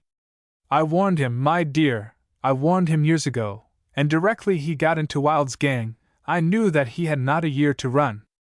Ah, why, my love, will men continue such dangerous courses, continued the doctor, with a sigh, and jeopardy their lives for a miserable watch or a snuff-box, of which Mr. Wilde takes 3/4 of the produce? But here comes the breakfast, and egad, I am as hungry as a lad of 20. Indeed, at this moment Mrs. Hayes's servant appeared with a smoking dish of bacon and greens, and Mr. Hayes himself ascended from the cellar, of which he kept the key, bearing with him a tolerably large jug of small beer. To this repast the doctor, Mrs. Springett, the other lodger, and Mr. and Mrs. Hayes proceeded with great alacrity. A 5th cover was laid, but not used, the company remarking that Tom had very likely found some acquaintances at Tyburn, with whom he might choose to pass the morning. Tom was Master Thomas Billings, now of the age of 16, slim, smart, 5 feet 10 inches in height, handsome, sallow in complexion, black-eyed and black-haired. Mr. Billings was apprenticed to a tailor, of tolerable practice, who was to take him into partnership at the end of his term. It was supposed, and with reason, that Tom would not fail to make a fortune in this business, of which the present head was one Bankleiter, a German. Bankleiter was skillful in his trade, after the manner of his nation, which in breeches and metaphysics, in inexpressibles and incomprehensibles, may instruct all Europe, but too fond of his pleasure. Some promissory notes of his had found their way into Hayes's hands, and had given him the means not only of providing Master Billings with a cheap apprenticeship and a cheap partnership afterwards, but would empower him, in 1 or 2 years after the young partner had joined the firm, to eject the old one altogether. So that there was every prospect that, when Mr. Billings was 21 years of age, poor Bankleiter would have to act, not as his master, but his journeyman. Tom was a very precocious youth, was supplied by a doting mother with plenty of pocket money, and spent it with a number of lively companions of both sexes, at plays, bull-baitings, fairs, jolly parties on the river, and such like innocent amusements. He could throw a main, too, as well as his elders, had pinked his man, in a row at Madam King's in the piazza, and was much respected at the roundhouse. Mr. Hayes was not very fond of this promising young gentleman. Indeed, he had the baseness to bear malice, because, in a quarrel which occurred about 2 years previously, he, Hayes, being desirous to chastise Mr. Billings, had found himself not only quite incompetent, but actually at the mercy of the boy, who struck him over the head with the joint stool, felled him to the ground, and swore he would have his life. The doctor, who was then also a lodger at Mr. Hayes's, interposed, and restored the combatants, not to friendship, but to peace. Hayes never afterwards attempted to lift his hand to the young man, but contented himself with hating him profoundly. In this sentiment Mr. Billings participated cordially, and quite unlike Mr. Hayes, who never dared to show his dislike, used on every occasion when they met by actions, looks, words, sneers, and curses, to let his stepfather know the opinion which he had of him. Why did not Hayes discard the boy altogether? Because if he did so, he was really afraid of his life, and because he trembled before Mrs. Hayes, his lady, as the leaf trembles before the tempest in October. His breath was not his own, but hers. His money, too, had been chiefly of her getting, for though he was as stingy and mean as mortal man can be, and so likely to save much, he had not the genius for getting which Mrs. Hayes possessed. She kept his books, for she had learned to read and write by this time, she made his bargains, and she directed the operations of the poor-spirited little capitalist. When bills became due, and debtors pressed for time, then she brought Hayes's own professional merits into play. The man was as deaf and cold as a rock. Never did poor tradesmen gain a penny from him. Never were the bailiffs delayed 1 single minute from their prey. The Bankleiter business, for instance, showed pretty well the genius of the two. Hayes was for closing with him at once, but his wife saw the vast profits which might be drawn out of him, and arranged the apprenticeship and the partnership before alluded to. The woman heartily scorned and spit upon her husband, who fawned upon her like a spaniel. She loved good cheer. She did not want for a certain kind of generosity. The only feeling that Hayes had for anyone except himself was for his wife, whom he held in a cowardly awe and attachment. He liked drink, too, which made him chirping and merry, and accepted willingly any treats that his acquaintances might offer him. But he would suffer agonies when his wife brought or ordered from the cellar a bottle of wine. And now for the doctor. He was about 70 years of age. He had been much abroad. He was of a sober, cheerful aspect. He dressed handsomely and quietly in a broad hat and cassock, but saw no company except the few friends whom he met at the coffee-house. He had an income of about £100, which he promised to leave to young Billings. He was amused with the lad, and fond of his mother, and had boarded with them for some years past. The doctor, in fact, was our old friend Corporal Brock, the Reverend Dr. Wood now, as he had been Major Wood 15 years back. Anyone who has read the former part of this history must have seen that we have spoken throughout with invariable respect of Mr. Brock, and that in every circumstance in which he has appeared, he has acted not only with prudence, but often with genius. The early obstacle to Mr. Brock's success was want of conduct simply. Drink, women, play, how many a brave fellow have they ruined, had pulled Brock down as often as his merit had carried him up. When a man's passion for play has brought him to be a scoundrel, it at once ceases to be hurtful to him in a worldly point of view. He cheats, and wins. It is only for the idle and luxurious that women retain their fascinations to a very late period, and Brock's passions had been whipped out of him in Virginia, where much ill health, ill treatment, hard labor, and hard food speedily put an end to them. He forgot there even how to drink. Rum or wine made this poor declining gentleman so ill that he could indulge in them no longer, and so his 3 vices were cured. Had he been ambitious, there is little doubt but that Mr. Brock, on his return from transportation, might have risen in the world, but he was old and a philosopher. He did not care about rising. Living was cheaper in those days, and interest for money higher. When he had amassed about £600, he purchased an annuity of £72, and gave out, why should he not? That he had the capital as well as the interest. After leaving the Hayes family in the country, he found them again in London. He took up his abode with them, and was attached to the mother and the son. Do you suppose that rascals have not affections like other people? Hearts, madam, aye, hearts, and family ties which they cherish? As the doctor lived on with this charming family, he began to regret that he had sunk all his money in annuities, and could not, as he repeatedly vowed he would, leave his savings to his adopted children. He felt an indescribable pleasure, suave mari magno, etc., in watching the storms and tempests of the Hayes menage. He used to encourage Mrs. Catherine into anger when, haply, that lady's fits of calm would last too long. He used to warm up the disputes between wife and husband, mother and son, and enjoy them beyond expression. They served him for daily amusement, and he used to laugh until the tears ran down his venerable cheeks at the accounts which young Tom continually brought him of his pranks abroad, among watchmen and constables, at taverns or elsewhere. When, therefore, as the party were discussing their bacon and cabbage, before which the Reverend Doctor with much gravity said grace, Master Tom entered. Dr. Wood, who had before been rather gloomy, immediately brightened up, and made a place for Billings between himself and Mrs. Catherine. "How do, old cock?" said that young gentleman familiarly. "How goes it, mother?" And so saying, he seized eagerly upon the jug of beer which Mr. Hayes had drawn, and from which the latter was about to help himself, and poured down his throat exactly 1 quart.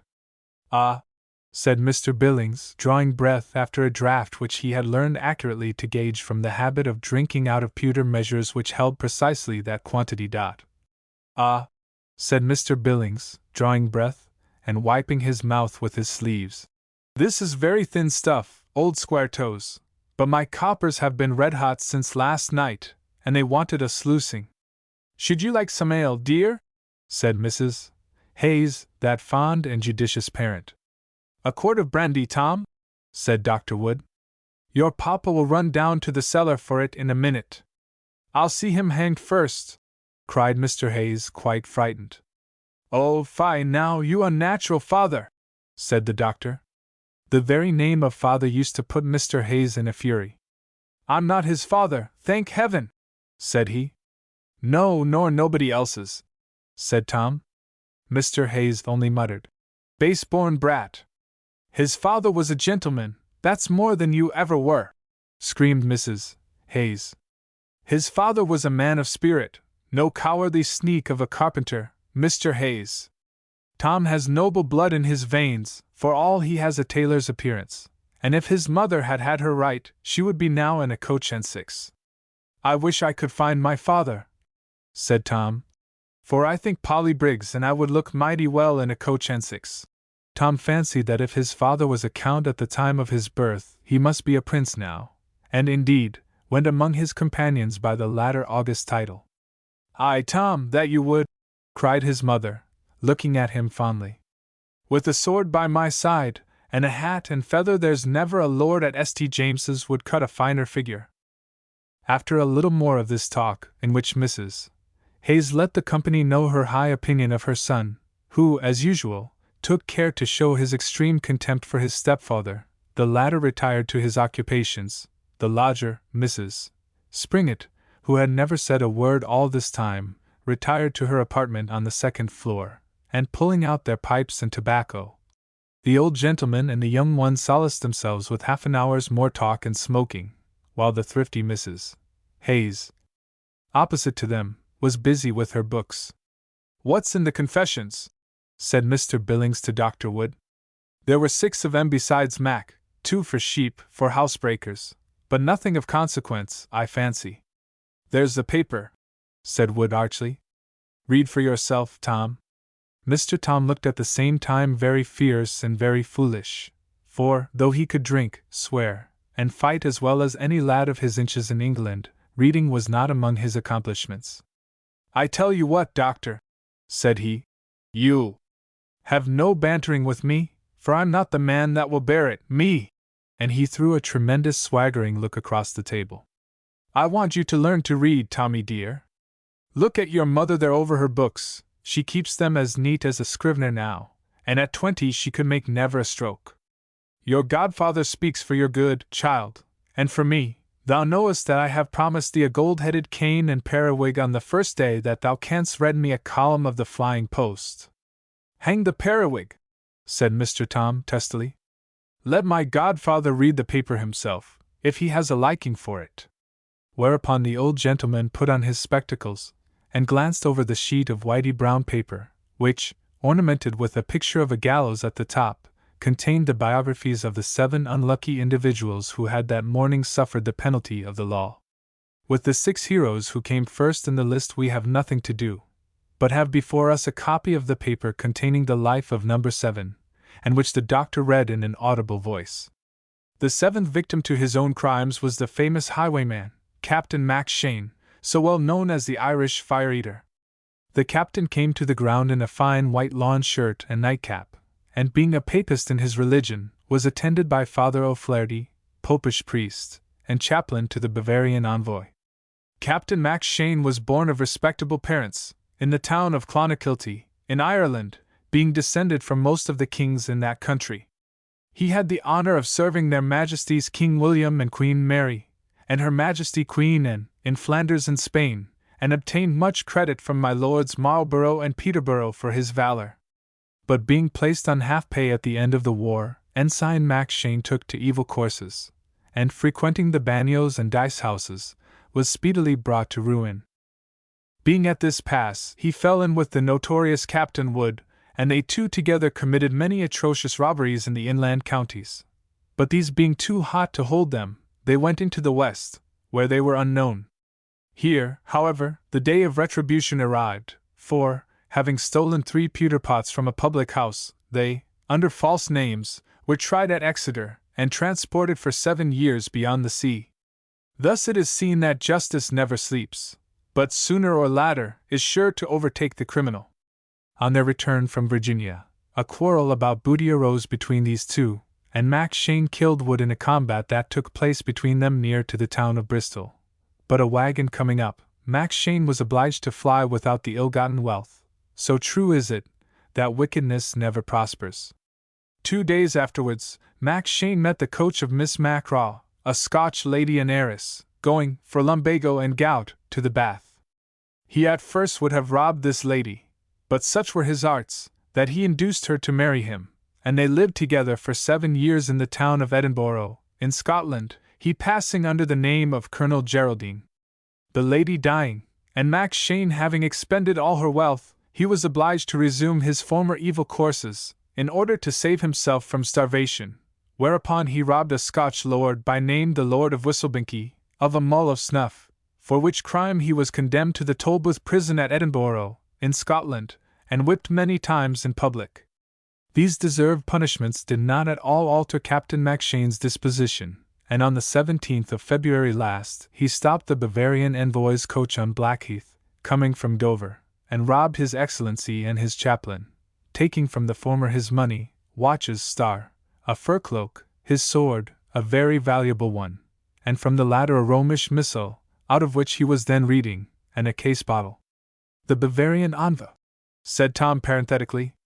My master, Bankleider, was his lordship's regimental tailor in Germany, and is now making a court suit for him.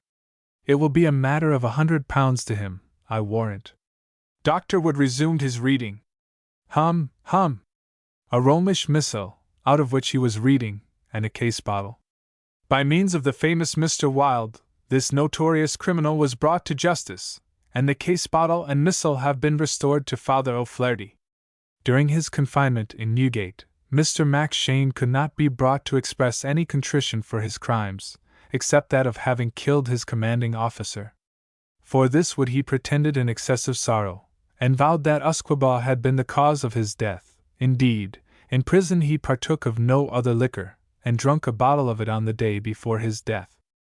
He was visited by several of the clergy and gentry in his cell, among others by the popish priest whom he had robbed, Father O'Flaherty, before mentioned, who attended him likewise in his last moments, if that idolatrous worship may be called attention, and likewise by the father's patron, the Bavarian ambassador, His Excellency Count Maximilian de Gelgenstein. As Oldwood came to these words, he paused to give them utterance. What? Max? Screamed Mrs. Hayes, letting her ink bottle fall over her ledgers. Why, be hanged if it ben't my father, said Mr. Billings. Your father, sure enough, unless there be others of his name, and unless the scoundrel is hanged, said the doctor, sinking his voice, however, at the end of the sentence. Mr. Billings broke his pipe in an agony of joy. I think we'll have the coach now, mother, says he, and I'm blessed if Polly Briggs shall not look as fine as a duchess. Polly Briggs is a low slut, Tom, and not fit for the likes of you, His Excellency's son. Oh, fie! You must be a gentleman now, Sarah, and I doubt whether I shan't take you away from that odious tailor's shop altogether. To this proposition Mr. Billings objected altogether, for, besides Mrs. Briggs before alluded to, the young gentleman was much attached to his master's daughter, Mrs. Margaret Gretel, or Gretchen Bankleider. No, says he. There will be time to think of that hereafter, ma'am. If my pa makes a man of me, why, of course, the shop may go to the deuce for what I care, but we had better wait, look you, for something certain before we give up such a pretty bird in the hand as this. He speaks like Solomon, said the doctor. I always said he would be a credit to his old mother, didn't I, Brock? Cried Mrs. Cat, embracing her son very affectionately. A credit to her, aye, I warrant, a real blessing. And dost thou want any money, Tom? For a lord's son must not go about without a few pieces in his pocket. And I tell thee, Tommy, thou must go and see his lordship, and thou shalt have a piece of brocade for a waistcoat, thou shalt. Aye, and the silver-hilted sword I told thee of.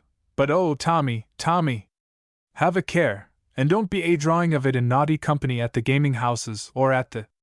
A drawing of fiddlesticks, mother! If I go to see my father, I must have a reason for it, and instead of going with a sword in my hand, I shall take something else in it. The lad is a lad of noose, cried Dr. Wood, although his mother does spoil him so cruelly. Look you, Madam Cat, did you not hear what he said about Bankleider and the clothes? Tommy will just wait on the Count with his lordship's breeches. A man may learn a deal of news in the trying on of a pair of breeches. And so it was agreed that in this manner the son should at first make his appearance before his father. Mrs. Cat gave him the piece of brocade, which, in the course of the day, was fashioned into a smart waistcoat, for Banklighter's shop was close by, in Cavendish Square. Mrs. Gretel, with many blushes, tied a fine blue ribbon round his neck, and in a pair of silk stockings, with gold buckles to his shoes, Master Billings looked a very proper young gentleman. And, Tommy, said his mother, blushing and hesitating, should his lordship ask after want to know if your mother is alive, you can say she is, and well, and often talks of old times. And, Tommy, after another pause, you needn't say anything about Mr. Hayes, only say I'm quite well. Mrs. Hayes looked at him as he marched down the street, a long, long way. Tom was proud and gay in his new costume, and was not unlike his father. As she looked, lo! Oxford Street disappeared, and she saw a green common, and a village, and a little inn. There was a soldier leading a pair of horses about on the green common, and in the inn sat a cavalier, so young, so merry, so beautiful. Oh, what slim white hands he had, and winning words, and tender, gentle blue eyes. Was it not an honor to a country lass that such a noble gentleman should look at her for a moment? Had he not some charm about him that she must needs obey when he whispered in her ear, "Come, follow me!" As she walked towards the lane that morning, how well she remembered each spot as she passed it, and the look it wore for the last time. How the smoke was rising from the pastures, how the fish were jumping and plashing in the mill stream. There was the church, with all its windows lighted up with gold, and yonder were the reapers sweeping down the brown corn. She tried to sing as she went up the hill. What was it? She could not remember. But oh, how well she remembered the sound of the horses' hoofs, as they came quicker, quicker, nearer, nearer. How noble he looked on his great horse! Was he thinking of her, or were they all silly words which he spoke last night, merely to pass away the time and deceive poor girls with? Would he remember them, would he? "Cap, my dear!" here cried Mr. Brock, alias Captain, alias Dr. Wood. "Here's the meat getting cold, and I am longing for my breakfast." As they went in he looked her hard in the face. "What, still at it, you silly girl? I've been watching you these 5 minutes, Cat, and be hanged but I think a word from Galgenstein, and you would follow him as a fly does a treacle pot." They went into breakfast, but though there was a hot shoulder of mutton and onion sauce, Mrs. Catherine's favorite dish, she never touched a morsel of it. In the meanwhile Mr. Thomas Billings, in his new clothes which his mamma had given him, in his new ribbon which the fair Miss Banklighter had tied round his neck, and having His Excellency's breeches wrapped in a silk handkerchief in his right hand, turned down in the direction of Whitehall, where the Bavarian envoy lodged.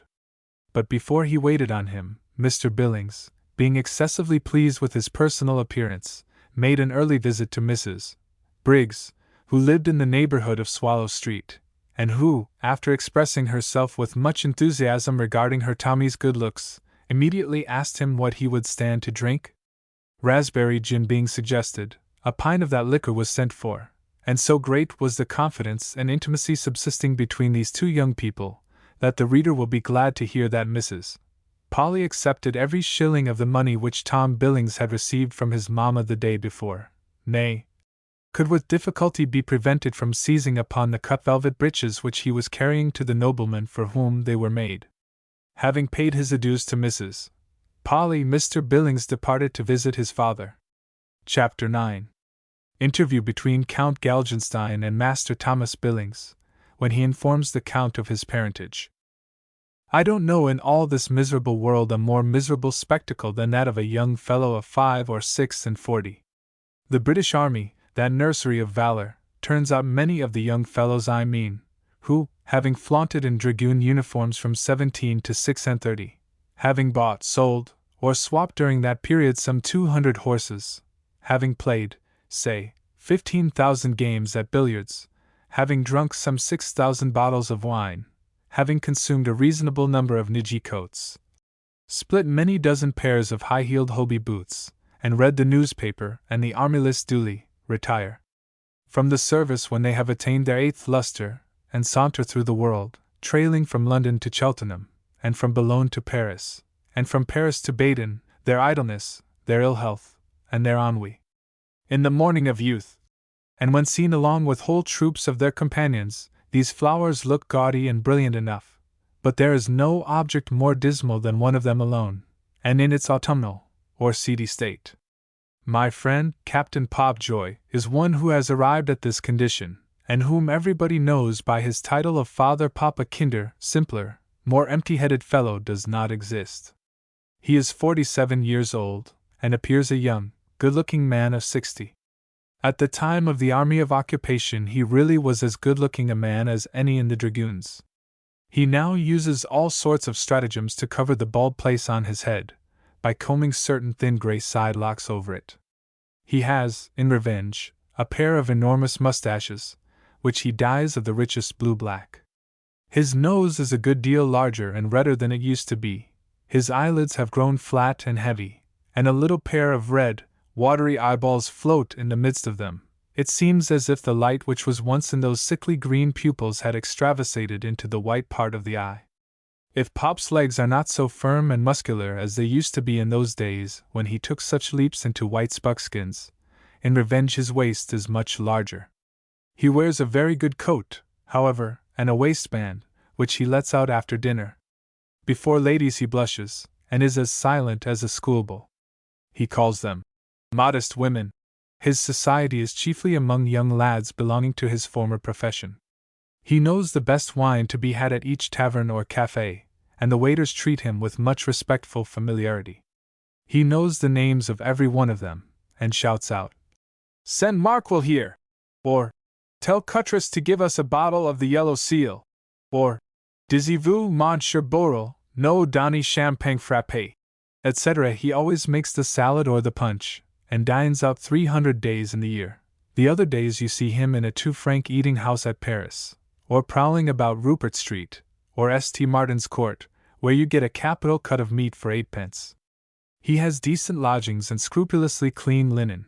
His animal functions are still tolerably well preserved, his spiritual have evaporated long since, he sleeps well, has no conscience, believes himself to be a respectable fellow, and is tolerably happy on the days when he is asked out to dinner. Poor Pop is not very high in the scale of created beings, but if you fancy there is none lower, you are in egregious error.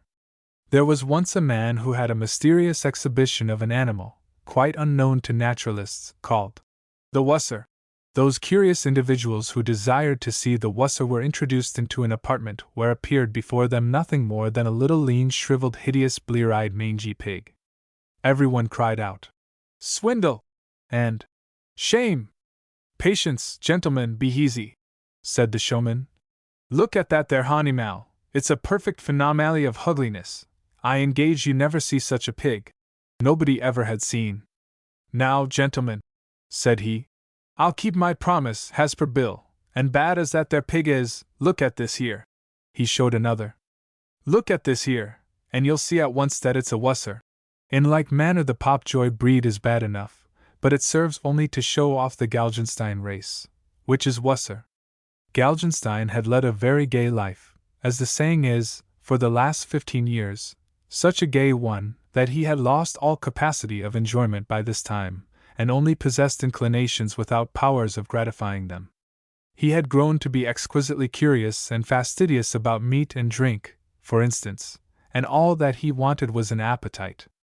He carried about with him a French cook, who could not make him eat, a doctor, who could not make him well, a mistress, of whom he was heartily sick after 2 days, a priest, who had been a favorite of the exemplary Du Bois, and by turns used to tickle him by the imposition of penance, or by the repetition of a tale from the Recul of Nos, or La Faire. All his appetites were wasted and worn. Only some monstrosity would galvanize them into momentary action. He was in that effete state to which many noblemen of his time had arrived, who were ready to believe in ghost-raising or in gold-making, or to retire into monasteries and wear hair-shirts, or to dabble in conspiracies, or to die in love with little cook-maids of 15, or to pine for the smiles or at the frowns of a prince of the blood, or to go mad at the refusal of a chamberlain's key. The last gratification he remembered to have enjoyed was that of riding bareheaded in a soaking rain for 3 hours by the side of his Grand Duke's mistress's coach, taking the paw of Count Crawwinkle, who challenged him, and was run through the body for this very dispute. Galgenstein gained a rheumatic gout by it, which put him to tortures for many months, and was further gratified with the post of English envoy. He had a fortune, he asked no salary, and could look the envoy very well. Father O'Flaherty did all the duties, and furthermore acted as a spy over the ambassador, a sinecure post, for the man had no feelings, wishes, or opinions, absolutely none. "Upon my life, father," said this worthy man, "I care for nothing. You have been talking for an hour about the regent's death, and the Duchess of Phalaris, and sly old Fleury, and what not, and I care just as much as if you told me that one of my bowers at Galgenstein had killed a pig, or as if my lackey, La Rose yonder, had made love to my mistress." "He does," said the reverend gentleman. "Ah, Monsieur l'Abbé," said La Rose, who was arranging his master's enormous court periwig.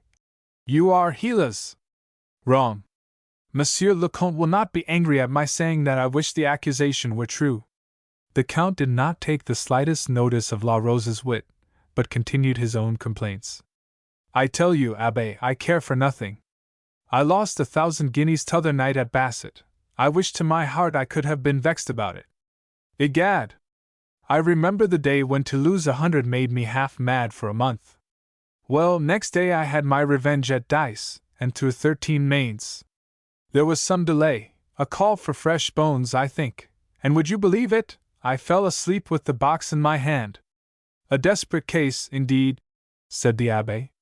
"If it had not been for Crawwinkle, I should have been a dead man, that's positive. That Pinkingham saved me. I make no doubt of it," said the Abbé. "Had your Excellency not run him through, he, without a doubt, would have done the same for you." "Pshaw! You mistake my words, Monsieur l'Abbé," yawning. "I mean, what cursed chocolate, that I was dying for want of excitement. Not that I cared for dying, no me if I do." "When you do, your Excellency means," said the Abbé, a fat gray-haired Irishman, from the Irlandes College at Paris. His Excellency did not laugh, nor understand jokes of any kind. He was of an undeviating stupidity, and only replied, "Sir, I mean what I say. I don't care for living, no, nor for dying either, but I can speak as well as another, and I'll thank you not to be correcting my phrases as if I were one of your cursed schoolboys, and not a gentleman of fortune and blood." Herewith the Count, who had uttered 4 sentences about himself, he never spoke of anything else, sunk back on his pillows again, quite exhausted by his eloquence. The Abbé, who had a seat and a table by the bedside, resumed the labors which had brought him into the room in the morning, and busied himself with papers, which occasionally he handed over to his superior for approval. Presently Monsieur La Rose appeared. "Here is a person with clothes from Mr. Banklighter's. Will your Excellency see him, or shall I bid him leave the clothes?" The Count was very much fatigued by this time. He had signed 3 papers, and read the first 6 lines of a pair of them. "Bid the fellow come in, La Rose, and hark ye, give me my wig, one must show oneself to be a gentleman before these scoundrels." And he therefore mounted a large chestnut-colored, orange-scented pyramid of horsehair, which was to awe the newcomer. He was a lad of about 17, in a smart waistcoat and a blue riband, our friend Tom Billings, indeed. He carried under his arm the Count's destined breeches. He did not seem in the least awed, however, by His Excellency's appearance, but looked at him with a great degree of curiosity and boldness. In the same manner he surveyed the chaplain, and then nodded to him with a kind look of recognition. "Where have I seen the lad?" said the father. "Oh, I have it! My good friend, you were at the hanging yesterday, I think?" Mr. Billings gave a very significant nod with his head. "I never miss," said he. "What a young Turk! And pray, sir, do you go for pleasure or for business?" "Business? What do you mean by business?" "Oh, I did not know whether you might be brought up to the trade, or your relations be undergoing the operation." "My relations," said Mr. Billings, proudly, and staring the Count full in the face. Was not made for no such thing. I'm a tailor now, but I'm a gentleman's son, as good a man I as his lordship there, for you ain't his lordship, you're the popish priest you are, and we were very near giving you a touch of a few Protestant stones, master. The Count began to be a little amused. He was pleased to see the Abbé look alarmed, or even foolish. "Egad, Abbé," said he, "you turn as white as a sheet." "I don't fancy being murdered, my lord," said the Abbé hastily. "And murdered for a good work. It was but to be useful to yonder poor Irishman, who saved me as a prisoner in Flanders, when Marlborough would have hung me up like poor Mac Shane himself was yesterday." "Ah," said the Count, bursting out with some energy. "I was thinking who the fellow could be, ever since he robbed me on the heath. I recollect the scoundrel now. He was a second in a duel I had here in the year '6. Along with Major Wood, behind Montague House," said Mr. Billings. "I've heard on it." And here he looked more knowing than ever. "You!" cried the Count, more and more surprised. "And pray who the devil are you?" "My name's Billings." "Billings?" said the Count. "I come out of Warwickshire," said Mr. Billings. "Indeed? I was born at Birmingham town." "Were you really?" "My mother's name was Hayes," continued Billings, in a solemn voice. "I was put out to a nurse along with John Billings, a blacksmith, and my father run away. Now do you know who I am?" "Why, upon honor, now," said the Count, who was amused. "Upon honor, Mr. Billings, I have not that advantage." "Well, then, my lord, you're my father." Mr. Billings, when he said this, came forward to the Count with a theatrical air, and flinging down the breeches of which he was the bearer, held out his arms and stared, having very little doubt but that his lordship would forthwith spring out of bed and hug him to his heart. A similar piece of naivete many fathers of families have, I have no doubt, remarked in their children, who, not caring for their parents a single doit, conceive, nevertheless, that the latter are bound to show all sorts of affection for them. His lordship did move, but backwards towards the wall, and began pulling at the bell-rope with an expression of the most intense alarm. "Keep back, sirrah, keep back! Suppose I am your father, do you want to murder me? Good heavens! How the boy smells of gin and tobacco! Don't turn away, my lad, sit down there at a proper distance. And La Rose, give him some eau de cologne, and get a cup of coffee. Well, now, go on with your story." "Egad, my dear Abbé, I think it is very likely that what the lad says is true. If it is a family conversation," said the Abbé, "I had better leave you." "Oh, for heaven's sake, no! I could not stand the boy alone. Now, Mr. what's your name? Have the goodness to tell your story." Mr. Billings was woefully disconcerted, for his mother and he had agreed that as soon as his father saw him he would be recognized at once, and mayhap made heir to the estates and title, in which being disappointed, he very sulkily went on with his narrative, and detailed many of those events with which the reader has already been made acquainted. The Count asked the boy's mother's Christian name, and being told it, his memory at once returned to him. "What? Are you little Cat's son?" said His Excellency. "By heavens, mon cher Abbé, a charming creature, but a tigress, positively a tigress. I recollect the whole affair now. She's a little fresh black-haired woman, ain't she? With a sharp nose and thick eyebrows, Ah, yes, yes," went on my lord. I recollect her. It was at Birmingham I first met her. She was my Lady Trippett's woman, wasn't she?"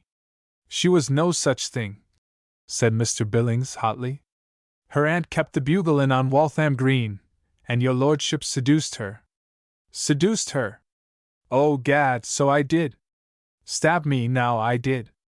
Yes, I made her jump on my black horse, and bore her off like Aeneas bore his wife away from the siege of Rome. Hey, l'Abbé?" "The events were precisely similar," said the Abbé. "It is wonderful what a memory you have. I was always remarkable for it," continued His Excellency. "Well, where was I? At the Black Horse?" "Yes, at the Black Horse."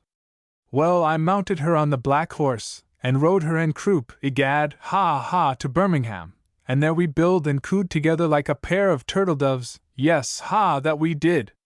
And this, I suppose, is the end of some of the Billings? Said the Abbé, pointing to Mr. Tom. Billings! What do you mean?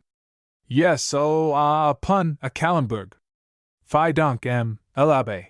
And then, after the wont of very stupid people, de Galgenstein went on to explain to the Abbé his own pun. Well, but to proceed, cries he. We lived together at Birmingham, and I was going to be married to a rich heiress, egad. When what do you think this little cat does? She murders me, egad, and makes me manquer the marriage. 20,000 I think it was, and I wanted the money in those days. Now, wasn't she an abominable monster, that mother of yours, hey, Mr. What's your name? She served you right, said Mr. Billings, with a great oath, starting up out of all patience. Fellow, said His Excellency, quite aghast. Do you know to whom you speak? To a nobleman of 78 descents, a count of the Holy Roman Empire, a representative of a sovereign? Ha, egad! Don't stamp, fellow, if you hope for my protection. And your protection, said Mr. Billings, in a fury. Curse you and your protection too. I'm a free-born Briton, and no French papist. And any man who insults my mother, or calls me feller, had better look to himself and the 2 eyes in his head, I can tell him.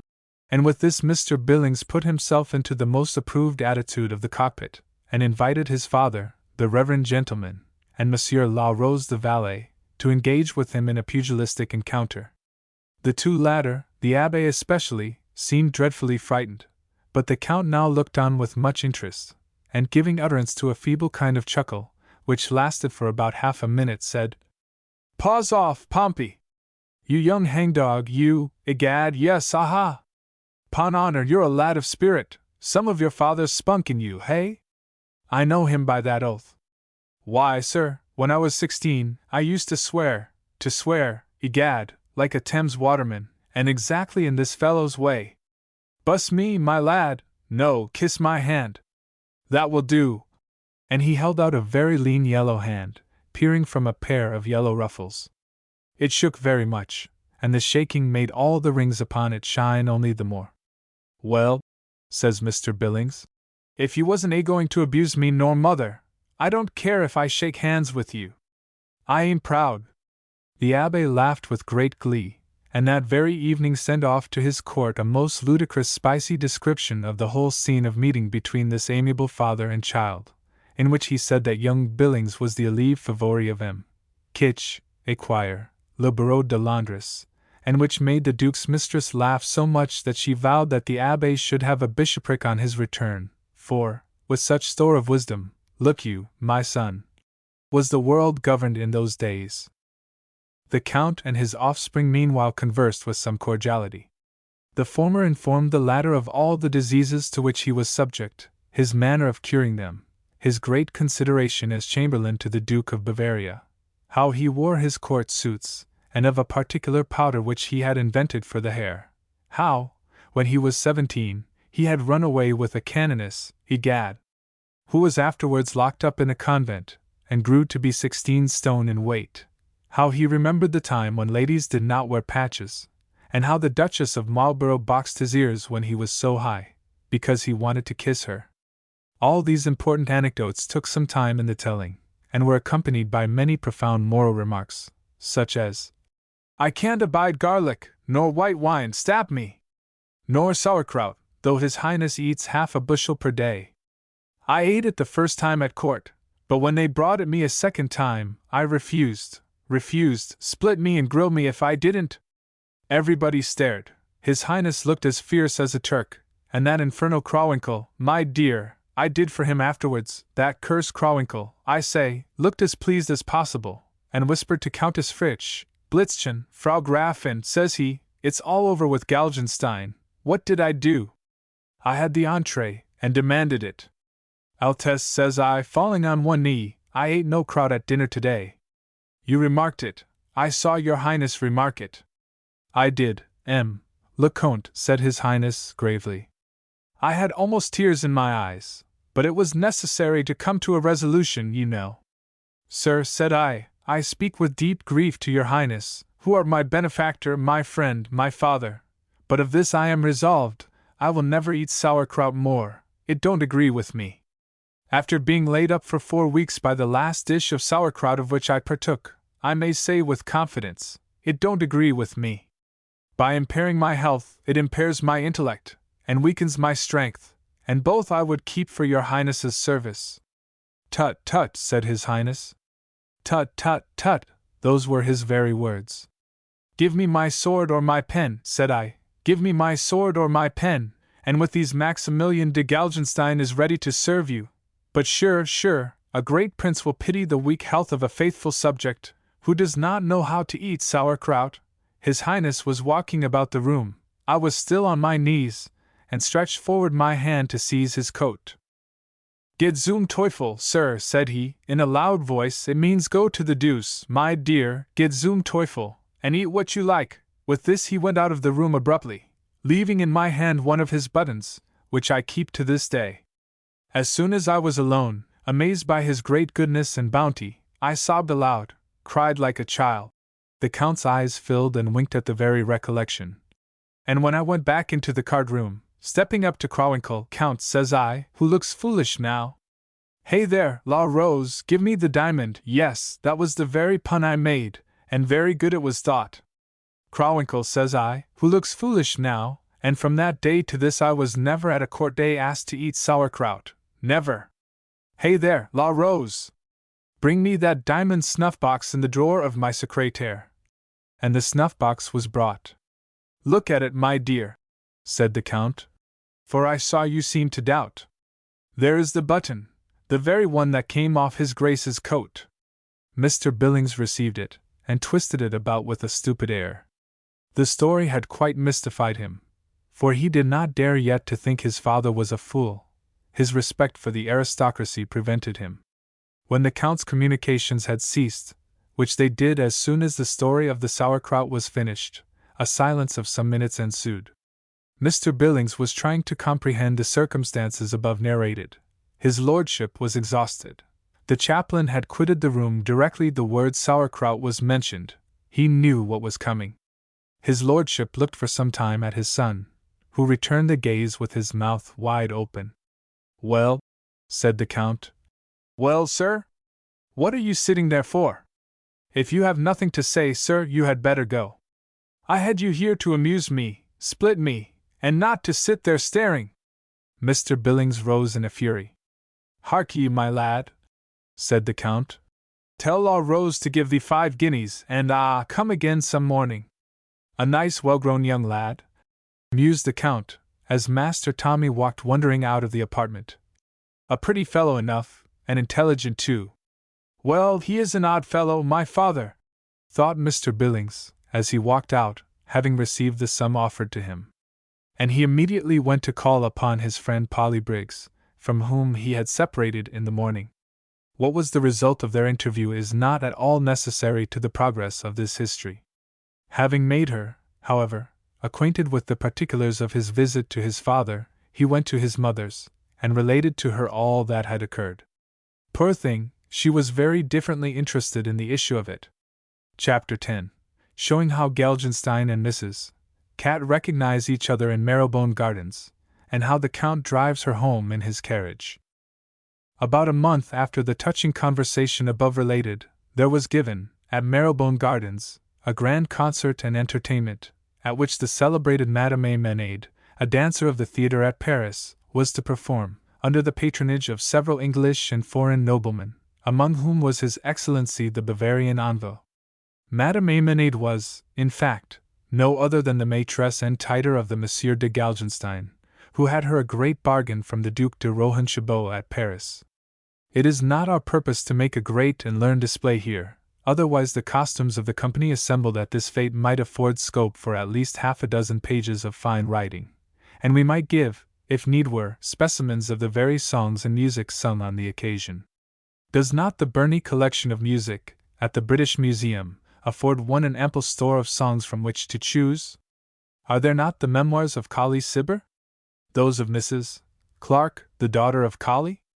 Is there not Congreve, and Farquhar, nay, and at a pinch, the dramatic biography, or even the Spectator, from which the observant genius might borrow passages, and construct pretty antiquarian figments? Leave we these trifles to meaner souls. Our business is not with the breeches and periwigs, with the hoops and patches, but with the divine hearts of men, and the passions which agitate them. What need, therefore, have we to say that on this evening, after the dancing, the music, and the fireworks, Monsieur de Gelgenstein felt the strange and welcome pangs of appetite, and was picking a cold chicken, along with some other friends in an arbor, a cold chicken, with an accompaniment of a bottle of champagne, when he was led to remark that a very handsome plump little person, in a gorgeous stiff damask gown and petticoat, was sauntering up and down the walk running opposite his supping place, and bestowing continual glances towards His Excellency. The lady, whoever she was in a mask, such as ladies of high and low fashion wore at public places in those days, and had a male companion. He was a lad of only 17, marvelously well dressed, indeed, no other than the Count's own son, Mr. Thomas Billings, who had at length received from his mother the silver-hilted sword, and the wig, which that affectionate parent had promised to him.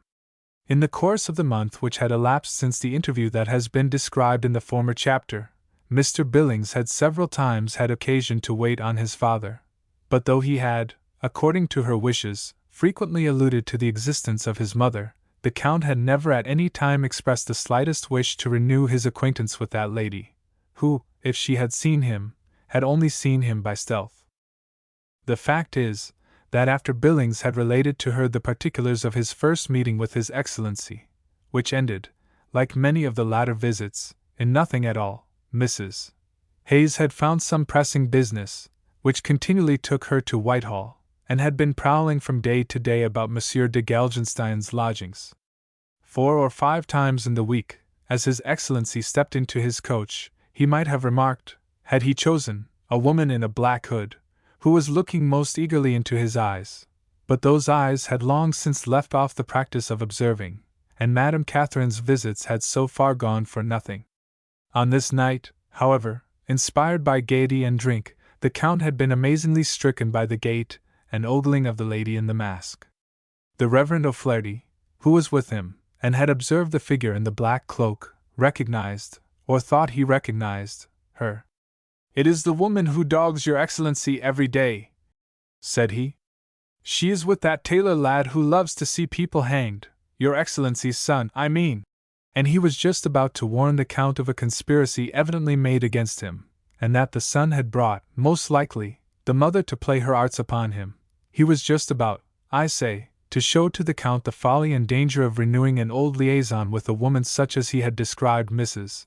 Cat to be, when His Excellency, starting up, and interrupting his ghostly adviser at the very beginning of his sentence, said, "Egad, l'Abbé, you are right, it is my son, and a mighty smart-looking creature with him. Hey! Mr. What's your name? Tom, you rogue, don't you know your own father?" And so saying, and cocking his beaver on one side, Monsieur de Gelgenstein strutted jauntily after Mr. Billings and the lady. It was the first time that the Count had formally recognized his son. "Tom, you rogue," stopped at this, and the Count came up. He had a white velvet suit, covered over with stars and orders, a neat modest wig and bag, and peach-colored silk stockings with silver clasps. The lady in the mask gave a start as His Excellency came forward. "Law, mother, don't squeege so," said Tom.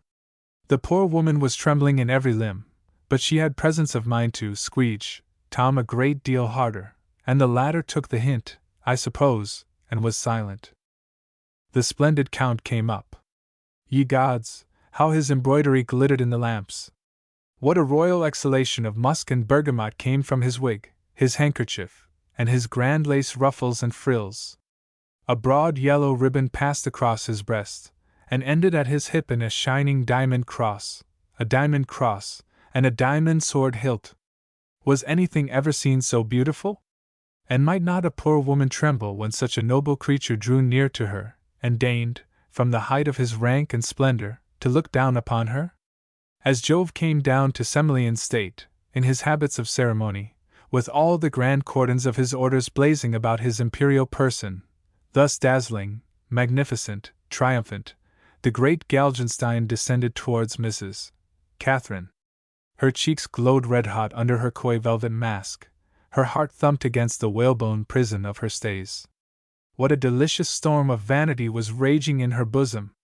What a rush of long-pent recollections burst forth at the sound of that enchanting voice!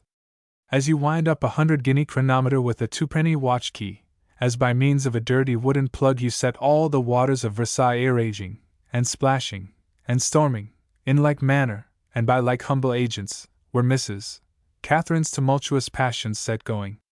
The Count, we have said, slipped up to his son, and merely saying, "How do, Tom?" cut the young gentleman altogether, and passing round to the lady's side, said, "Madam, 'tis a charming evening, egad it is." She almost fainted. It was the old voice. There he was, after 17 years, once more at her side.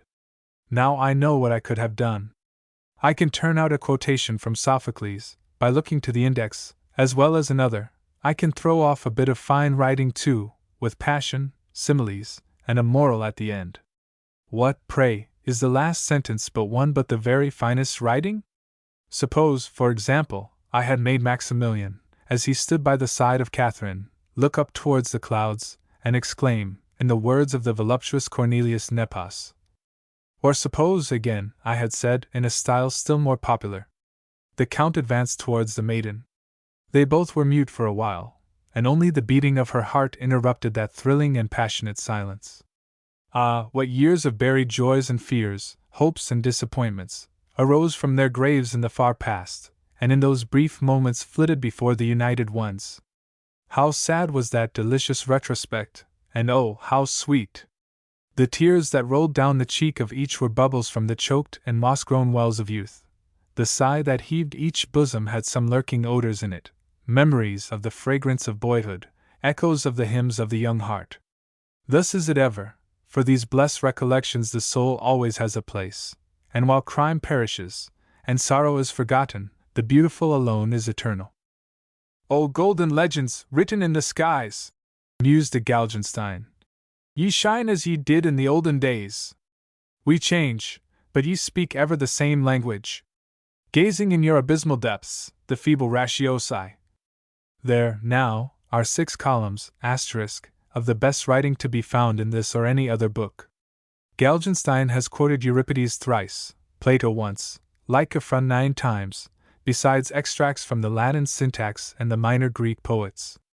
Catherine's passionate embreathings are of the most fashionable order, and I call upon the ingenious critic of the X newspaper to say whether they do not possess the real impress of the giants of the olden time, the real Platonic smack, in a word? Not that I want in the least to show off, but it is as well, every now and then, to show the public what one can do. Instead, however, of all this rant and nonsense, how much finer is the speech that the Count really did make. It is a very fine evening, egad it is! The egad did the whole business. Mrs. Cat was as much in love with him now as ever she had been, and gathering up all her energies, she said, "It is dreadful hot too, I think." And with this she made a curtsy. "Stifling, split me," added His Excellency. "What do you say, madam, to a rest in an arbor, and a drink of something cool?" "Sir," said the lady, drawing back. "Oh, a drink by all means," exclaimed Mr. Billings, who was troubled with a perpetual thirst. "Come, Mrs. Jones, I mean. You're fond of a glass of cold punch, you know, and the rum here's prime, I can tell you." The lady in the mask consented with some difficulty to the proposal of Mr. Billings, and was led by the 2 gentlemen into an arbor, where she was seated between them, and some wax candles being lighted, punch was brought. She drank 1 or 2 glasses very eagerly, and so did her 2 companions, although it was evident to see, from the flushed looks of both of them, that they had little need of any such stimulus. The Count, in the midst of his champagne, it must be said, had been amazingly stricken and scandalized by the appearance of such a youth as Billings in a public place with a lady under his arm. He was, the reader will therefore understand, in the moral stage of liquor, and when he issued out, it was not merely with the intention of examining Mr. Billings's female companion, but of administering to him some sound correction for venturing, at his early period of life, to form any such acquaintances. On joining Billings, His Excellency's first step was naturally to examine the lady. After they had been sitting for a while over their punch, he bethought him of his original purpose, and began to address a number of moral remarks to his son. We have already given some specimens of Monsieur de Gelgenstein's sober conversation, and it is hardly necessary to trouble the reader with any further reports of his speeches. They were intolerably stupid and dull, as egotistical as his morning lecture had been, and 100 times more rambling and prosy. If Kat had been in the possession of her sober senses, she would have seen in 5 minutes that her ancient lover was a ninny, and have left him with scorn. But she was under the charm of old recollections, and the sound of that silly voice was to her magical. As for Mr. Billings, he allowed His Excellency to continue his prattle, only frowning, yawning, cursing occasionally, but drinking continually. So the Count descanted at length upon the enormity of young Billings's early liaisons, and then he told his own, in the year 4, with a burgomaster's daughter at Ratisbon, when he was in the Elector of Bavaria's service, then, after Blenheim, when he had come over to the Duke of Marlborough, when a physician's wife at Bonn poisoned herself for him, etc., etc., of a piece with the story of the canoness, which has been recorded before. All the tales were true. A clever, ugly man every now and then is successful with the ladies, but a handsome fool is irresistible. Mrs. Cat listened and listened. Good heavens! She had heard all these tales before, and recollected the place and the time, how she was hemming a handkerchief for Max, who came round and kissed her, vowing that the physician's wife was nothing compared to her, how he was tired, and lying on the sofa, just come home from shooting. How handsome he looked! Cat thought he was only the handsomer now, and looked more grave and thoughtful, the dear fellow. The garden was filled with a vast deal of company of all kinds, and parties were passing every moment before the arbor where our trio Saturday about half an hour after His Excellency had quitted his own box and party. The Rev. Mr. O'Flaherty came discreetly round, to examine the proceedings of his diplomatical chef. The lady in the mask was listening with all her might. Mr. Billings was drawing figures on the table with punch, and the Count talking incessantly. The father confessor listened for a moment, and then, with something resembling an oath, walked away to the entry of the gardens, where His Excellency's gilt coach, with 3 footmen, was waiting to carry him back to London. "Get me a chair, Joseph," said his reverence, who infinitely preferred a seat gratis in the coach. "That fool," muttered he, "will not move for this hour." The reverend gentleman knew that, when the Count was on the subject of the physician's wife, his discourses were intolerably long, and took upon himself, therefore, to disappear, along with the rest of the Count's party, who procured other conveyances, and returned to their homes. After this quiet shadow had passed before the Count's box, many groups of persons passed and repassed, and among them was no other than Mrs. Polly Briggs, to whom we have been already introduced. Mrs. Polly was in company with 1 or 2 other ladies, and leaning on the arm of a gentleman with large shoulders and calves, a fierce cock to his hat, and a shabby genteel air. His name was Mr. Moffat, and his present occupation was that of doorkeeper at a gambling house in Covent Garden, where, though he saw many thousands pass daily under his eyes, his own salary amounted to no more than 4 and 6 weekly, a sum quite insufficient to maintain him in the rank which he held. Mr. Moffat had, however, received some funds, amounting indeed to a matter of 12 guineas, within the last month, and was treating Mrs. Briggs very generously to the concert. It may be as well to say that every one of the 12 guineas had come out of Mrs. Polly's own pocket, who, in return, had received them from Mr. Billings. And as the reader may remember that, on the day of Tommy's first interview with his father, he had previously paid a visit to Mrs. Briggs, having under his arm a pair of breeches, which Mrs. Briggs coveted, he should now be informed that she desired these breeches, not for pincushions, but for Mr. Moffat, who had long been in want of a pair. Having thus episodically narrated Mr. Moffat's history, let us state that he, his lady, and their friends, passed before the Count's arbor, joining in a melodious chorus to a song which one of the society, an actor of Betterton's, was singing. "My brave boys, was given with vast emphasis by the party, Mr. Moffat growling it in a rich bass, and Mrs. Briggs in a soaring treble. As to the notes, when quavering up to the skies, they excited various emotions among the people in the gardens. "Silence them blackguards!" shouted a barber, who was taking a pint of small beer along with his lady. "Stop that there infernal screeching!" said a couple of ladies, who were sipping ratafia in company with two pretty fellows. "Dang it, it's Polly!" said Mr. Tom Billings, bolting out of the box, and rushing towards the sweet-voiced Mrs. Briggs. When he reached her, which he did quickly, and made his arrival known by tipping Mrs. Briggs slightly on the waist, and suddenly bouncing down before her and her friend, both of the latter drew back somewhat startled. "Law, Mr. Billings!" says Mrs. Polly, rather coolly. "Is it you? Who thought of seeing you here?" "Who's this here young feller?" says towering Mr. Moffat, with his bass voice. "It's Mr. Billings, cousin, a friend of mine," said Mrs. Polly, beseechingly. "Oh, cousin, if it's a friend of yours, he should know better how to conduct himself, that's all. Are you a dancing master, young feller, that you cut them their capers before gentlemen?" growled Mr. Moffat, who hated Mr. Billings for the excellent reason that he lived upon him. "Dancing master be hanged," said Mr. Billings with becoming spirit. "If you call me dancing master, I'll pull your nose." "What?" roared Mr. Moffat. "Pull my nose? My nose! I'll tell you what, my lad, if you durst move me, I'll cut your throat, curse me." "Oh, Moffy, cousin, I mean, 'tis a shame to treat the poor boy so." "Go away, Tommy, do go away, my cousin's in liquor," whimpered Madam Briggs, who really thought that the great doorkeeper would put his threat into execution. "Tommy!" said Mr. Moffat, frowning horribly. "Tommy to me too? Dog, get out of my SSSS dash!" Sight was the word which Mr. Moffat intended to utter, but he was interrupted, for, to the astonishment of his friends and himself, Mr. Billings did actually make a spring at the monster's nose, and caught it so firmly that the latter could not finish his sentence.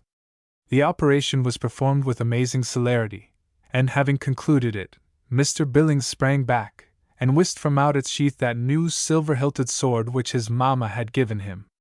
"Now," said he, with a fierce kind of calmness, "now for the throat-cutting, cousin, I'm your man."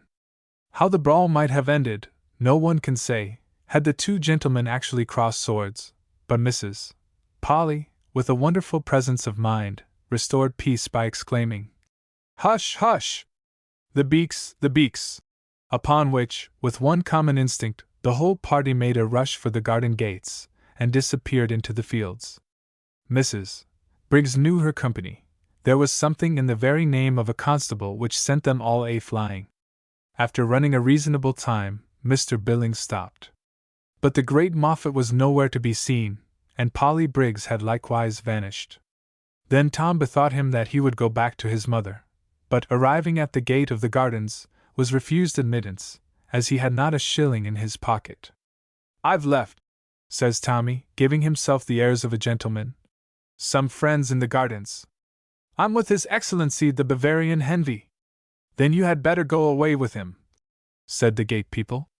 "But I tell you I left him there, in the grand circle, with a lady, and what's more, in the dark walk, I have left a silver-hilted sword." "Oh, my lord, I'll go and tell him then," cried one of the porters. "If you will wait."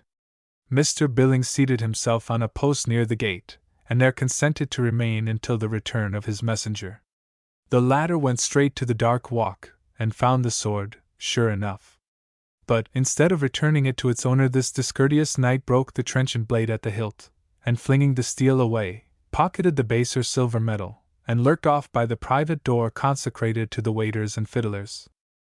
In the meantime, Mr. Billings waited and waited. And what was the conversation of his worthy parents inside the garden? I cannot say, but one of the waiters declared that he had served the great foreign count with 2 bowls of rack punch, and some biscuits, in number 3, that in the box with him were first a young gentleman, who went away, and a lady, splendidly dressed and masked, that when the lady and his lordship were alone, she edged away to the further end of the table, and they had much talk, that at last, when his Grace had pressed her very much. She took off her mask and said, "Don't you know me now, Max?" That he cried out, "My own Catherine, thou art more beautiful than ever!" and wanted to kneel down and vow eternal love to her. But she begged him not to do so in a place where all the world would see. That then His Highness paid, and they left the gardens, the lady putting on her mask again. When they issued from the gardens, "Ho! Joseph La Rose, my coach!" shouted His Excellency, in rather a husky voice, and the men who had been waiting came up with the carriage. A young gentleman, who was dosing on one of the posts at the entry, woke up suddenly at the blaze of the torches and the noise of the footmen. The Count gave his arm to the lady in the mask, who slipped in, and he was whispering La Rose, when the lad who had been sleeping hit His Excellency on the shoulder, and said, "I say, Count, you can give me a cast home too," and jumped into the coach. When Catherine saw her son, she threw herself into his arms, and kissed him with a burst of hysterical tears, of which Mr. Billings was at a loss to understand the meaning. The Count joined them, looking not a little disconcerted, and the pair were landed at their own door, where stood Mr. Hayes, in his nightcap, ready to receive them, and astounded at the splendor of the equipage in which his wife returned to him. Chapter 11. Of some domestic quarrels, and the consequence thereof. An ingenious magazine writer, who lived in the time of Mr. Brock and the Duke of Marlborough, compared the latter gentleman's conduct in battle, when he, Mr. Joseph Addison, I say, compared the Duke of Marlborough to an angel, who is sent by divine command to chastise a guilty people. The first 4 of these novel lines touch off the Duke's disposition and genius to a tittle. He had a love for such scenes of strife. In the midst of them his spirit rose calm and supreme, soaring, like an angel or not, but anyway the compliment is a very pretty one, on the battle clouds majestic, and causing to ebb or to flow the mighty tide of war. But as this famous simile might apply with equal propriety to a bad angel as to a good one, it may in like manner be employed to illustrate small quarrels as well as great, a little family squabble, in which 2 or 3 people are engaged, as well as a vast national dispute, argued on each side by the roaring throats of 500 angry cannon. The poet means, in fact, that the Duke of Marlborough had an immense genius for mischief. Our friend Brock, or Wood, whose actions we love to illustrate by the very handsomest similes, possessed this genius in common with his Grace, and was never so happy, or seen to so much advantage, as when he was employed in setting people by the ears. His spirits, usually dull, then rose into the utmost gaiety and good humor. When the doubtful battle flagged, he by his art would instantly restore it. When, for instance, Tom's repulsed battalions of rhetoric fled from his mamma's fire, a few words of apt sneer or encouragement on Wood's part would bring the fight round again. Or when Mr. Hayes's fainting squadrons of abuse broke upon the stubborn squares of Tom's bristling obstinacy, it was Wood's delight to rally the former, and bring him once more to the charge. A great share had this man in making those bad people worse. Many fierce words and bad passions, many falsehoods and knaveries on Tom's part, much bitterness, scorn, and jealousy on the part of Hayes and Catherine, might be attributed to this hoary old tempter, whose joy and occupation it was to raise and direct the domestic storms and whirlwinds of the family of which he was a member. And do not let us be accused of an undue propensity to use sounding words, because we compare 3 scoundrels in the Tyburn road to so many armies, and Mr. Wood to a mighty field marshal.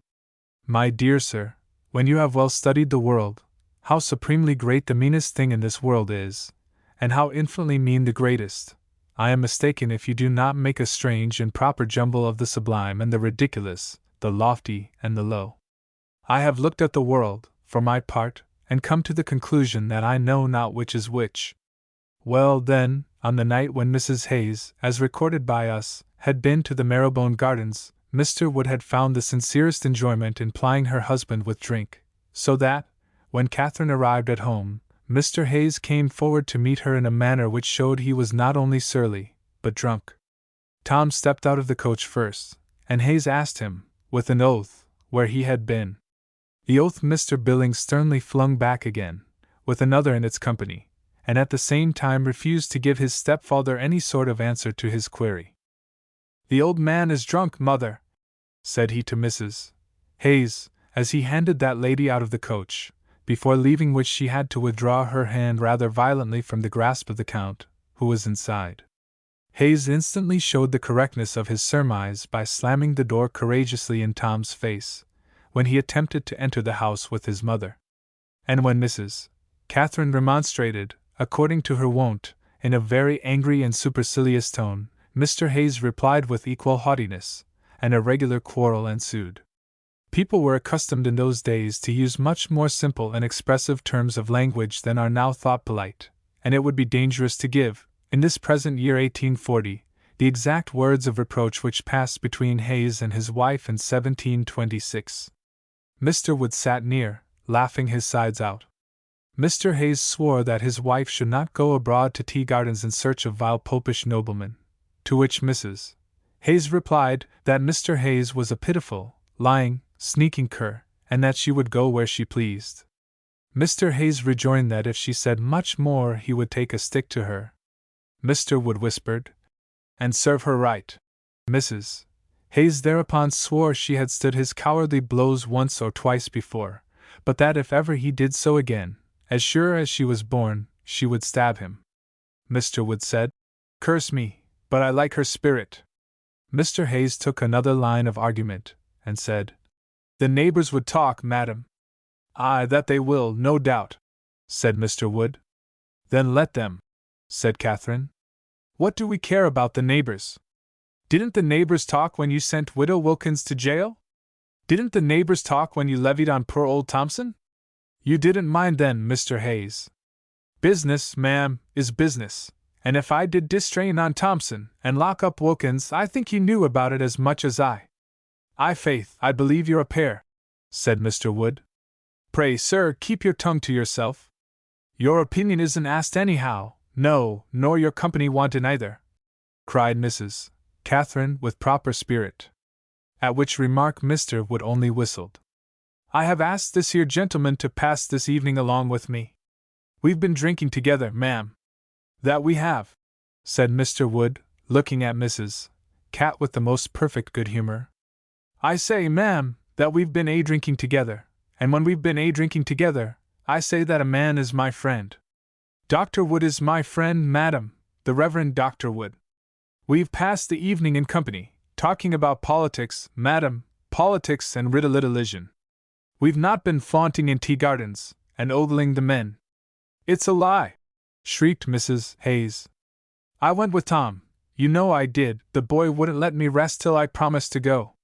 "Hang him, I hate him," said Mr. Hayes. "He's always in my way. He's the only friend I have in the world, and the only being I care a pin for," said Catherine. "He's an impudent, idle, good-for-nothing scoundrel, and I hope to see him hanged," shouted Mr. Hayes. "And pray, madam, whose carriage was that as you came home in? I warrant you paid something for the ride, ha ha!" "Another lie!" screamed Cat, and clutched hold of a supper knife. "Say it again, John Hayes, and by, I'll do for you." "Do for me? Hang me," said Mr. Hayes, flourishing a stick, and perfectly valiant. "Do you think I care for a bastard, Anna?" He did not finish the sentence, for the woman ran at him like a savage, knife in hand. He bounded back, flinging his arms about wildly, and struck her with his staff sharply across the forehead. The woman went down instantly. A lucky blow was it for Hayes and her. It saved him from death, perhaps, and her from murder. All this scene, a very important one of our drama, might have been described at much greater length. But, in truth, the author has a natural horror of dwelling too long upon such hideous spectacles, nor would the reader be much edified by a full and accurate knowledge of what took place.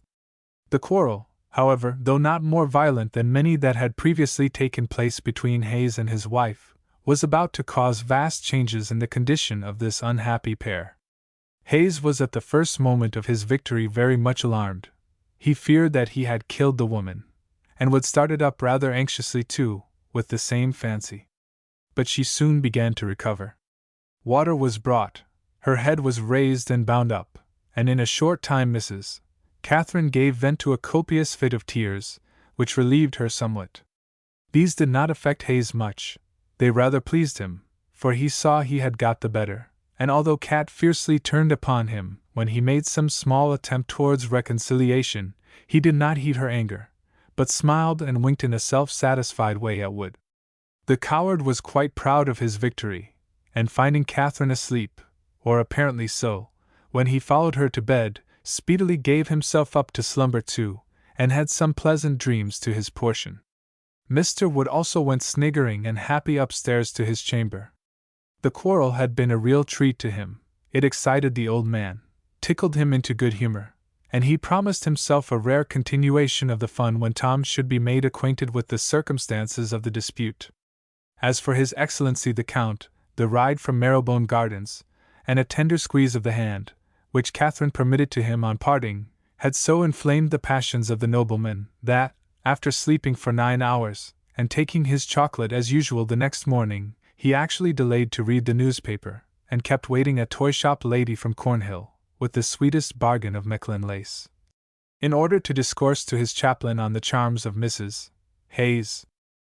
She, poor thing, never closed her lids, except when she would have had Mr. Hayes imagine that she slumbered, but lay beside him, tossing and tumbling, with hot eyes wide open and heart thumping, and pulse of 110, and heard the heavy hours tolling, and at last the day came peering, haggard, through the window curtains, and found her still wakeful and wretched.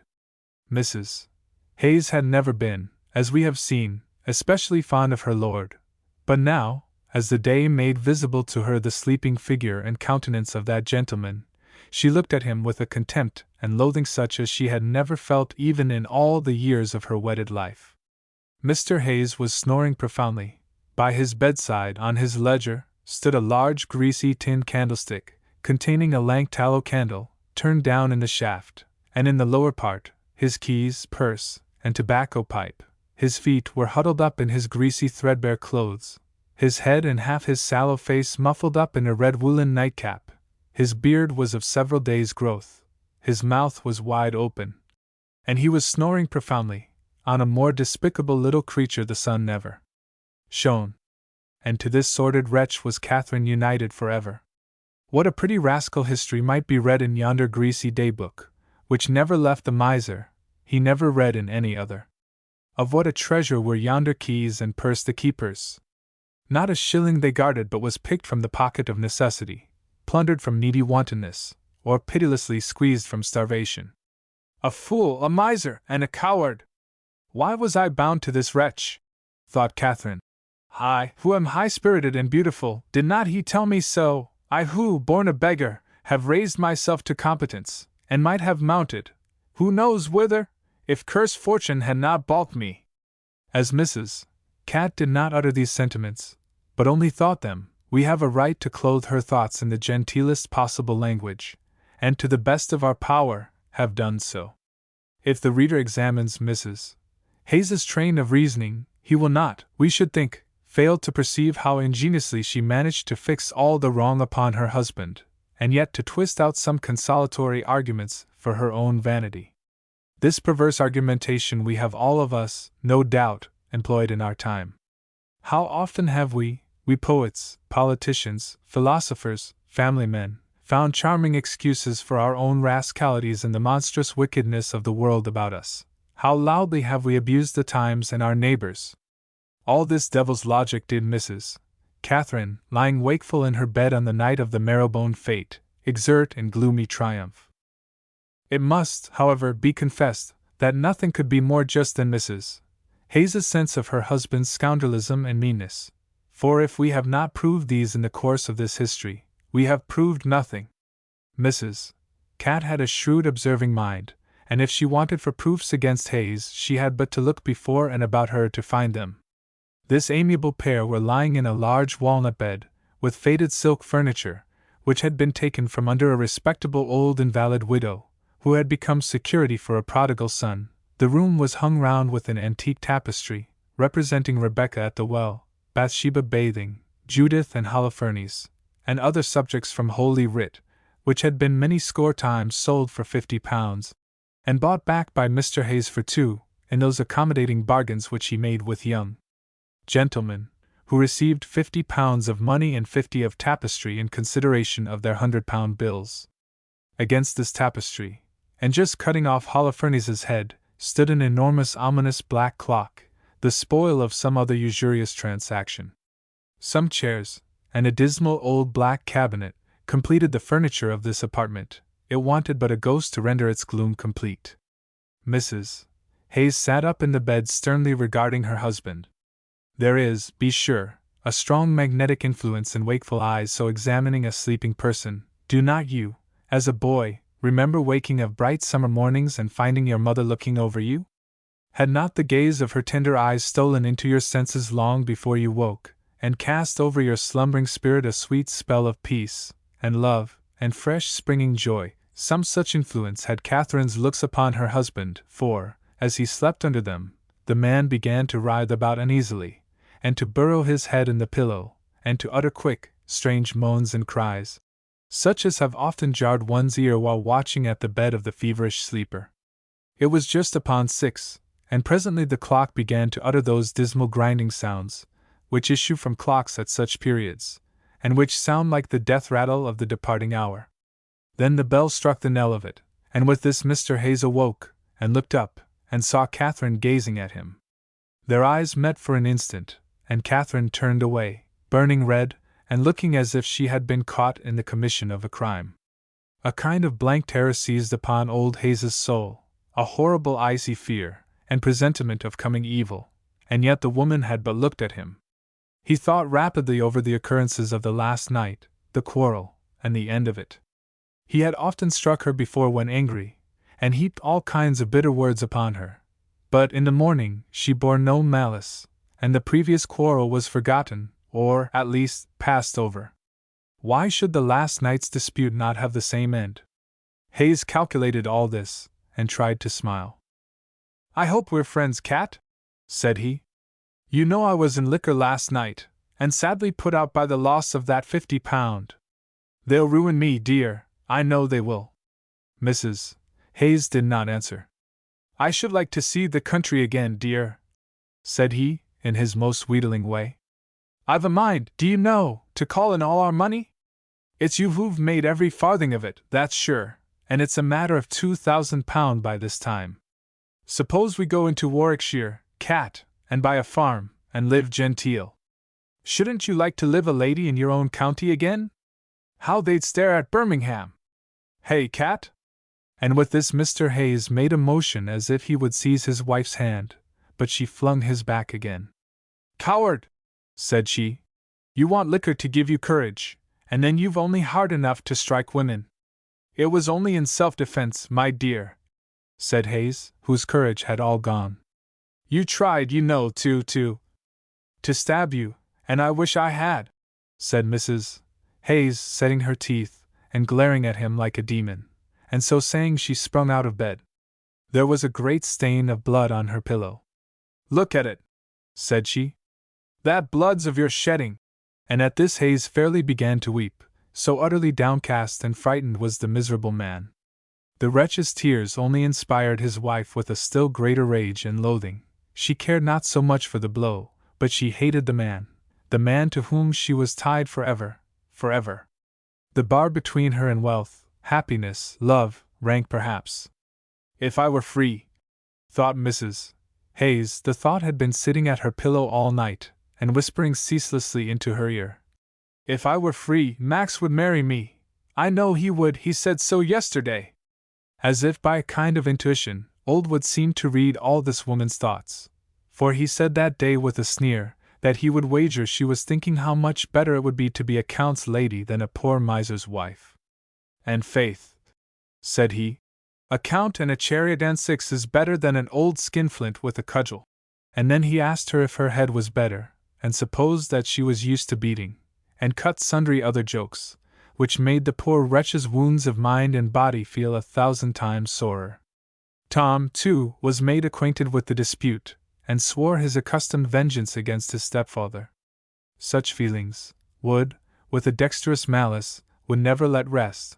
It was his joy, at first quite a disinterested one, to goad Catherine and to frighten Hayes, though, in truth, that unfortunate creature had no occasion for incitements from without to keep up the dreadful state of terror and depression into which he had fallen. For, from the morning after the quarrel, the horrible words and looks of Catherine never left Hayes's memory, but a cold fear followed him, a dreadful prescience. He strove to overcome this fate as a coward would, to kneel to it for compassion, to coax and wheedle it into forgiveness. He was slavishly gentle to Catherine, and bore her fierce taunts with mean resignation. He trembled before young Billings, who was now established in the house, his mother said, to protect her against the violence of her husband, and suffered his brutal language and conduct without venturing to resist. The young man and his mother lorded over the house. Hayes hardly dared to speak in their presence, seldom sat with the family except at meals, but slipped away to his chamber. He slept apart now from his wife, or passed the evening at the public house, where he was constrained to drink, to spend some of his beloved sixpences for drink. And, of course, the neighbors began to say, "John Hayes neglects his wife. He tyrannises over her, and beats her. Always at the public house, leaving an honest woman alone at home." The unfortunate wretch did not hate his wife. He was used to her, fond of her as much as he could be fond, sighed to be friends with her again, repeatedly would creep, whimpering, to Wood's room, when the latter was alone, and begged him to bring about a reconciliation. They were reconciled, as much as ever they could be. The woman looked at him, thought what she might be but for him, and scorned and loathed him with a feeling that almost amounted to insanity. What nights she lay awake, weeping, and cursing herself and him. His humility and beseeching looks only made him more despicable and hateful to her. If Hayes did not hate the mother, however, he hated the boy, hated and feared him dreadfully. He would have poisoned him if he had had the courage, but he dared not even look at him as he sat there, the master of the house, in insolent triumph. O God! How the lad's brutal laughter rung in Hayes's ears, and how the stare of his fierce bold black eyes pursued him. Of a truth, if Mr. Wood loved mischief, as he did, honestly and purely for mischief's sake, he had enough here. There was mean malice, and fierce scorn, and black revenge, and sinful desire, boiling up in the hearts of these wretched people, enough to content Mr. Wood's great master himself. Hayes's business, as we have said, was nominally that of a carpenter, but since, for the last few years, he had added to it that of a lender of money, the carpenter's trade had been neglected altogether for one so much more profitable. Mrs. Hayes had exerted herself, with much benefit to her husband, in his usurious business. She was a resolute, clear-sighted, keen woman, that did not love money, but loved to be rich and push her way in the world.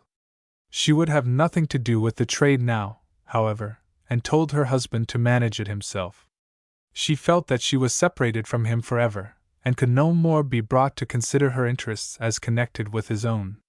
The man was well fitted for the creeping and niggling of his dastardly trade, and gathered his moneys, and busied himself with his lawyer, and acted as his own bookkeeper and clerk, not without satisfaction. His wife's speculations, when they worked in concert, used often to frighten him.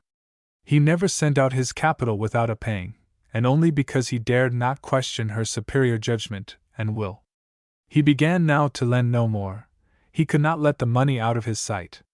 His sole pleasure was to creep up into his room, and count and recount it. When Billings came into the house, Hayes had taken a room next to that of Wood.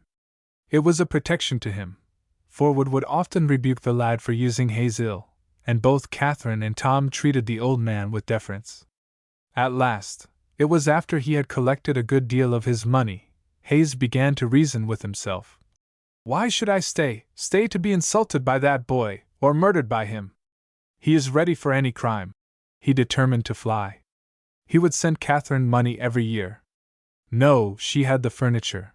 Let her let lodgings, that would support her.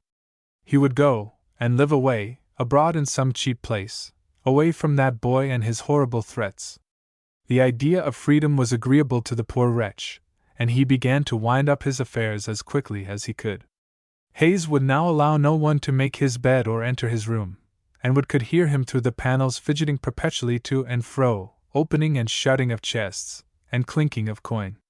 At the least sound he would start up, and would go to Billings's door and listen. Wood used to hear him creeping through the passages, and returning stealthily to his own chamber. One day the woman and her son had been angrily taunting him in the presence of a neighbor.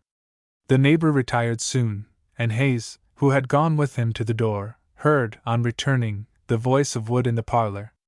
The old man laughed in his usual saturnine way, and said, "Have a care, Mrs. Cat, for if Hayes were to die suddenly, by the laws, the neighbors would accuse thee of his death." Hayes started as if he had been shot.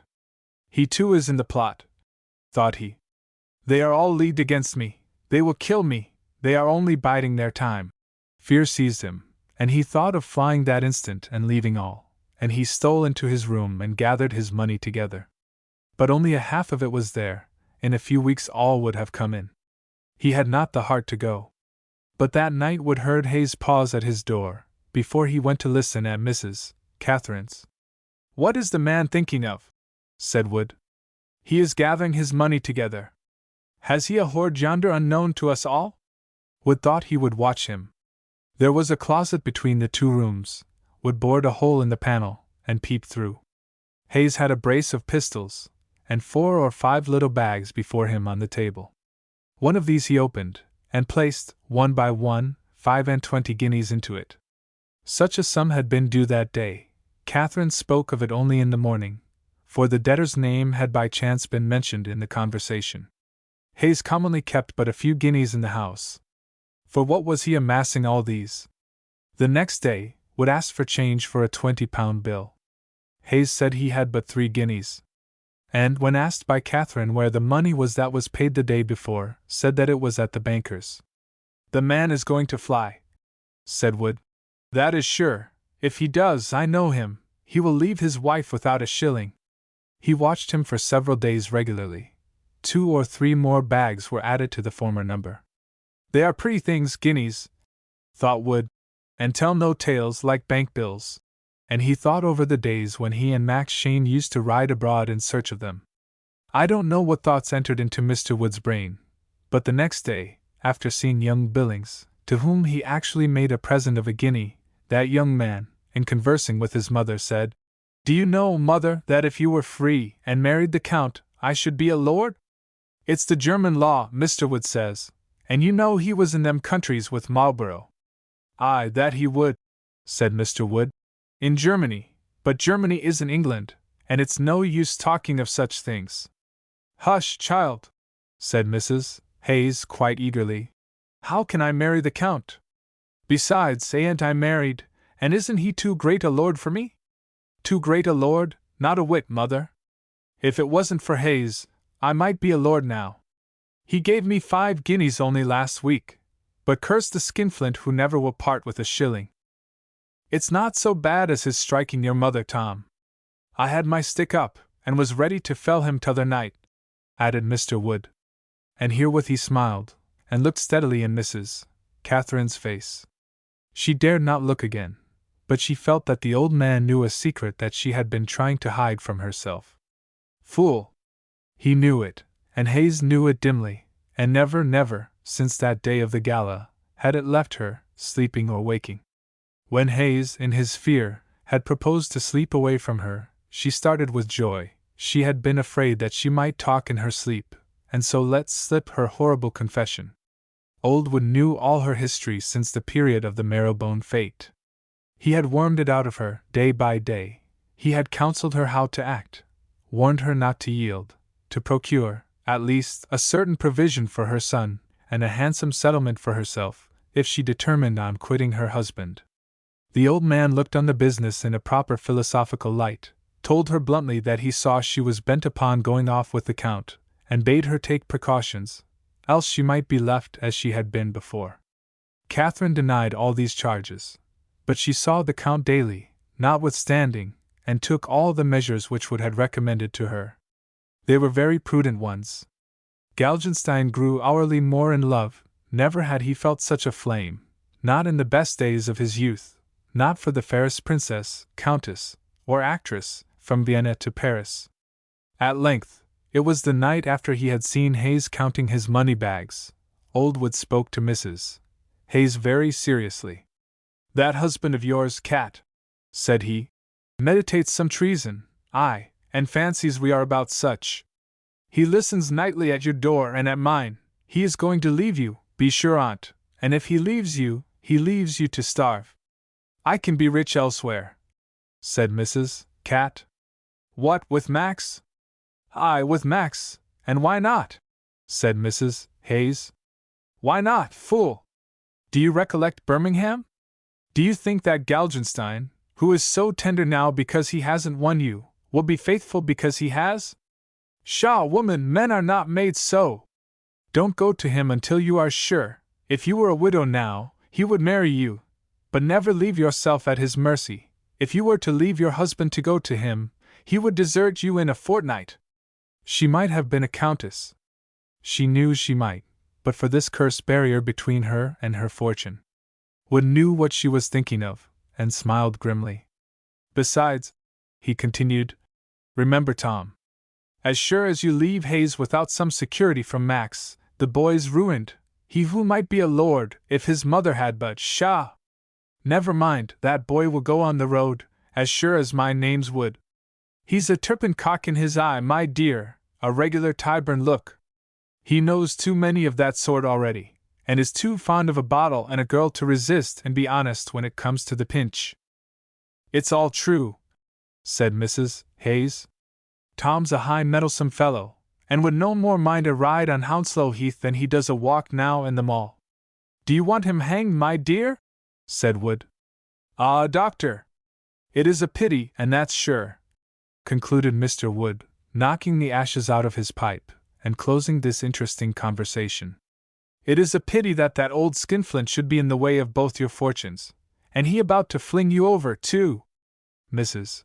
Catherine retired musing, as Mr. Billings had previously done. A sweet smile of contentment lighted up the venerable features of Dr. Wood, and he walked abroad into the streets as happy a fellow as any in London. Chapter 12. Treats of Love, and Prepares for Death. And to begin this chapter, we cannot do better than quote a part of a letter from M. l'Abbé O'Flaherty to Madame la Comtesse de X, at Paris. "Madame, the little heiress de Voltaire, who hath come hither to take a turn in England, as I see by the post of this morning, hath brought me a charming packet from your ladyship's hands, which ought to render a reasonable man happy, but, alas! makes your slave miserable.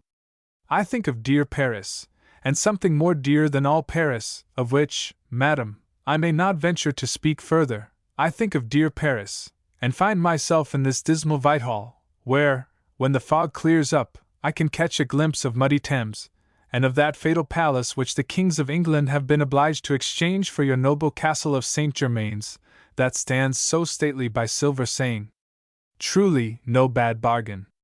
For my part, I would give my grand ambassadorial saloons, hangings, gildings, feasts, valets, ambassadors and all, for a bicoque in sight of the Tuileries towers, or my little cell in the Erlands. My last sheets have given you a pretty notion of our ambassador's public doings. Now for a pretty piece of private scandal respecting that great man.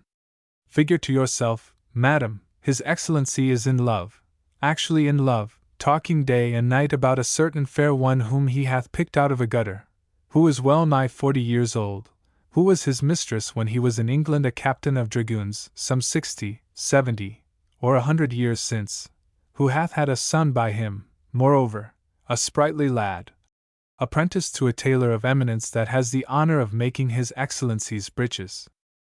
Since one fatal night when he met this fair creature at a certain place of public resort, called Marrowbone Gardens, our Cyrus hath been an altered creature. Love hath mastered this brainless ambassador, and his antics afford me food for perpetual mirth. He sits now opposite to me at a table inditing a letter to his Catherine, and copying it from, what do you think, from the Grand Cyrus. I swear, madam, that my happiness would be to offer you this hand, as I have my heart long ago, and I beg you to bear in mind this declaration. I have just dictated to him the above tender words, for our envoy, I need not tell you, is not strong at writing or thinking. The fair Catherine, I must tell you, is no less than a carpenter's wife, a well-to-do bourgeois, living at the Tyburn, or Gallows Road. She found out her ancient lover very soon after our arrival, and hath a marvellous hankering to be a count's lady. A pretty little creature is this Madame Catherine. Billets, breakfasts, pretty walks, presents of silks and satins, pass daily between the pair.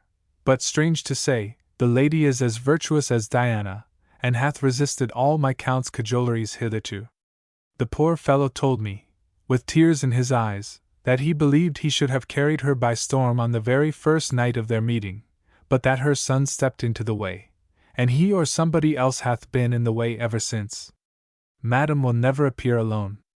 I believe it is this wondrous chastity of the lady that has elicited this wondrous constancy of the gentleman.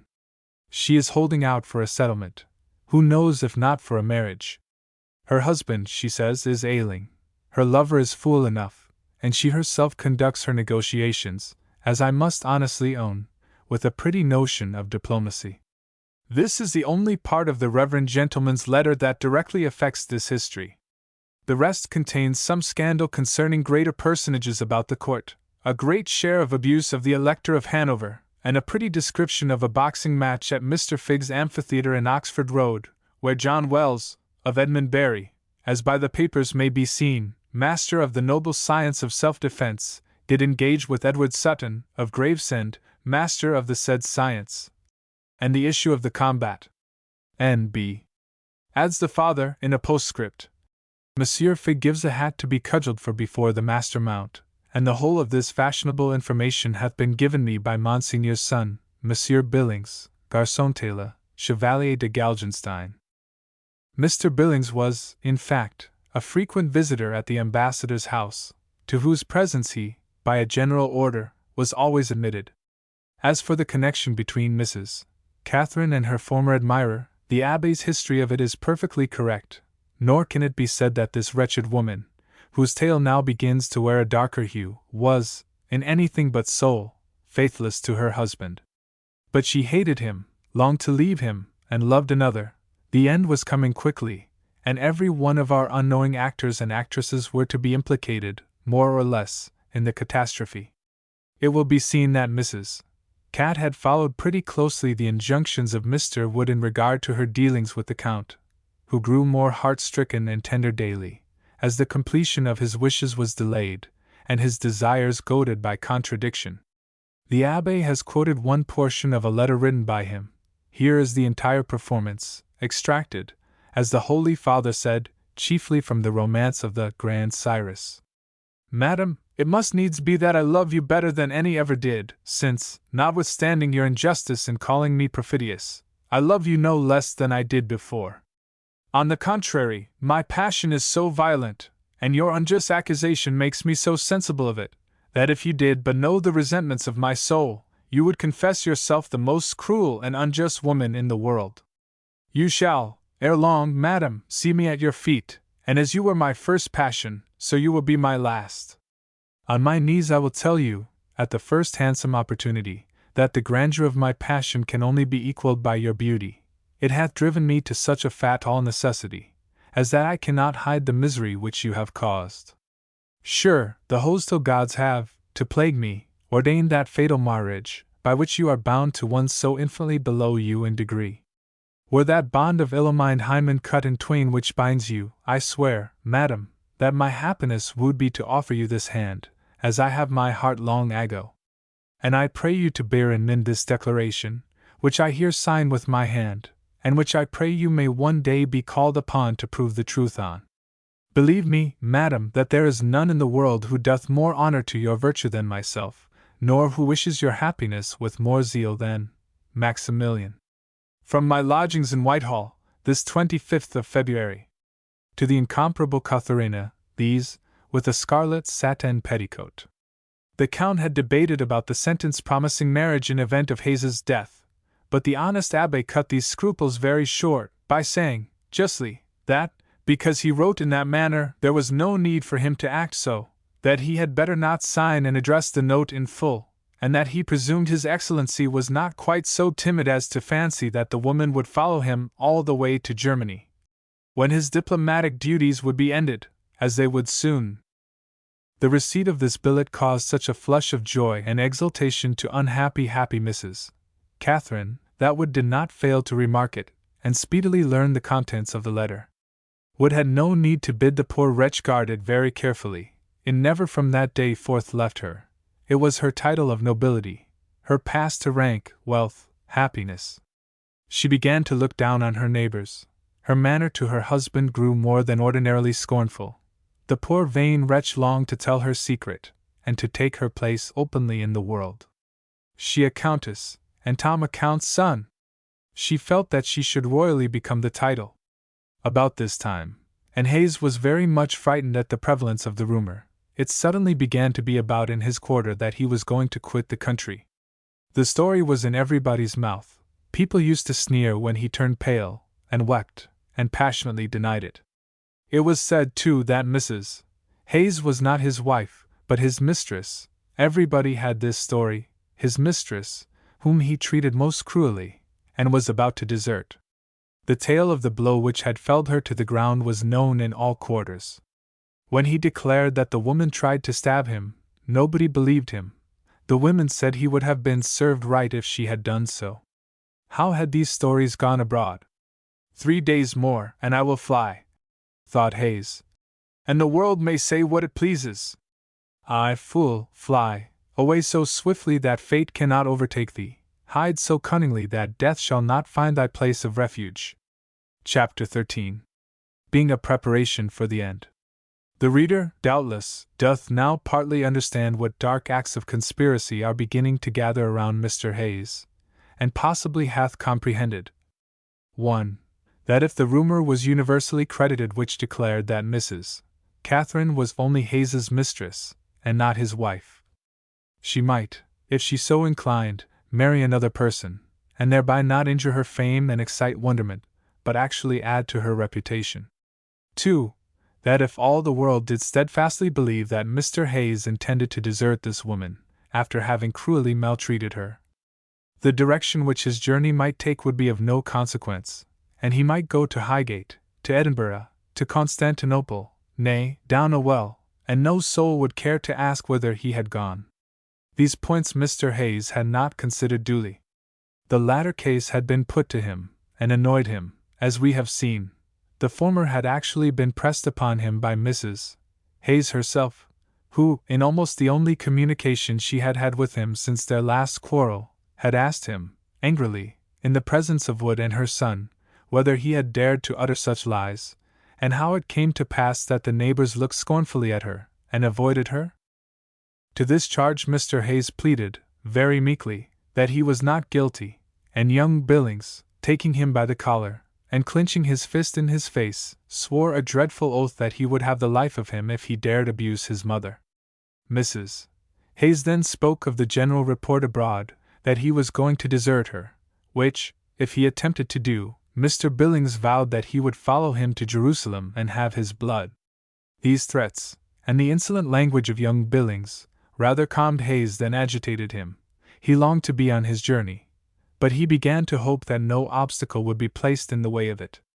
For the first time since many days, he began to enjoy a feeling something akin to security, and could look with tolerable confidence towards a comfortable completion of his own schemes of treason. These points being duly settled, we are now arrived, O public, at a point for which the author's soul hath been yearning ever since this history commenced. We are now come, O critic, to a stage of the work when this tale begins to assume an appearance so interestingly horrific, that you must have a heart of stone if you are not interested by it.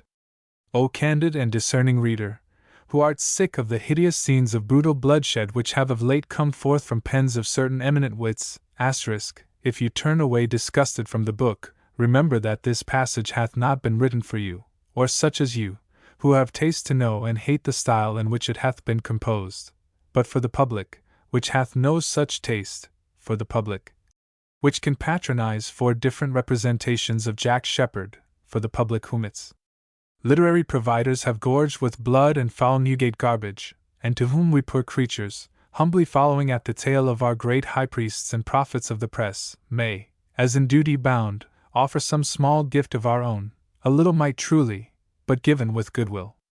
Come up, then, fair Catherine and brave Count, appear, gallant Brock, and faultless Billings, hasten hither, honest John Hayes. The former chapters are but flowers in which we have been decking you for the sacrifice. Ascend to the altar, ye innocent lambs, and prepare for the final act. Lo! The knife is sharpened, and the sacrifice are ready. Stretch your throats, sweet ones, for the public is thirsty, and must have blood. Chapter the last. That Mr. Hayes had some notion of the attachment of Monsieur de Galgenstein for his wife is very certain.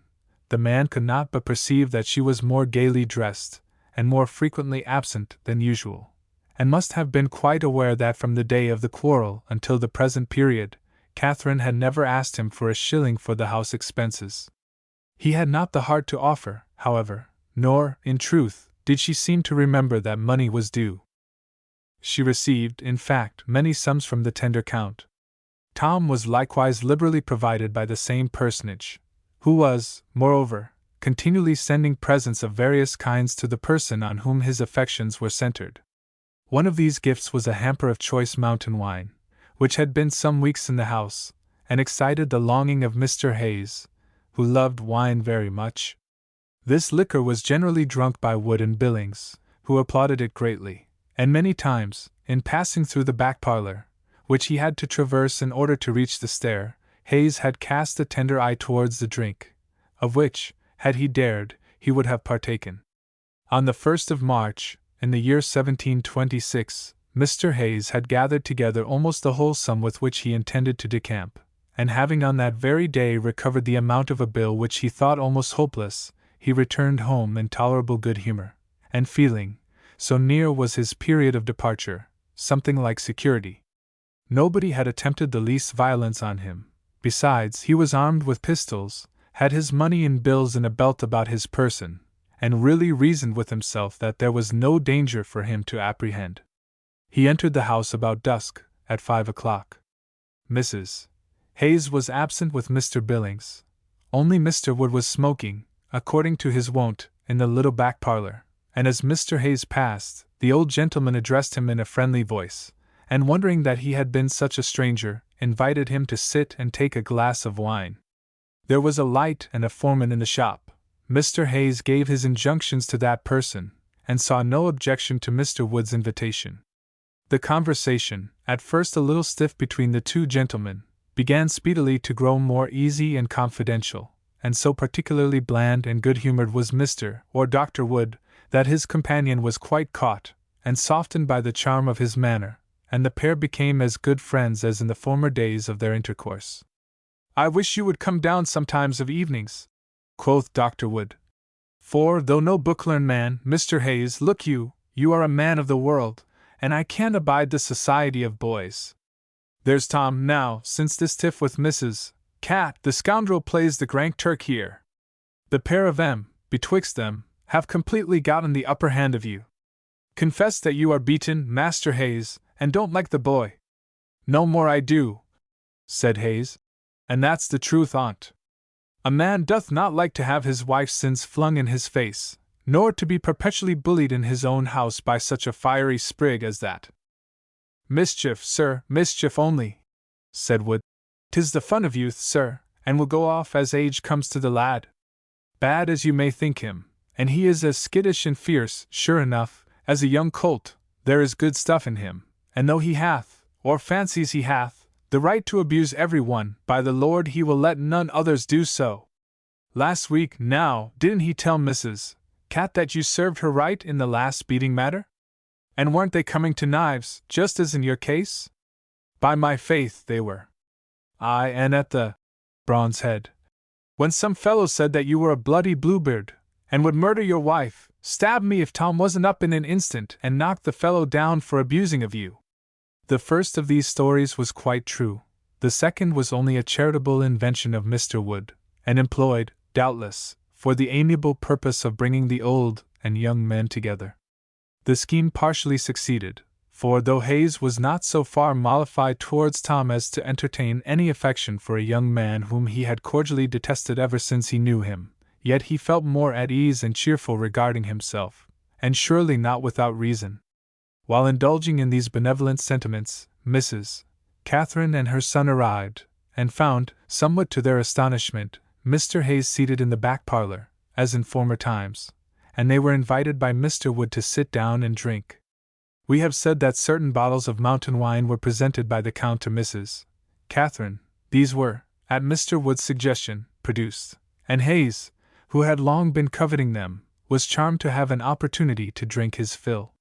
He forthwith began bragging of his great powers as a drinker, and vowed that he could manage 8 bottles without becoming intoxicated. Mr. Wood grinned strangely, and looked in a peculiar way at Tom Billings, who grinned too. Mrs. Cat's eyes were turned towards the ground, but her face was deadly pale. The party began drinking. Hayes kept up his reputation as a toper, and swallowed 1, 2, 3 bottles without wincing. He grew talkative and merry, and began to sing songs and to cut jokes, at which Wood laughed hugely, and Billings after him. Mrs. Cat could not laugh, but sat silent. What ailed her? Was she thinking of the Count?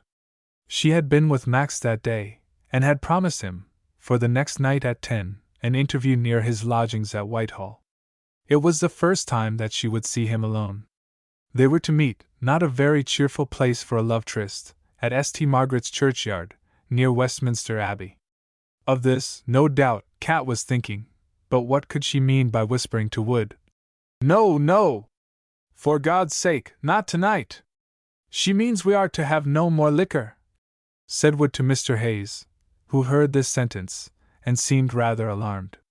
"That's it, no more liquor," said Catherine eagerly. "You have had enough tonight. Go to bed, and lock your door, and sleep, Mr. Hayes." "But I say I've not had enough drink," screamed Hayes. "I'm good for 5 bottles more, and wager I will drink them too." "Done, for a guinea," said Wood. "Done and done," said Billings. "Be you quiet," growled Hayes, scowling at the lad. "I will drink what I please, and ask no counsel of yours." And he muttered some more curses against young Billings, which showed what his feelings were towards his wife's son, and which the latter, for a wonder, only received with a scornful smile and a knowing look at Wood. Well, the 5 extra bottles were brought, and drunk by Mr. Hayes, and seasoned by many songs from the recueil of Mr. Thomas Dearfy and others. The chief part of the talk and merriment was on Hayes's part, as, indeed, was natural, for, while he drank bottle after bottle of wine, the other 2 gentlemen confined themselves to small beer, both pleading illness as an excuse for their sobriety.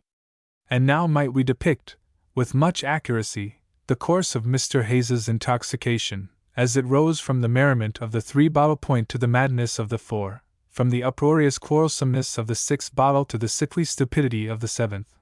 But we are desirous of bringing this tale to a conclusion, and must pretermit all consideration of a subject so curious, so instructive, and so delightful. Suffice it to say, as a matter of history, that Mr. Hayes did actually drink 7 bottles of mountain wine, and that Mr. Thomas Billings went to the Brawn's Head in Bond Street, and purchased another, which Hayes likewise drank. "That'll do," said Mr. Wood to young Billings, and they led Hayes up to bed, whither, in truth, he was unable to walk himself. Mrs. Springett, the lodger, came down to ask what the noise was. "'Tis only Tom Billings making merry with some friends from the country," answered Mrs. Hayes, whereupon Springett retired, and the house was quiet. Some scuffling and stamping was heard about 11 o'clock. After they had seen Mr. Hayes to bed, Billings remembered that he had a parcel to carry to some person in the neighborhood of the Strand, and, as the night was remarkably fine, he and Mr. Wood agreed to walk together, and set forth accordingly.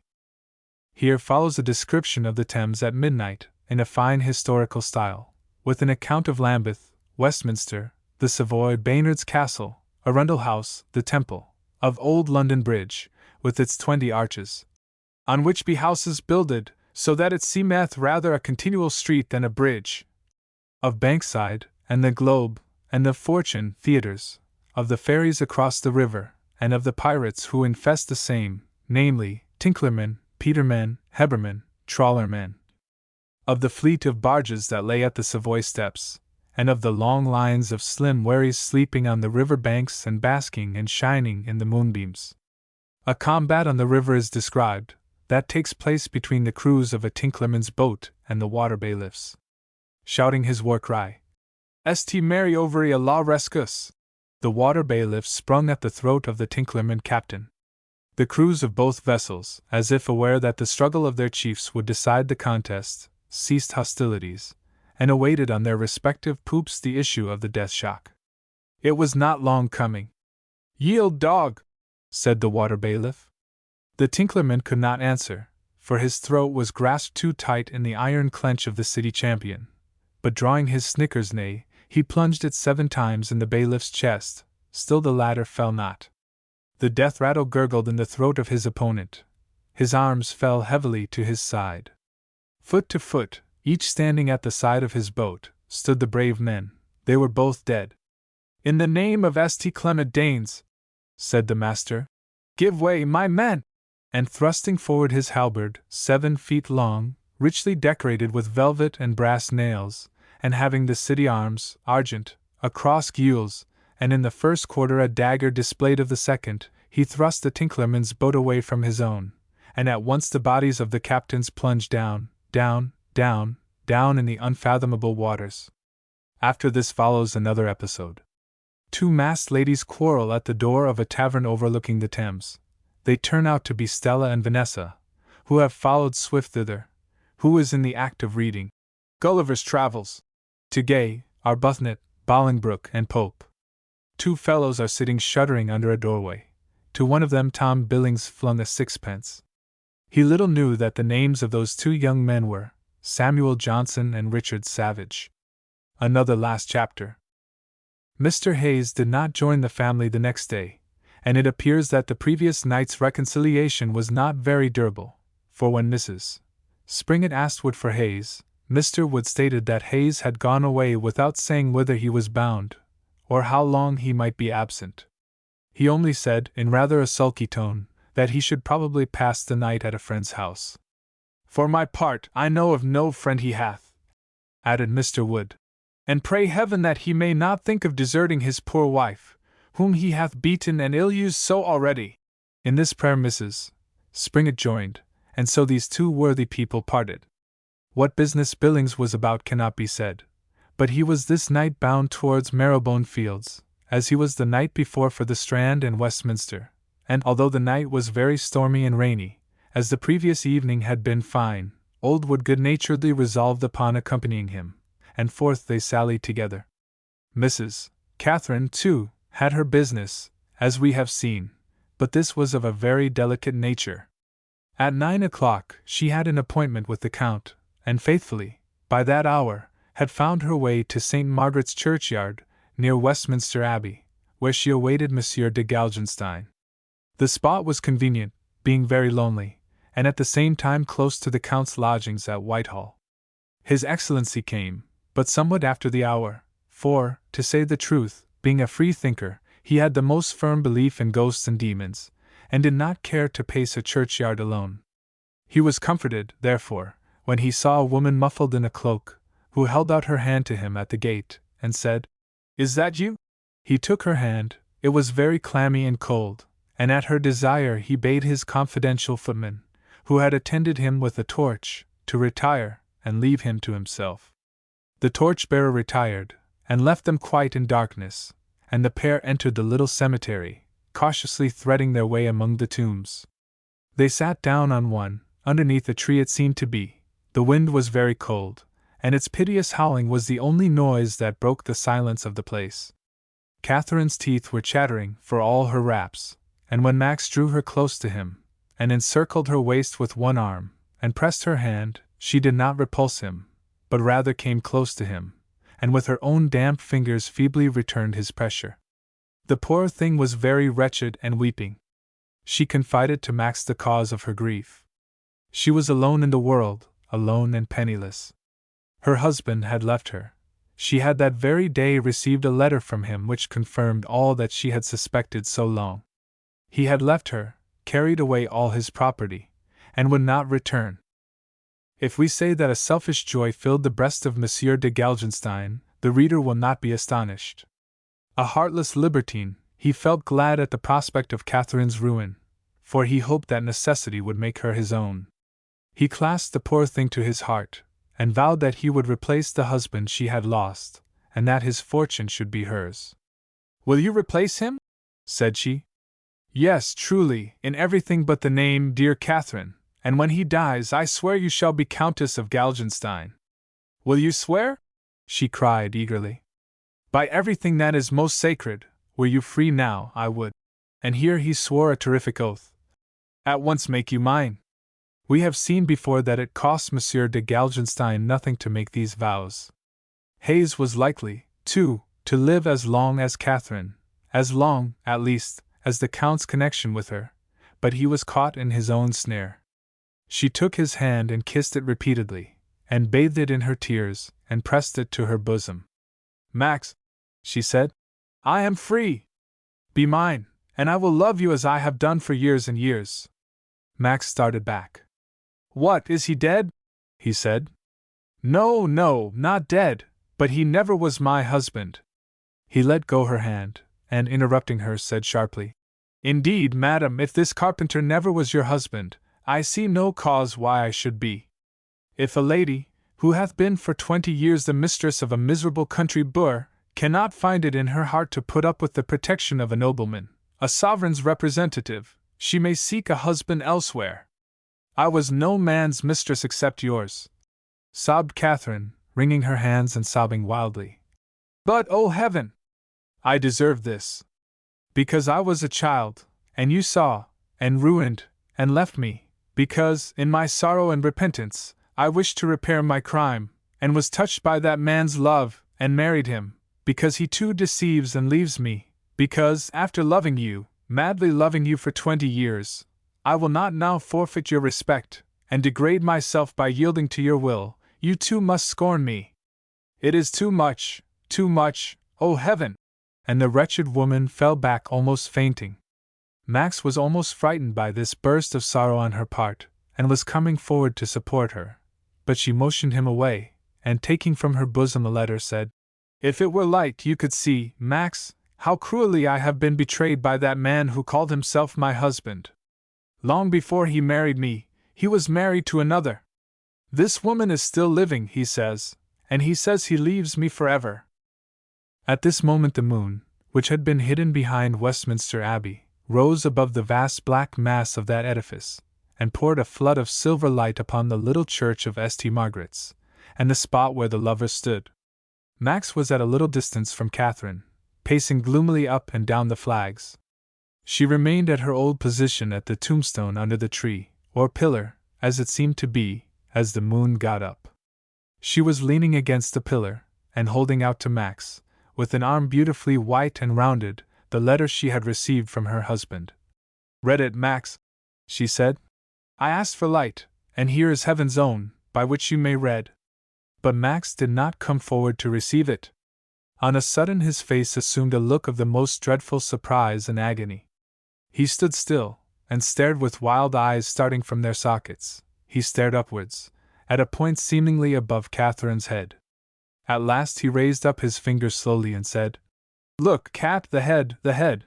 Then uttering a horrible laugh, he fell down groveling among the stones, gibbering and writhing in a fit of epilepsy. Catherine started forward and looked up.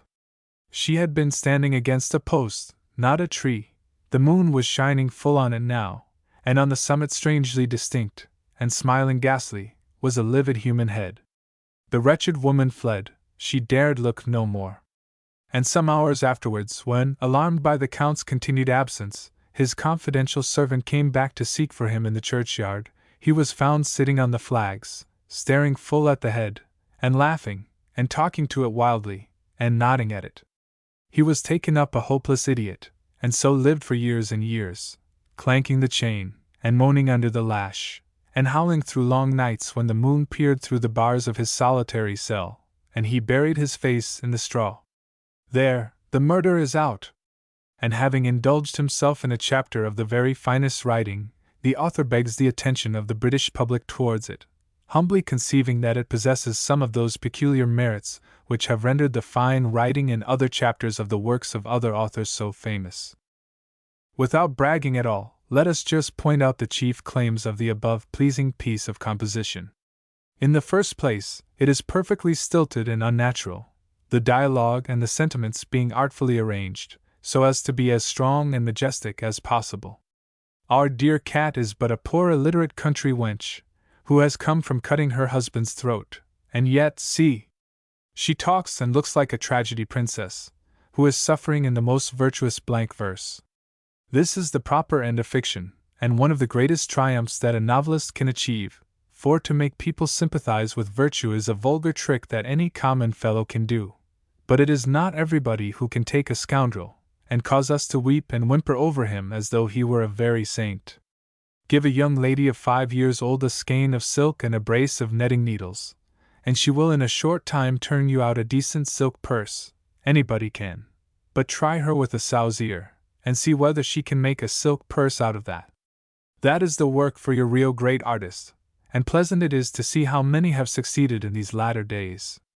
The subject is strictly historical, as anyone may see by referring to the Daily Post of March 3, 1726, which contains the following paragraph.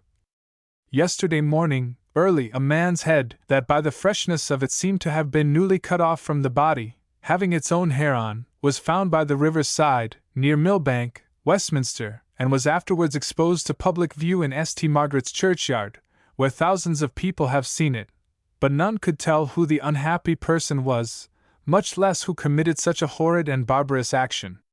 There are various conjectures relating to the deceased, but there being nothing certain, we omit them. The head was much hacked and mangled in the cutting off. The head which caused such an impression upon Monsieur de Galgenstein was, indeed, once on the shoulders of Mr. John Hayes, who lost it under the following circumstances. We have seen how Mr. Hayes was induced to drink. Mr. Hayes having been encouraged in drinking the wine, and growing very merry therewith, he sang and danced about the room. But his wife, fearing the quantity he had drunk would not have the wished for effect on him, she sent away for another bottle, of which he drank also. This effectually answered their expectations, and Mr. Hayes became thereby intoxicated, and deprived of his understanding. He, however, made shift to get into the other room, and throwing himself upon the bed, fell asleep, upon which Mrs. Hayes reminded them of the affair in hand, and told them that was the most proper juncture to finish the business. Asterisk. Ring, ding, ding! The gloomy green curtain drops, the dramatis personae are duly disposed of, the nimble candle snuffers put out the lights, and the audience goeth pondering home.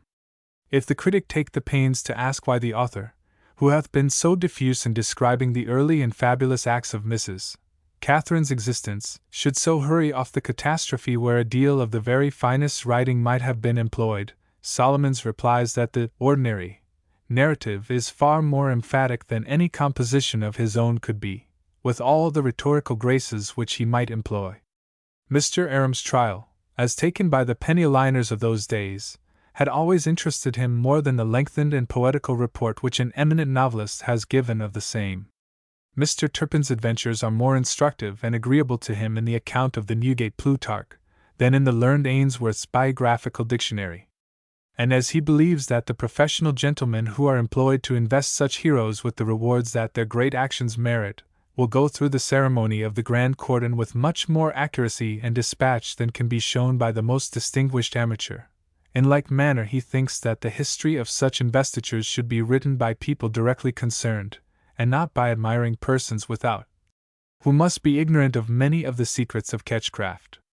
We very much doubt if Milton himself could make a description of an execution half so horrible as the simple lines in the Daily Post of 110 years since, that now lies before us. Herrlich Wm airs 10 tag. As bright and clean as on the day of publication. Think of it! It has been read by Belinda at her toilet, scanned at buttons, and wills, sneered at by wits, talked of in palaces and cottages, by a busy race in wigs, red heels, hoops, patches, and rags of all variety, a busy race that hath long since plunged and vanished in the unfathomable gulf towards which we march so briskly. Where are they?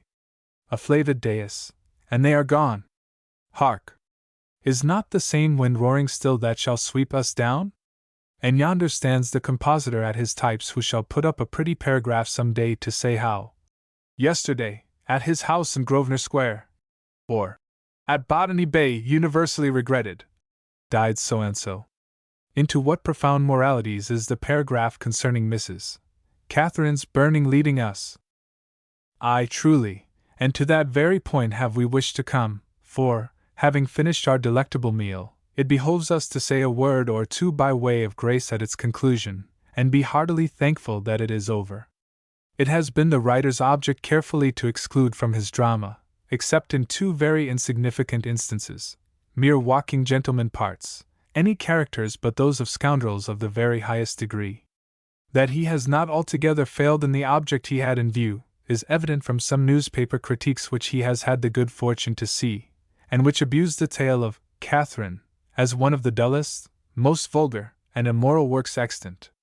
It is highly gratifying to the author to find that such opinions are abroad, as they convince him that the taste for Newgate literature is on the wane, and that when the public critic has right down undisguised immorality set before him, the honest creature is shocked at it, as he should be, and can declare his indignation in good round terms of abuse. The characters of the tale are immoral, and no doubt of it, but the writer humbly hopes the end is not so. The public was, in our notion, dosed and poisoned by the prevailing style of literary practice, and it was necessary to administer some medicine that would produce a wholesome nausea, and afterwards bring about a more healthy habit. And thank heaven, this effect has been produced in very many instances, and that the Catherine cathartic has acted most efficaciously. The author has been pleased at the disgust which his work has excited, and has watched with benevolent carefulness the wry faces that have been made by many of the patients who have swallowed the dose.